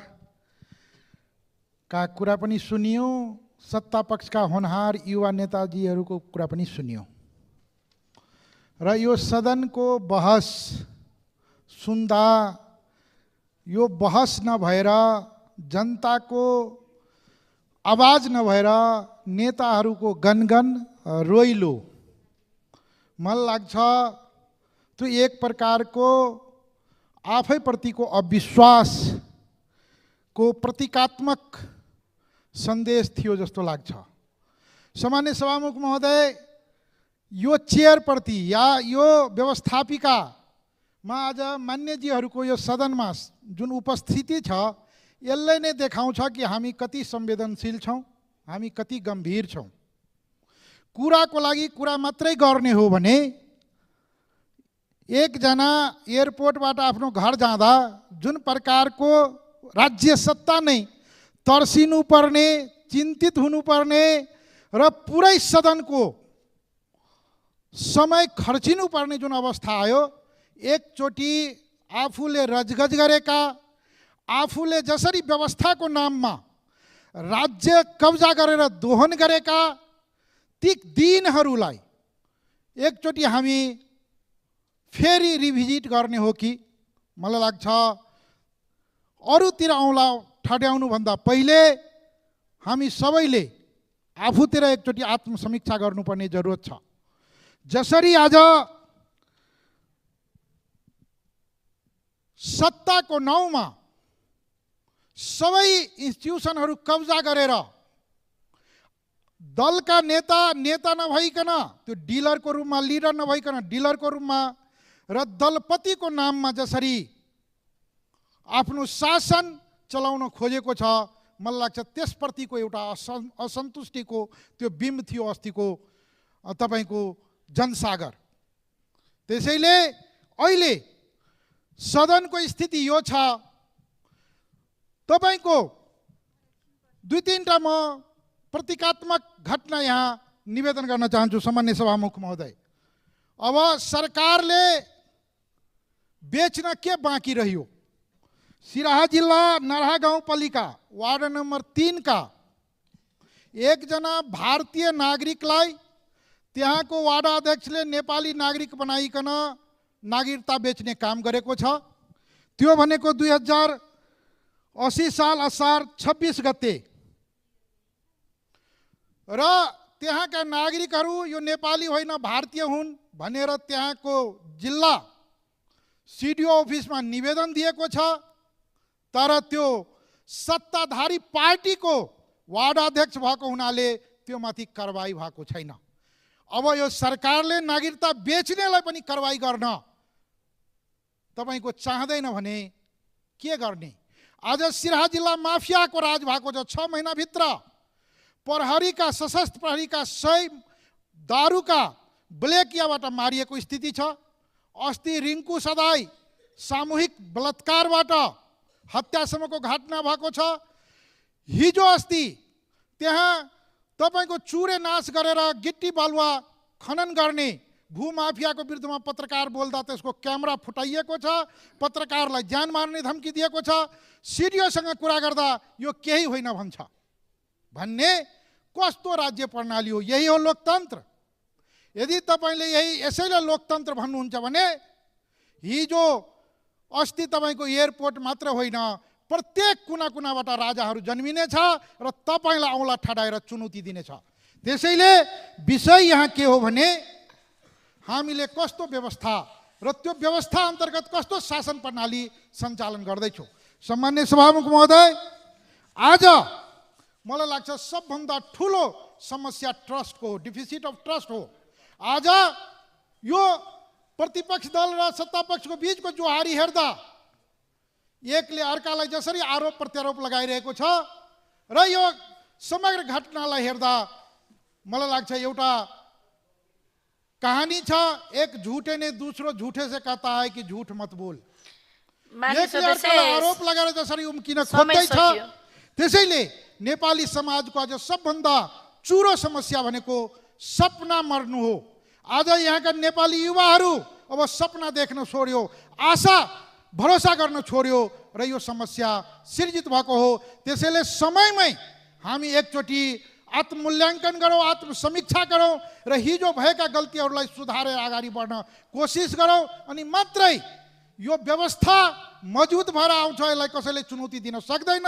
यो सम्पूर्ण नेपाली जनताको स्वामित्व। यहाँ वंशवाद र जातवादको लडाइँ छ।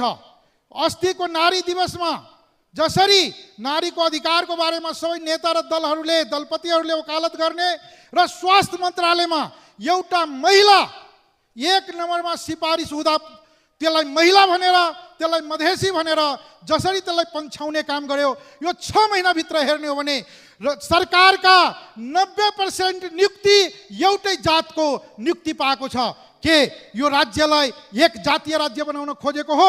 यसको विरुद्धमा नेपाली जनता तपाईको राजा मात्रै चाहिँदैन, सबै तपाईको सडकमा उत्रिन तयार छ।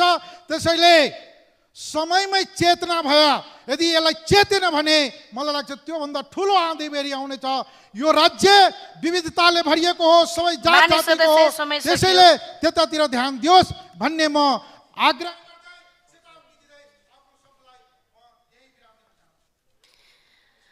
माननीय रामप्रकाश चौधरी, समय 4 मिनट। त्यसपछि माननीय गङ्गाराम चौधरी।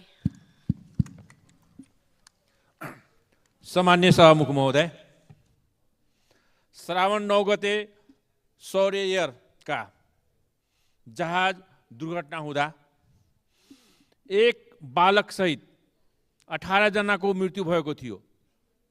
गैर कानुनी उडानमा नियम विपरीतका यात्रुहरू बोकेर गैर कानुनी हरकत गर्नेहरू कानुनी दायरामा कहिले आउँछ?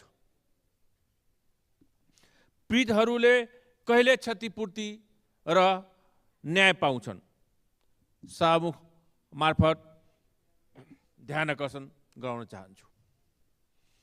त्यस्तै सभामुख महोदय, स्वतन्त्रता सेनानी नेकाका नेपाली काङ्ग्रेसका संस्थापक नेता 15 सालको बीपी कोइराला सरकारका उद्योग मन्त्री स्वर्गीय रामनारायण मिश्र तथा नेपाली काङ्ग्रेसका नेता पूर्व संसद र पूर्व मधेस प्रदेश प्रमुख हरिशङ्कर मिश्रा परिवारको बुहारी डाक्टर सङ्गीता कौशल मिश्र, जो आफैमा कार्यदक्षता र कार्य सम्पादनका आधारमा 1 नम्बरमा सिफारिस भएकी हुन्। समावेशी समानुपातिको आधारमा महिला र मधेसी महिला पनि थिइन्, तर सरकारले 2 नम्बरमा सिफारिस भएका डाक्टर विकास देवकोटालाई स्वास्थ्य सचिवमा नियुक्त गरे। मधेस र मधेसी महिलामाथि विभेद भएको हामीले महसुस गरेका छौँ सभामुख महोदय। त्यस्तै सभामुख महोदय, अब हेर्नु छ, अब यही हप्तामा नेपाल प्रहरीको आइजिपी को नियुक्ति हुँदैछ। अब फेरि पनि 2 नम्बरमा सिफारिस भएकै आइजिपी मा नियुक्ति हुन्छ कि 3 नम्बरमा सिफारिस भएका आइजिपी हुन्छ? त्यो कुरा चाहिँ अब चाहिँ हेर्नु छ। त्यस्तै सभामुख महोदय, 2 महिना अगाडि 37 जना एसपीहरूको बढुवा निकाल्दा पनि 1 जना पनि मधेसी, दलित, थारूहरूलाई बढुवा गरेन। त्यसमा 37 जनाको बढुवा गर्दा 17औं नम्बरमा पढेका 1 जना मात्रै दिपेन्द्र पजियार थारूलाई पन्छ्याई, त्योभन्दा तलको ब्याचको 10 जनालाई जुनियरलाई घुसाई उसलाई चाहिँ पदोन्नति हुनबाट वञ्चित गरियो सभामुख महोदय। त्यसैले अब आइन्दा यस्तो किसिमको विभेदहरू नहोस्, म सभामुख मार्फत गृह मन्त्रीको ध्यान आकर्षण गराउन चाहन्छु। र यस्तै विभेदहरूको कारण जुन हिजो जनसागर उर्लेको यहाँहरूलाई विदित छ। धन्यवाद।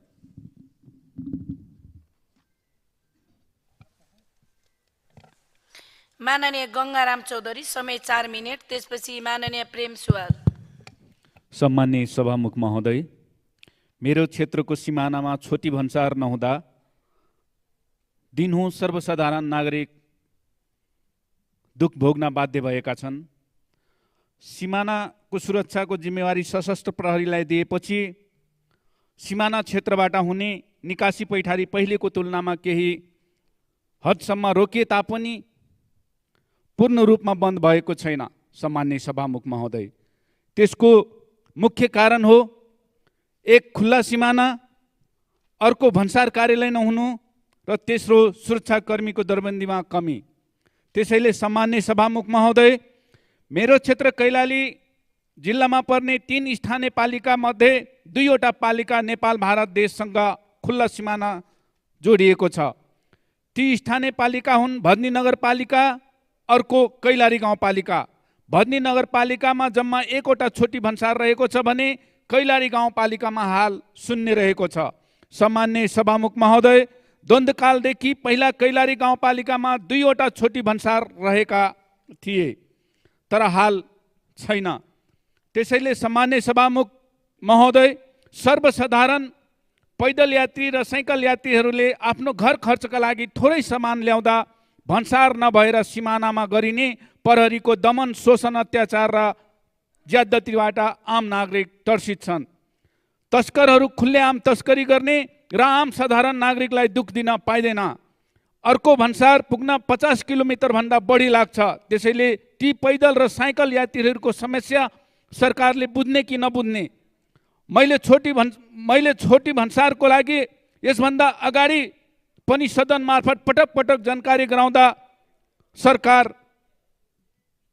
गराउँदा पनि सरकार मौन छ। त्यसैले सामान्य सभामुख महोदय, तत्काल भदनी नगरपालिकाको वार्ड नम्बर 7 हिम्मतपुर गाउँमा र पहिले छोटी भन्सार रहेको कैलाली गाउँपालिकाको वार्ड नम्बर 3 खोनपुर र वार्ड नम्बर 7 भुइँया फाटामा छोटी भन्सार स्थापना गरी कार्यान्वयन गर्न सम्मानित सदन मार्फत सम्बन्धित निकाय र सरकारको ध्यान आकर्षण सहित तत्काल माग गर्दछु। त्यसैले सामान्य सभामुख महोदय, मेरो क्षेत्रको नेपाल भारत सिमाना अधिकांश मोहना नदीले छुट्याएको छ। पारी भारत छ भने वारी नेपाल। मोहना नदीमा प्रत्येक वर्षको बाढी पहिरोले गर्दा नयाँ नेपाल भारतको सिमानाहरूमा बनाएका सीमा स्तम्भ पिल्लर भट्काउनुको साथै बगाएर लगेको हुन्छ, जसले गर्दा पुनः सीमा स्तम्भ पिल्लर निर्माण गर्दा निश्चित ठाउँमा नपरी नेपालको सिमानाभित्र सारिएको तथ्याङ्कहरू विभिन्न मिडिया तथा समाचारबाट सुन्दै आएका छौँ। त्यसको भुक्तभोगी हामी पनि छौँ। त्यसबारे सरकारलाई पटक पटक भनिरहनु पर्दैन, यो वास्तविकता पनि हो। सीमा स्तम्भ तथा सिमानाका लागि खटिएका सुरक्षाकर्मीका त केही हदसम्म कमजोरी छ नै, तर नेपाल सरकारको यसमा ठुलो कमजोरी रहेको छ, चाहे अहिलेको सरकार होस् या पुरानो सरकार। त्यसैले सामान्य सभामुख महोदय, आफ्नै देशको सिमाना दिनका दिन मिचिँदा सरकार किन मौन बसेको छ? मलाई लाग्छ यसरी सीमा मिच्दै गयो भने भोलि हाम्रा ती सीमा स्तम्भ पिल्लर महेन्द्र राजमार्गमा आउन धेरै दिन लाग्दैन। त्यसैले समयमा सोचौँ र सचेत हौँ नेपाल भारतका सीमा स्तम्भ पिल्लरबारे। सामान्य सभामुख महोदय, म अन्तमा थोरै राख्न चाहे। सामान्य सभामुख महोदय, शिक्षकहरू अहिले आन्दोलित छन्। उहाँहरूले सरकारसँग गरिएको सम्झौता अनुसार माग मुद्दाहरू पुरा नभएपछि पुनः आन्दोलित भएका छन्। त्यसैले शिक्षकहरूको माग पुरा गर्न सरकारको ध्यान आकर्षण गराउन सम्मानित सदन मार्फत माग गर्दछु। धन्यवाद। माननीय प्रेम सुवाल, समय 3 मिनट। त्यसपछि माननीय चित्रबहादुर केसी। सभामुख महोदय, देश र जनतासँग सरोकार राख्ने महत्त्वपूर्ण विषय संसद र सरकारको ध्यानाकर्षण गराउन चाहन्छु। सरकारको सार्वजनिक ऋण 26-27 खर्ब पुग्यो। यसको सावा ब्याज तिर्न अर्को खरबौँ ऋण लिनुपर्ने अवस्था छ। 1 करोड हाराहारी युवालाई वैदेशिक रोजगारीमा पठाइएको छ। थप 65 लाख एमआरपी छाप्ने टेन्डर खुलेको छ। वर्षेनी रासायनिक मलको हाहाकार हुन्छ।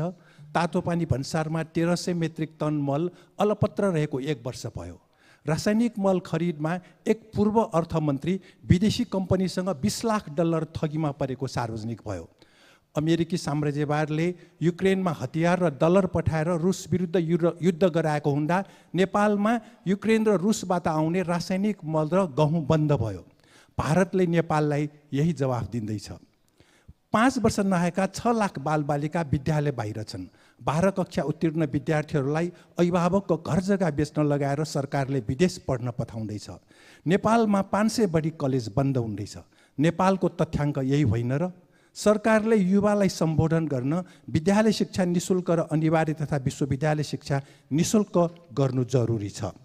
उदारीकरण वा निजीकरणको नाउँमा सरकारी उद्योग शोषक वर्ग वा विदेशीलाई बेचेर युवाको सम्बोधन हुँदैन। शोषक वर्गका अरबौँ र खरबौँको उत्पादनका साधन र सेवा सामाजिकीकरण वा सरकारीकरण गर्नु जरुरी छ। योग्यता अनुसारको काम र काम अनुसारको ज्याला समाजवादको आधार हो। समाजवादी दाबी गर्ने, शोषक वर्गलाई फाइदा हुने कानुन बनाउने र गरिबलाई खाडलमा धकेल्ने कसरी लोकतन्त्रवादी हुन सक्छन्? अरूसँग मागेर खाने सरकारका नेताहरूले ट्रम्प र जेलेन्स्कीको मालिक र नोकर जस्तो वार्ताको हविगत भोग्नुपर्नेतर्फ सचेत हुनु जरुरी छ। जिएमआरले लगानी जुटाउने न्युहुमा माथिल्लो कर्णालीको सेयर इरेडालाई बेच्यो। भारतीय केन्द्रीय बैङ्कले इरेडालाई लगानी नदिने भनिसकेको हुँदा सरकारले सर्वोच्च अदालतको आदेश अनुसार माथिल्लो कर्णालीबाट जिएमआरलाई मुक्त गर्नु जरुरी छ। सभामुख महोदय, रौतहतको गौर राइस मिल्स सरकारी जग्गा, काठमाडौँ थबईको सरकारी जग्गा, कमल पोखरी र बगैँचा, भक्तपुर दुवाकोटको 19 रोपनी सरकारी जग्गा, भक्तपुर झौखेलको 7 रोपनीको सरकारी कमल पोखरी व्यक्तिको नाममा गरिएको खारेज गर्न सम्बन्धित जिल्ला प्रशासन र मालपोत कार्यालयलाई आदेश पठाउनु जरुरी छ। सरकारी जग्गा, जङ्गल, कमल पोखरी व्यक्तिको नाममा दर्ता गरिएकोलाई खारेज नगरी सदर गर्ने न्यायालयका सम्बन्धित सबैमाथि कारबाही हुनु जरुरी छ। सभामुख महोदय, कामदार वर्गको निम्ति अहिलेको पुँजीवादी गणतन्त्र र संवैधानिक राजतन्त्रमा फरक हुँदैन। जाति, भाषा, क्षेत्रको आधारमा सरकार चलाउनु फाँसीवाद हो। फाँसीवादीहरू हिटलर र मुसोलिनी जस्तै समाप्त हुनेछन्। नेपोलियन साधारण नागरिकबाट राजा घोषित भएका थिए र मान्छेको भिड लाग्यो। नेपोलियनले आफूलाई मृत्युदण्ड दिए, यसको 2 गुणा मान्छेको भिड लाग्ने बताए। यसबाट सरकारमा गएका शिक्षा लिनुपर्छ। धन्यवाद। माननीय चित्रबहादुर केसी, समय 3 मिनट। त्यसपछि माननीय प्रभु शाह। सम्माननीय सभामुख महोदय,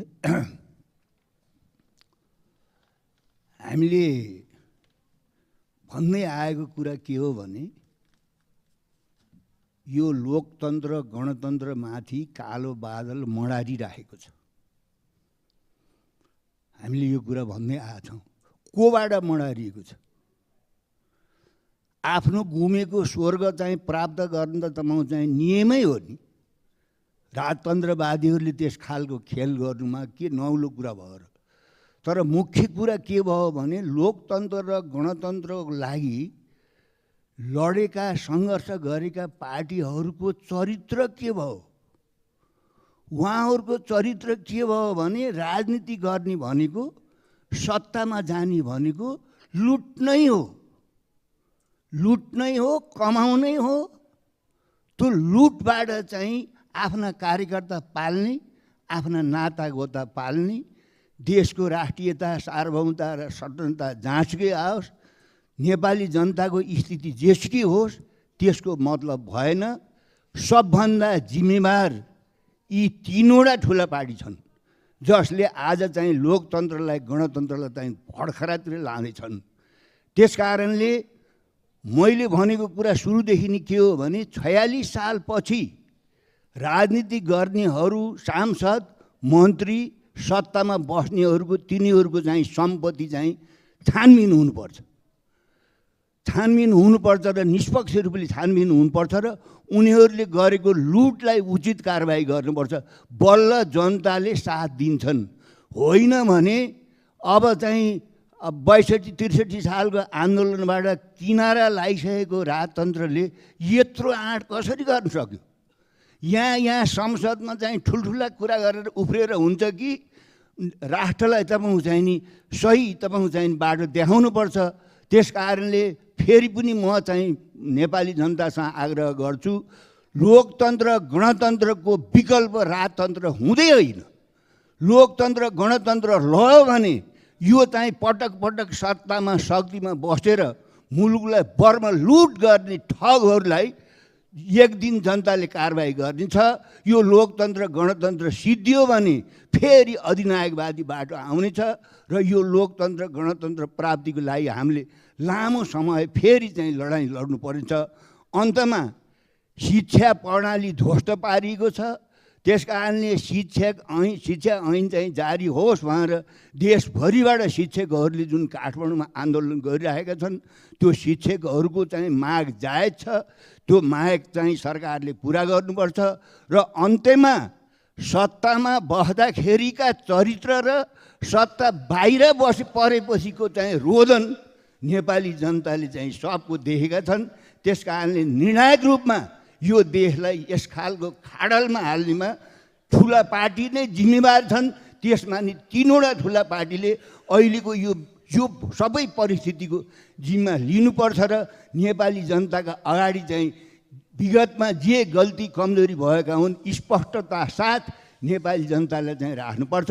फेरि म दोहोऱ्याएर भन्छु, लोकतन्त्र गणतन्त्रको विकल्प अब चाहिँ राजतन्त्र होइन। संसारैभरिबाट अस्ताइसकेको राजतन्त्रलाई फेरि यहाँ बिउताउने जुन षड्यन्त्र गरेछ त्यसको लागि छिमेकबाट के चाहिँ आश्वासन छ त्यो पनि बुझ्नुपर्छ। यहाँ त राजालाई बडो राष्ट्रवादी विदेशीहरूको बुई नचढेको भन्ने सुनिन्थ्यो अरू पार्टीलाई भन्दाखेरि। हिजो त अब अस्ति त छिमेकका मुख्यमन्त्री फोटो समेत राजासँग चाहिँ देखाएर हिँडेको हिसाबले त दालमा काला त है। त्यस कारणले देशको राष्ट्रियता सार्वभौमता र अखण्डता झन्झन कमजोर स्थितिमा गएको छ। त्यस कारणले नेपाली जनता सतर्क हुनुपर्छ। फेरि मैले दोहोऱ्याएर भन्छु, लोकतन्त्र गणतन्त्रको विकल्प राजतन्त्र कुनै पनि हालतमा होइन। धन्यवाद। माननीय प्रमुख शाह, समय 3 मिनट। त्यसपछि माननीय डाक्टर अमरेश कुमार सिंह। सम्मानीय सभामुख महोदय, विदेशी एप्सहरूले नेपालबाट वर्षेनी खर्बौं रुपियाँ लगिरहेको छ। सामाजिक सञ्जालसँग सम्बन्धित एप्सहरू फेसबुक, युट्युब, ट्विटर, टिकटक जस्ता एप्सहरू, व्यापारिक एप्सहरू, गेमिङ एप्सहरू, इनड्राइभ लगायतका विभिन्न एप्सहरूले खुलियाम खर्बौं रुपियाँ नेपालबाट लगिराख्दा सरकार के गरेर बसेको छ भनेर प्रश्न गर्न चाहन्छु।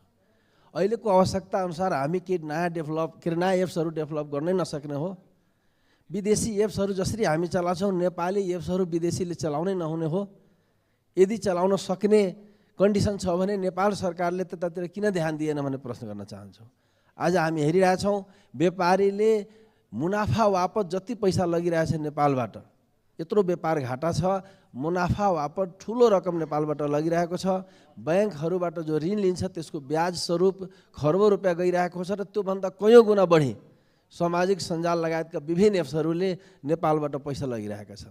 त्यसलाई रोक्ने, त्यसलाई नियमन गर्ने, नेपाली एप्सहरूलाई विकास गर्ने, नेपाली एप्सहरूलाई बढोत्तरी गर्ने कानुन ल्याउनुको सट्टा अहिले सरकारले सामाजिक सञ्जाल सम्बन्धी अध्यादेश विधेयकहरू अगाडि बढाइरहेको छ। त्यो विधेयकसँग सोध्न चाहन्छु, तपाईँले अहिलेको आवश्यकतालाई ध्यानमा राख्नुभएको छ कि आफ्नो सत्तालाई ध्यानमा राख्नुभएको छ, आफ्नो स्वार्थलाई ध्यानमा राख्नुभएको छ? सामाजिक सञ्जालसँग सम्बन्धित क्षेत्रलाई नियमन गर्न खोज्नु भएको छ कि प्रयोगकर्तालाई नियन्त्रण गर्न खोज्नु भएको छ? सामाजिक सञ्जाललाई नियमन गर्नुको सट्टा आज नियन्त्रण गर्ने दिशामा जसरी सरकार अगाडि बढेको छ त्यो चिन्ताजनक विषय हो, खेदजनक विषय हो। सामाजिक सञ्जालका सञ्चालकलाई नियन्त्रण गर्ने कि प्रयोगकर्तालाई नियन्त्रण गर्ने प्रश्न गम्भीर रूपमा खडा छ।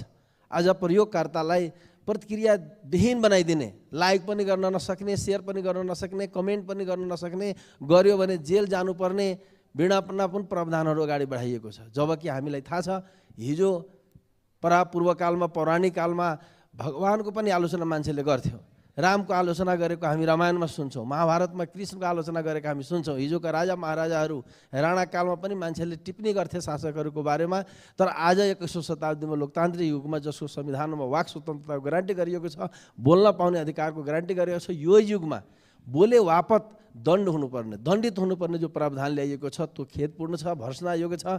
यदि तपाईँले त्यस्तै लाग्छ, म सरकारलाई भन्न पनि चाहन्छु, यदि तपाईँले लाग्छ कि नेपालमा प्रतिक्रिया दिनु हुँदैन भने ती सामाजिक सञ्जालका एप्सवालालाई, सञ्चालकलाई भन्नुहोस् कि नेपालमा तपाईँको एप्समा कमेन्ट हटाइदिनुहोस्, सेयर हटाइदिनुहोस्, लाइक हटाइदिनुहोस्।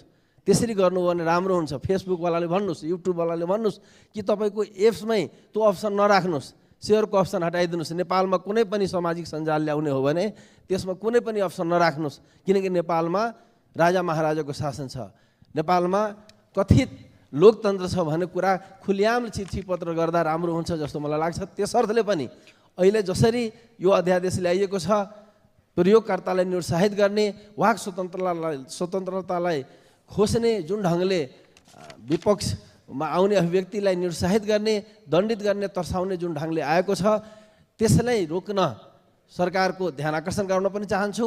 र म सरकारलाई सोध्न चाहन्छु, यो प्रश्नहरू मेरो मात्र प्रश्न होइन, आम जनताको प्रश्न हो र प्रतिनिधि सभाको नियमावली अनुसार 7 दिनभित्र मन्त्री वा प्रधानमन्त्रीले यसको जवाब दिनुहुनेछ भन्ने विश्वास राख्न चाहन्छु। र फेरि भन्छु सरकारलाई, खास गरी प्रधानमन्त्री र मन्त्रीज्यूलाई कि तपाईँले सामाजिक सञ्जाल प्रयोगकर्तालाई नियन्त्रण गर्न खोजेको हो, तपाईँले सामाजिक सञ्जाल प्रयोगकर्तालाई दण्डित गर्न खोजेको हो। यदि हो भने यसको जवाब संसदलाई दिन विशेष आग्रह गर्न चाहन्छु। धन्यवाद। माननीय डाक्टर अमरेश कुमार सिंह, समय 3 मिनट। त्यसपछि माननीय सूर्यबहादुर थापा। सम्माननीय सभामुख महोदय, नेपाली जनता लोकतन्त्र प्रेमी हो, लोकतन्त्र प्रेमी रहन्छन्।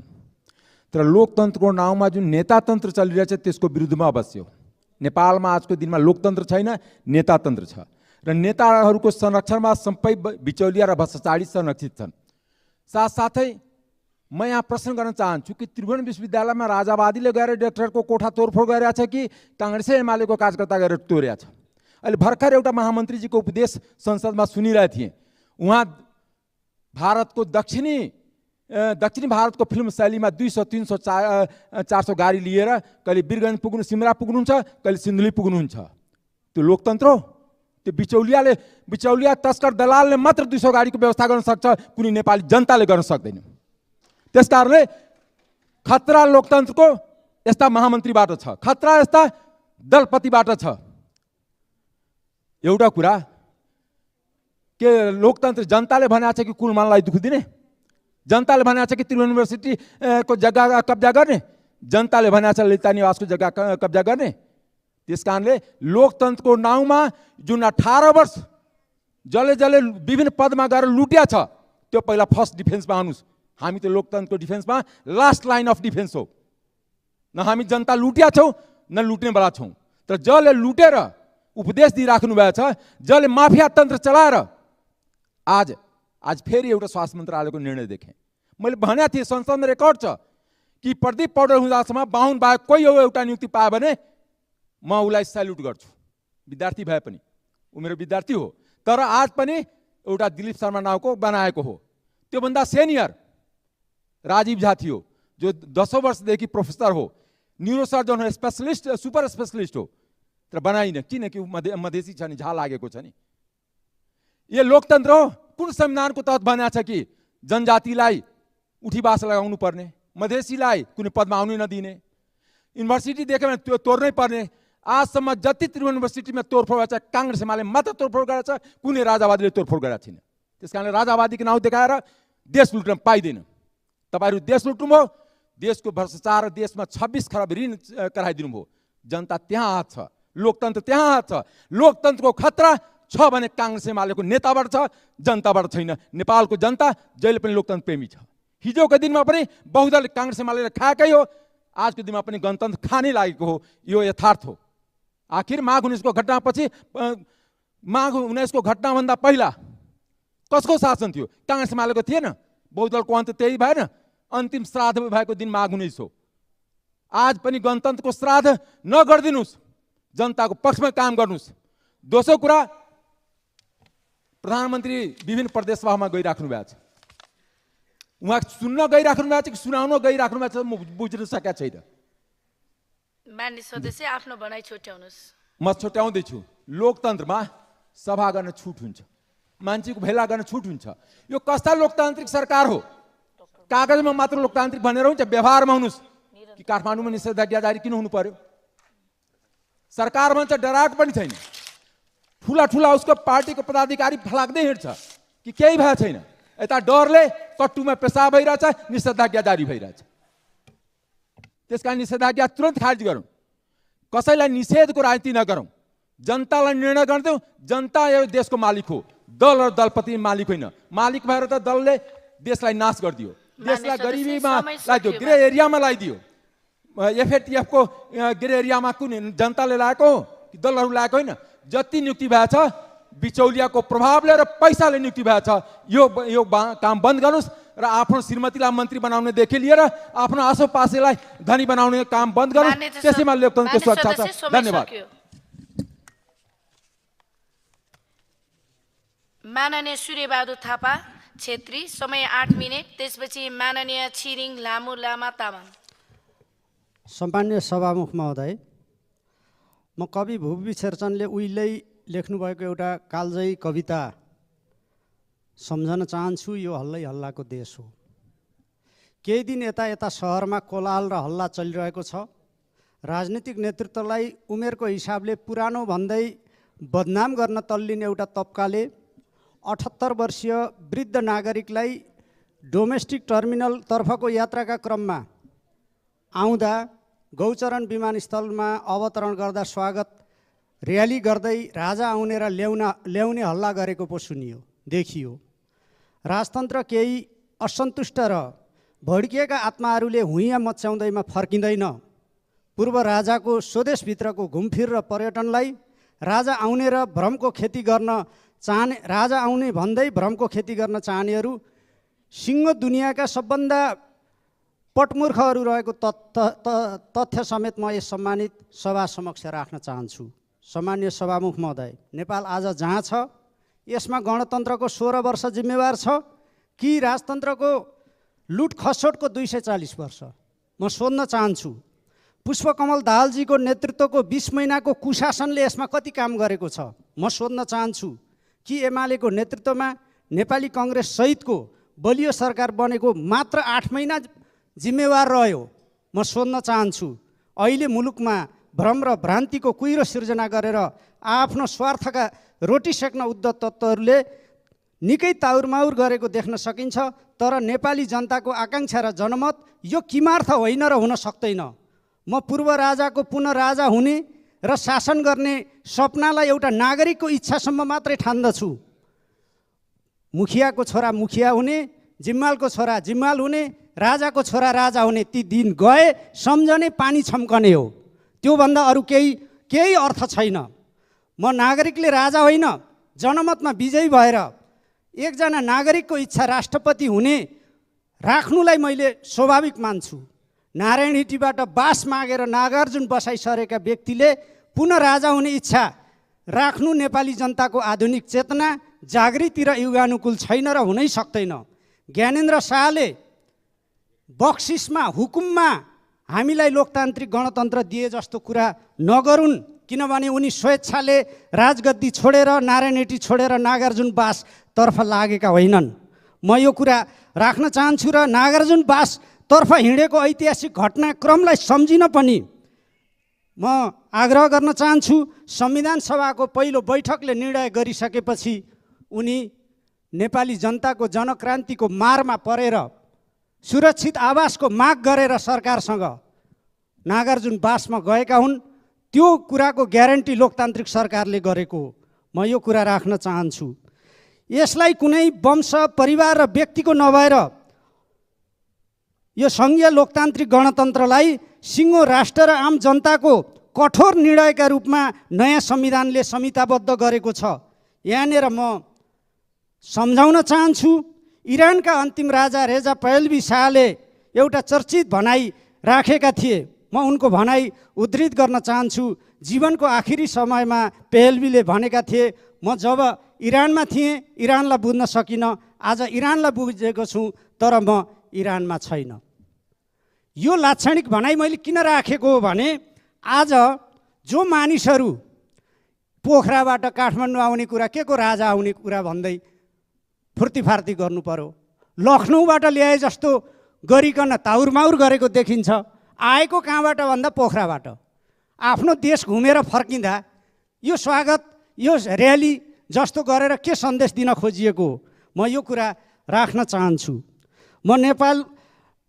म 16 वर्षदेखि नेपाली जनताका नागरिकका रूपमा, एकजना नागरिकका रूपमा आजीविका चलाइरहनुभएका पूर्व राजा ज्ञानेन्द्र शाहलाई पनि स्मरण गराउन चाहन्छु। तपाईँ जुनसुकै कारणले, मैले जुनसुकै कारणले भनेको छु भए पनि राष्ट्र प्रमुख राजा हुनुभयो, तर नेपाल र नेपाली जनताको इच्छा, चाहना र युगको स्पन्दनलाई बुझ्ने चेष्टासम्म गर्नु भएन। अहिले आफ्नो कारणले नागरिक हुनु परेको छ। यो राजा बन्ने सपना देखेर राजा हुने जमाना होइन। त्यो सपना किमार्थ पुरा हुन सक्दैन। म स्पष्ट शब्दमा राख्न चाहन्छु, नेपालमा फेरि राणा तन्त्र फर्किँदैन, पञ्चायती कालरात्रि फर्किँदैन, वंशानुगत नक्कली राजतन्त्र पनि फर्कँदैन। जनताको सर्वोपरि र निर्णायक नेतृत्वदायी लोकतन्त्र कायम छ र यो अगाडि बढ्छ। यसमा कमी कमजोरी देखिँदा सच्याएर सुधार गरेर नेपाली जनता अघि बढ्न सक्षम छन्। जनताको बलिदानीपूर्ण सङ्घर्षले स्थापित गरेको लोकतन्त्रको विकल्प अराजकतातन्त्र र वंशानुगत निरङ्कुश तन्त्र हुन सक्दैन। केही व्यक्तिहरूको कोलाहलले लोकतन्त्रको औचित्य र महत्त्वमा कुनै प्रश्न सिर्जना हुँदैन। दारा नङ्ग्रा झिकेर किनारामा फैलिएका पूर्व राजतन्त्रका पृष्ठपोषकहरू र पूर्व राजा भनेको नेपाल र नेपालीको कालातीत इतिहास हो, वर्तमान र भविष्य केही पनि होइन। सम्मान्य सभामुख महोदय, म कतिपय साथीहरू बिलखमन्दमा परेर भौतारी रहेको देख्छु। नारायण हिटी पुग्नेहरू आज राजा बन्दैनन्, नारायण हिटीमा राजा बस्ने व्यवस्था छैन। यो संसदमा पनि म भन्न चाहन्छु, त्यस चेयरबाट, सम्मान्य सभामुख महोदयको चेयरबाट यहाँ राजा राजा सम्बोधन गरिरहँदा पनि संविधान कानुन बमोजिमको रुलिङ नगर्ने स्थितिको अन्त्य होस्। यहाँ संविधान कानुन र नियमावलीको भाषा प्रयोगमा चाहिँ ध्यान दिइयोस्। म यो कुरा पनि राख्न चाहन्छु। नारायण हिटी अहिले दरबार सङ्ग्रहालय बनेको छ र सङ्ग्रहालयमा पुगेर हेर्न पाइन्छ। टिकट काटेर हेर्ने प्रबन्ध सरकारले नै मिलाइदिएको छ। नागार्जुनवासी नागरिक पनि, म प्युठानवासी नागरिक पनि त्यहाँ पुगेर हेर्ने प्रबन्ध छ। यो दरबार सङ्ग्रहालयका रूपमा त्यो व्यवस्थित छ। अझ नागार्जुनवासी नागरिकलाई त आफ्नै वृद्ध आमालाई भेट्न र हेरविचार गर्न जाने समेत प्रबन्ध मिलाइएको छ। तर हेक्कार होस्, लुई 16औँ गुलोटिनले काटिए, जार गए, शाह गए, लुई गए, छिमेकका 600 भन्दा धेरै राजा रजौटाहरू गए, जो थिए ती गए, फेरि कहिल्यै फर्केनन्। आएको पाइन्न तिनीहरू फेरि। सीमानुक बनाएर राख्न खोज्दाखेरि पनि सीमानुक बनेर राजतन्त्र कम्बोडियामा टिकेन। उनका छोराले पार्टी बनाएर सञ्चालन गरिरहेका छन्। जापान, बेलायत लगायत केही देशका राजतन्त्र उल्टो मतीले टिकेका होइनन्। ती जनताको समृद्धि र इच्छासँग जोडिएर मात्रै कायम छन्। एकजना पूर्व राजाले भनेका छन्, म चाहिँ सबैले सुन्ने गरी भन्न चाहन्छु, भविष्यमा संसारमा 5वटा मात्रै राजा रहनेछन्, एउटा बेलायतमा र 4वटा खेल्ने तासमा। त्यो बाहेक अन्यत्र राजा रहने छैनन्। नेपालमा पनि कसैको राजतन्त्र फर्काउने इच्छा पुरा हुने छैन। म यो कुरा राख्न चाहन्छु। अब राजा कहाँबाट आए? पोखराबाट आए, नेपालगञ्ज गए, लखनऊबाट आए, कलाई ल्याए, कसको तस्बिर बोकेर आए। पूर्व राजाले आफूलाई नागरिकका रूपमा रूपान्तरण गरेको 16 वर्ष भयो। अहिले सपना देखे राजा भएर आए।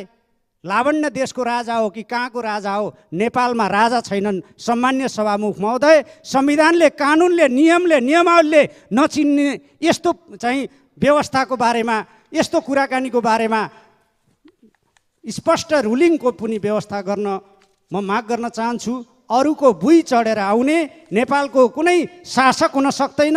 अरूको भुइँ चढेर आउने नेपाली जनताले को हो भनेर हेरिराखेका छन्। राजतन्त्र नेपालमा चाहिँ पृथ्वीनारायण शाहले अघि बढाएको राजतन्त्र अरूको भुइँ चढेर आउने विदेशीको भतुवा राजतन्त्र भएर आउन किमार्थ यो देशलाई स्वीकार्य छैन। धन्यवाद।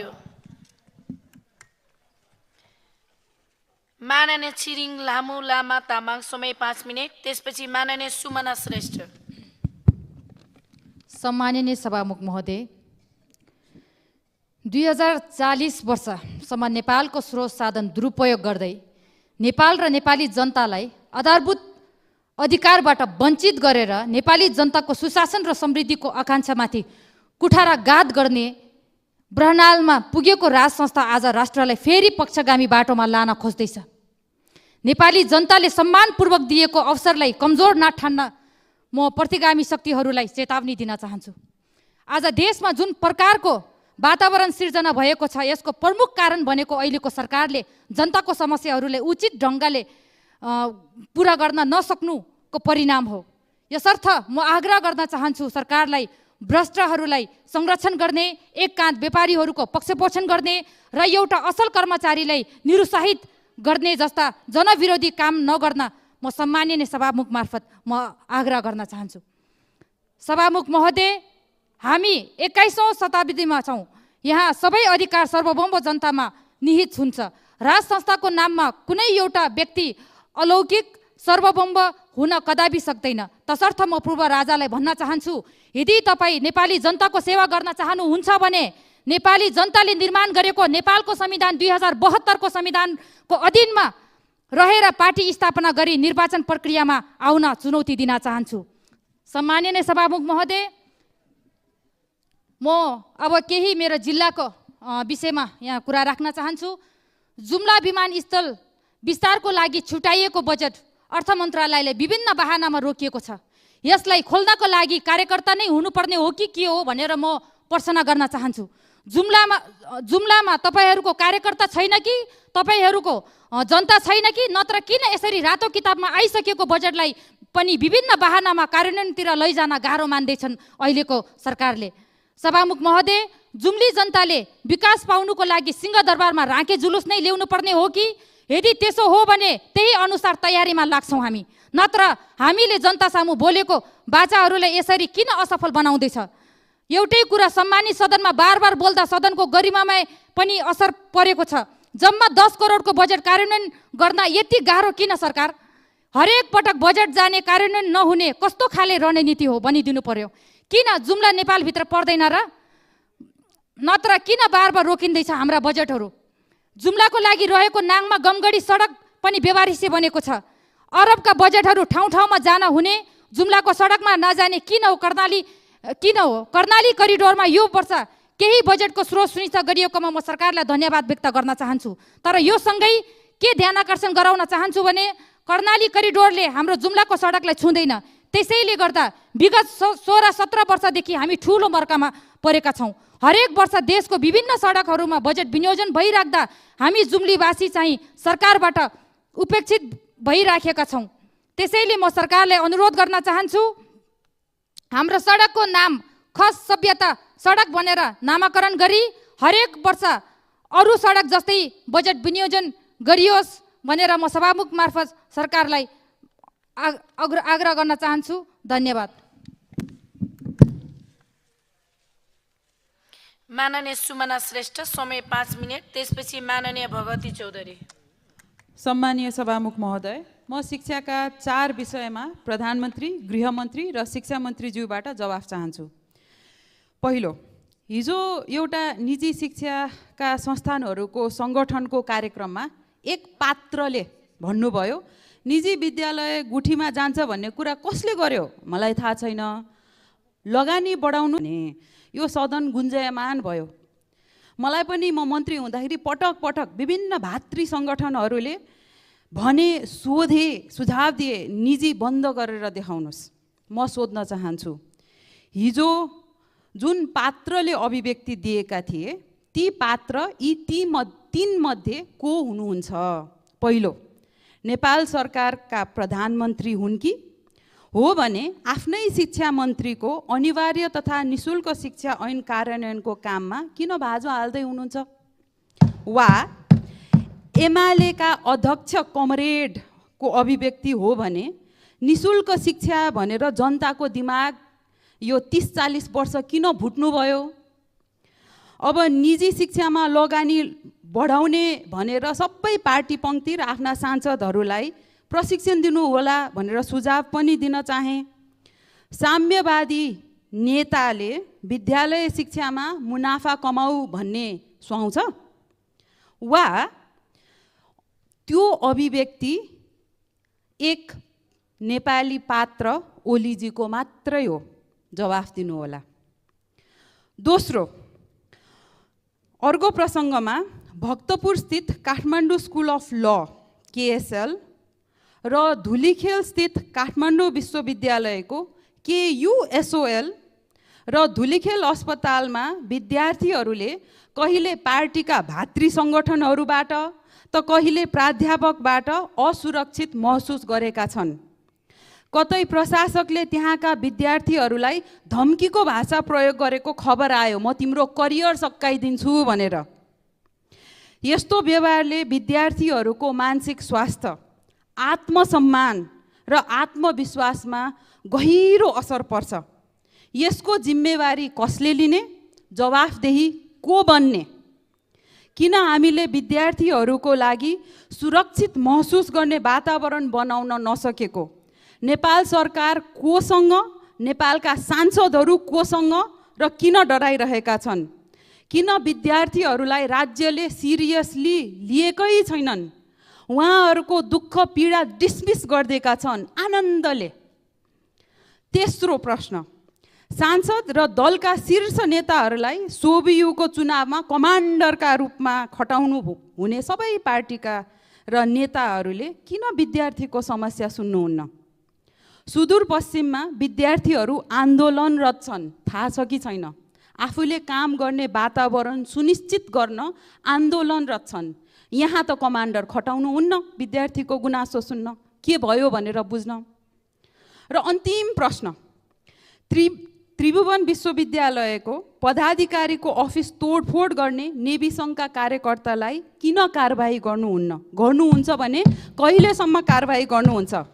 यो त कस्तो भयो, सरकारी शिक्षालयहरू तोडफोड गर्न उक्साउने आफ्नै भातृ सङ्गठन, तालाबन्दी गर्ने आफ्नै भातृ सङ्गठन, विद्यार्थीहरूलाई पार्टीको कार्यक्रममा नाराबाजी गर्न लग्ने कक्षा कोठाबाट थुतेर आफ्नै भातृ सङ्गठन, शिक्षकलाई कार्यकर्ता बन्न बाध्य बनाउने पार्टीहरू, प्रशासकहरूलाई कार्यकर्ता बनाउने पार्टीहरू, प्राध्यापकहरूलाई दलको झोला बोकाउने पार्टीहरू, झोले बन्न बाध्य पार्ने पार्टीहरू र गुणस्तर खस्काउने सरकारबाट सञ्चालित शिक्षालयहरूमा यो गर्ने पार्टीहरूले र निजीबाट चल्ने संस्थानहरूलाई चाहिँ नि लगानी बढाऊ, मुनाफा कमाऊ।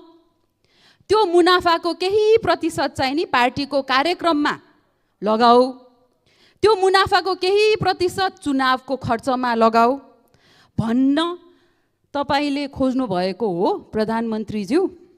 अथवा मैले यो प्रश्न संविधानले नचिन्ने तर सरकारले चिन्ने दुई दलीय सत्तारूढ संयन्त्रका पूर्व विद्यार्थी नेताहरू जो आफूले आफूलाई म स्याडो प्रधानमन्त्री हो भन्दै हिँड्छन्, उहाँहरूको ध्यान आकर्षण गराउनु पर्ने हो मैले यो प्रश्नमा, यो विचारमा। धन्यवाद सभामुखज्यू।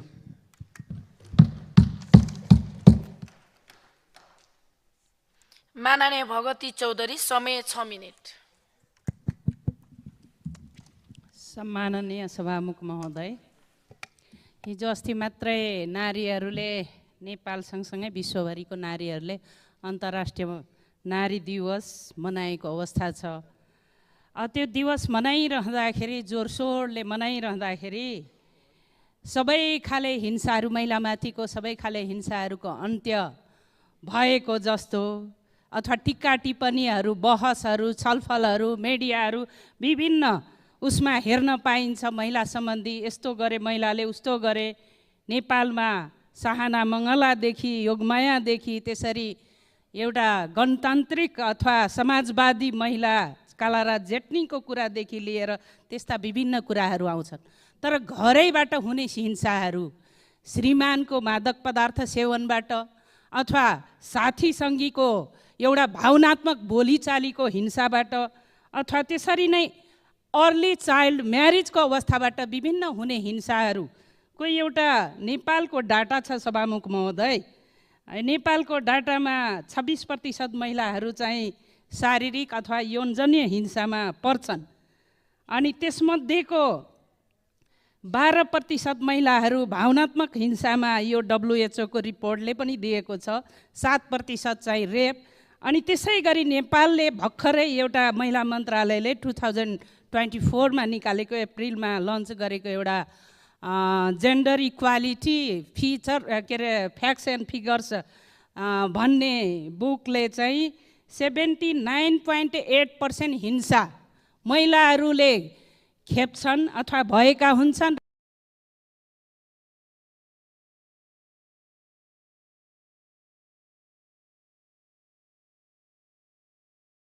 I don't think Mr. Modi is a leader. Okay. He's a mass manipulator.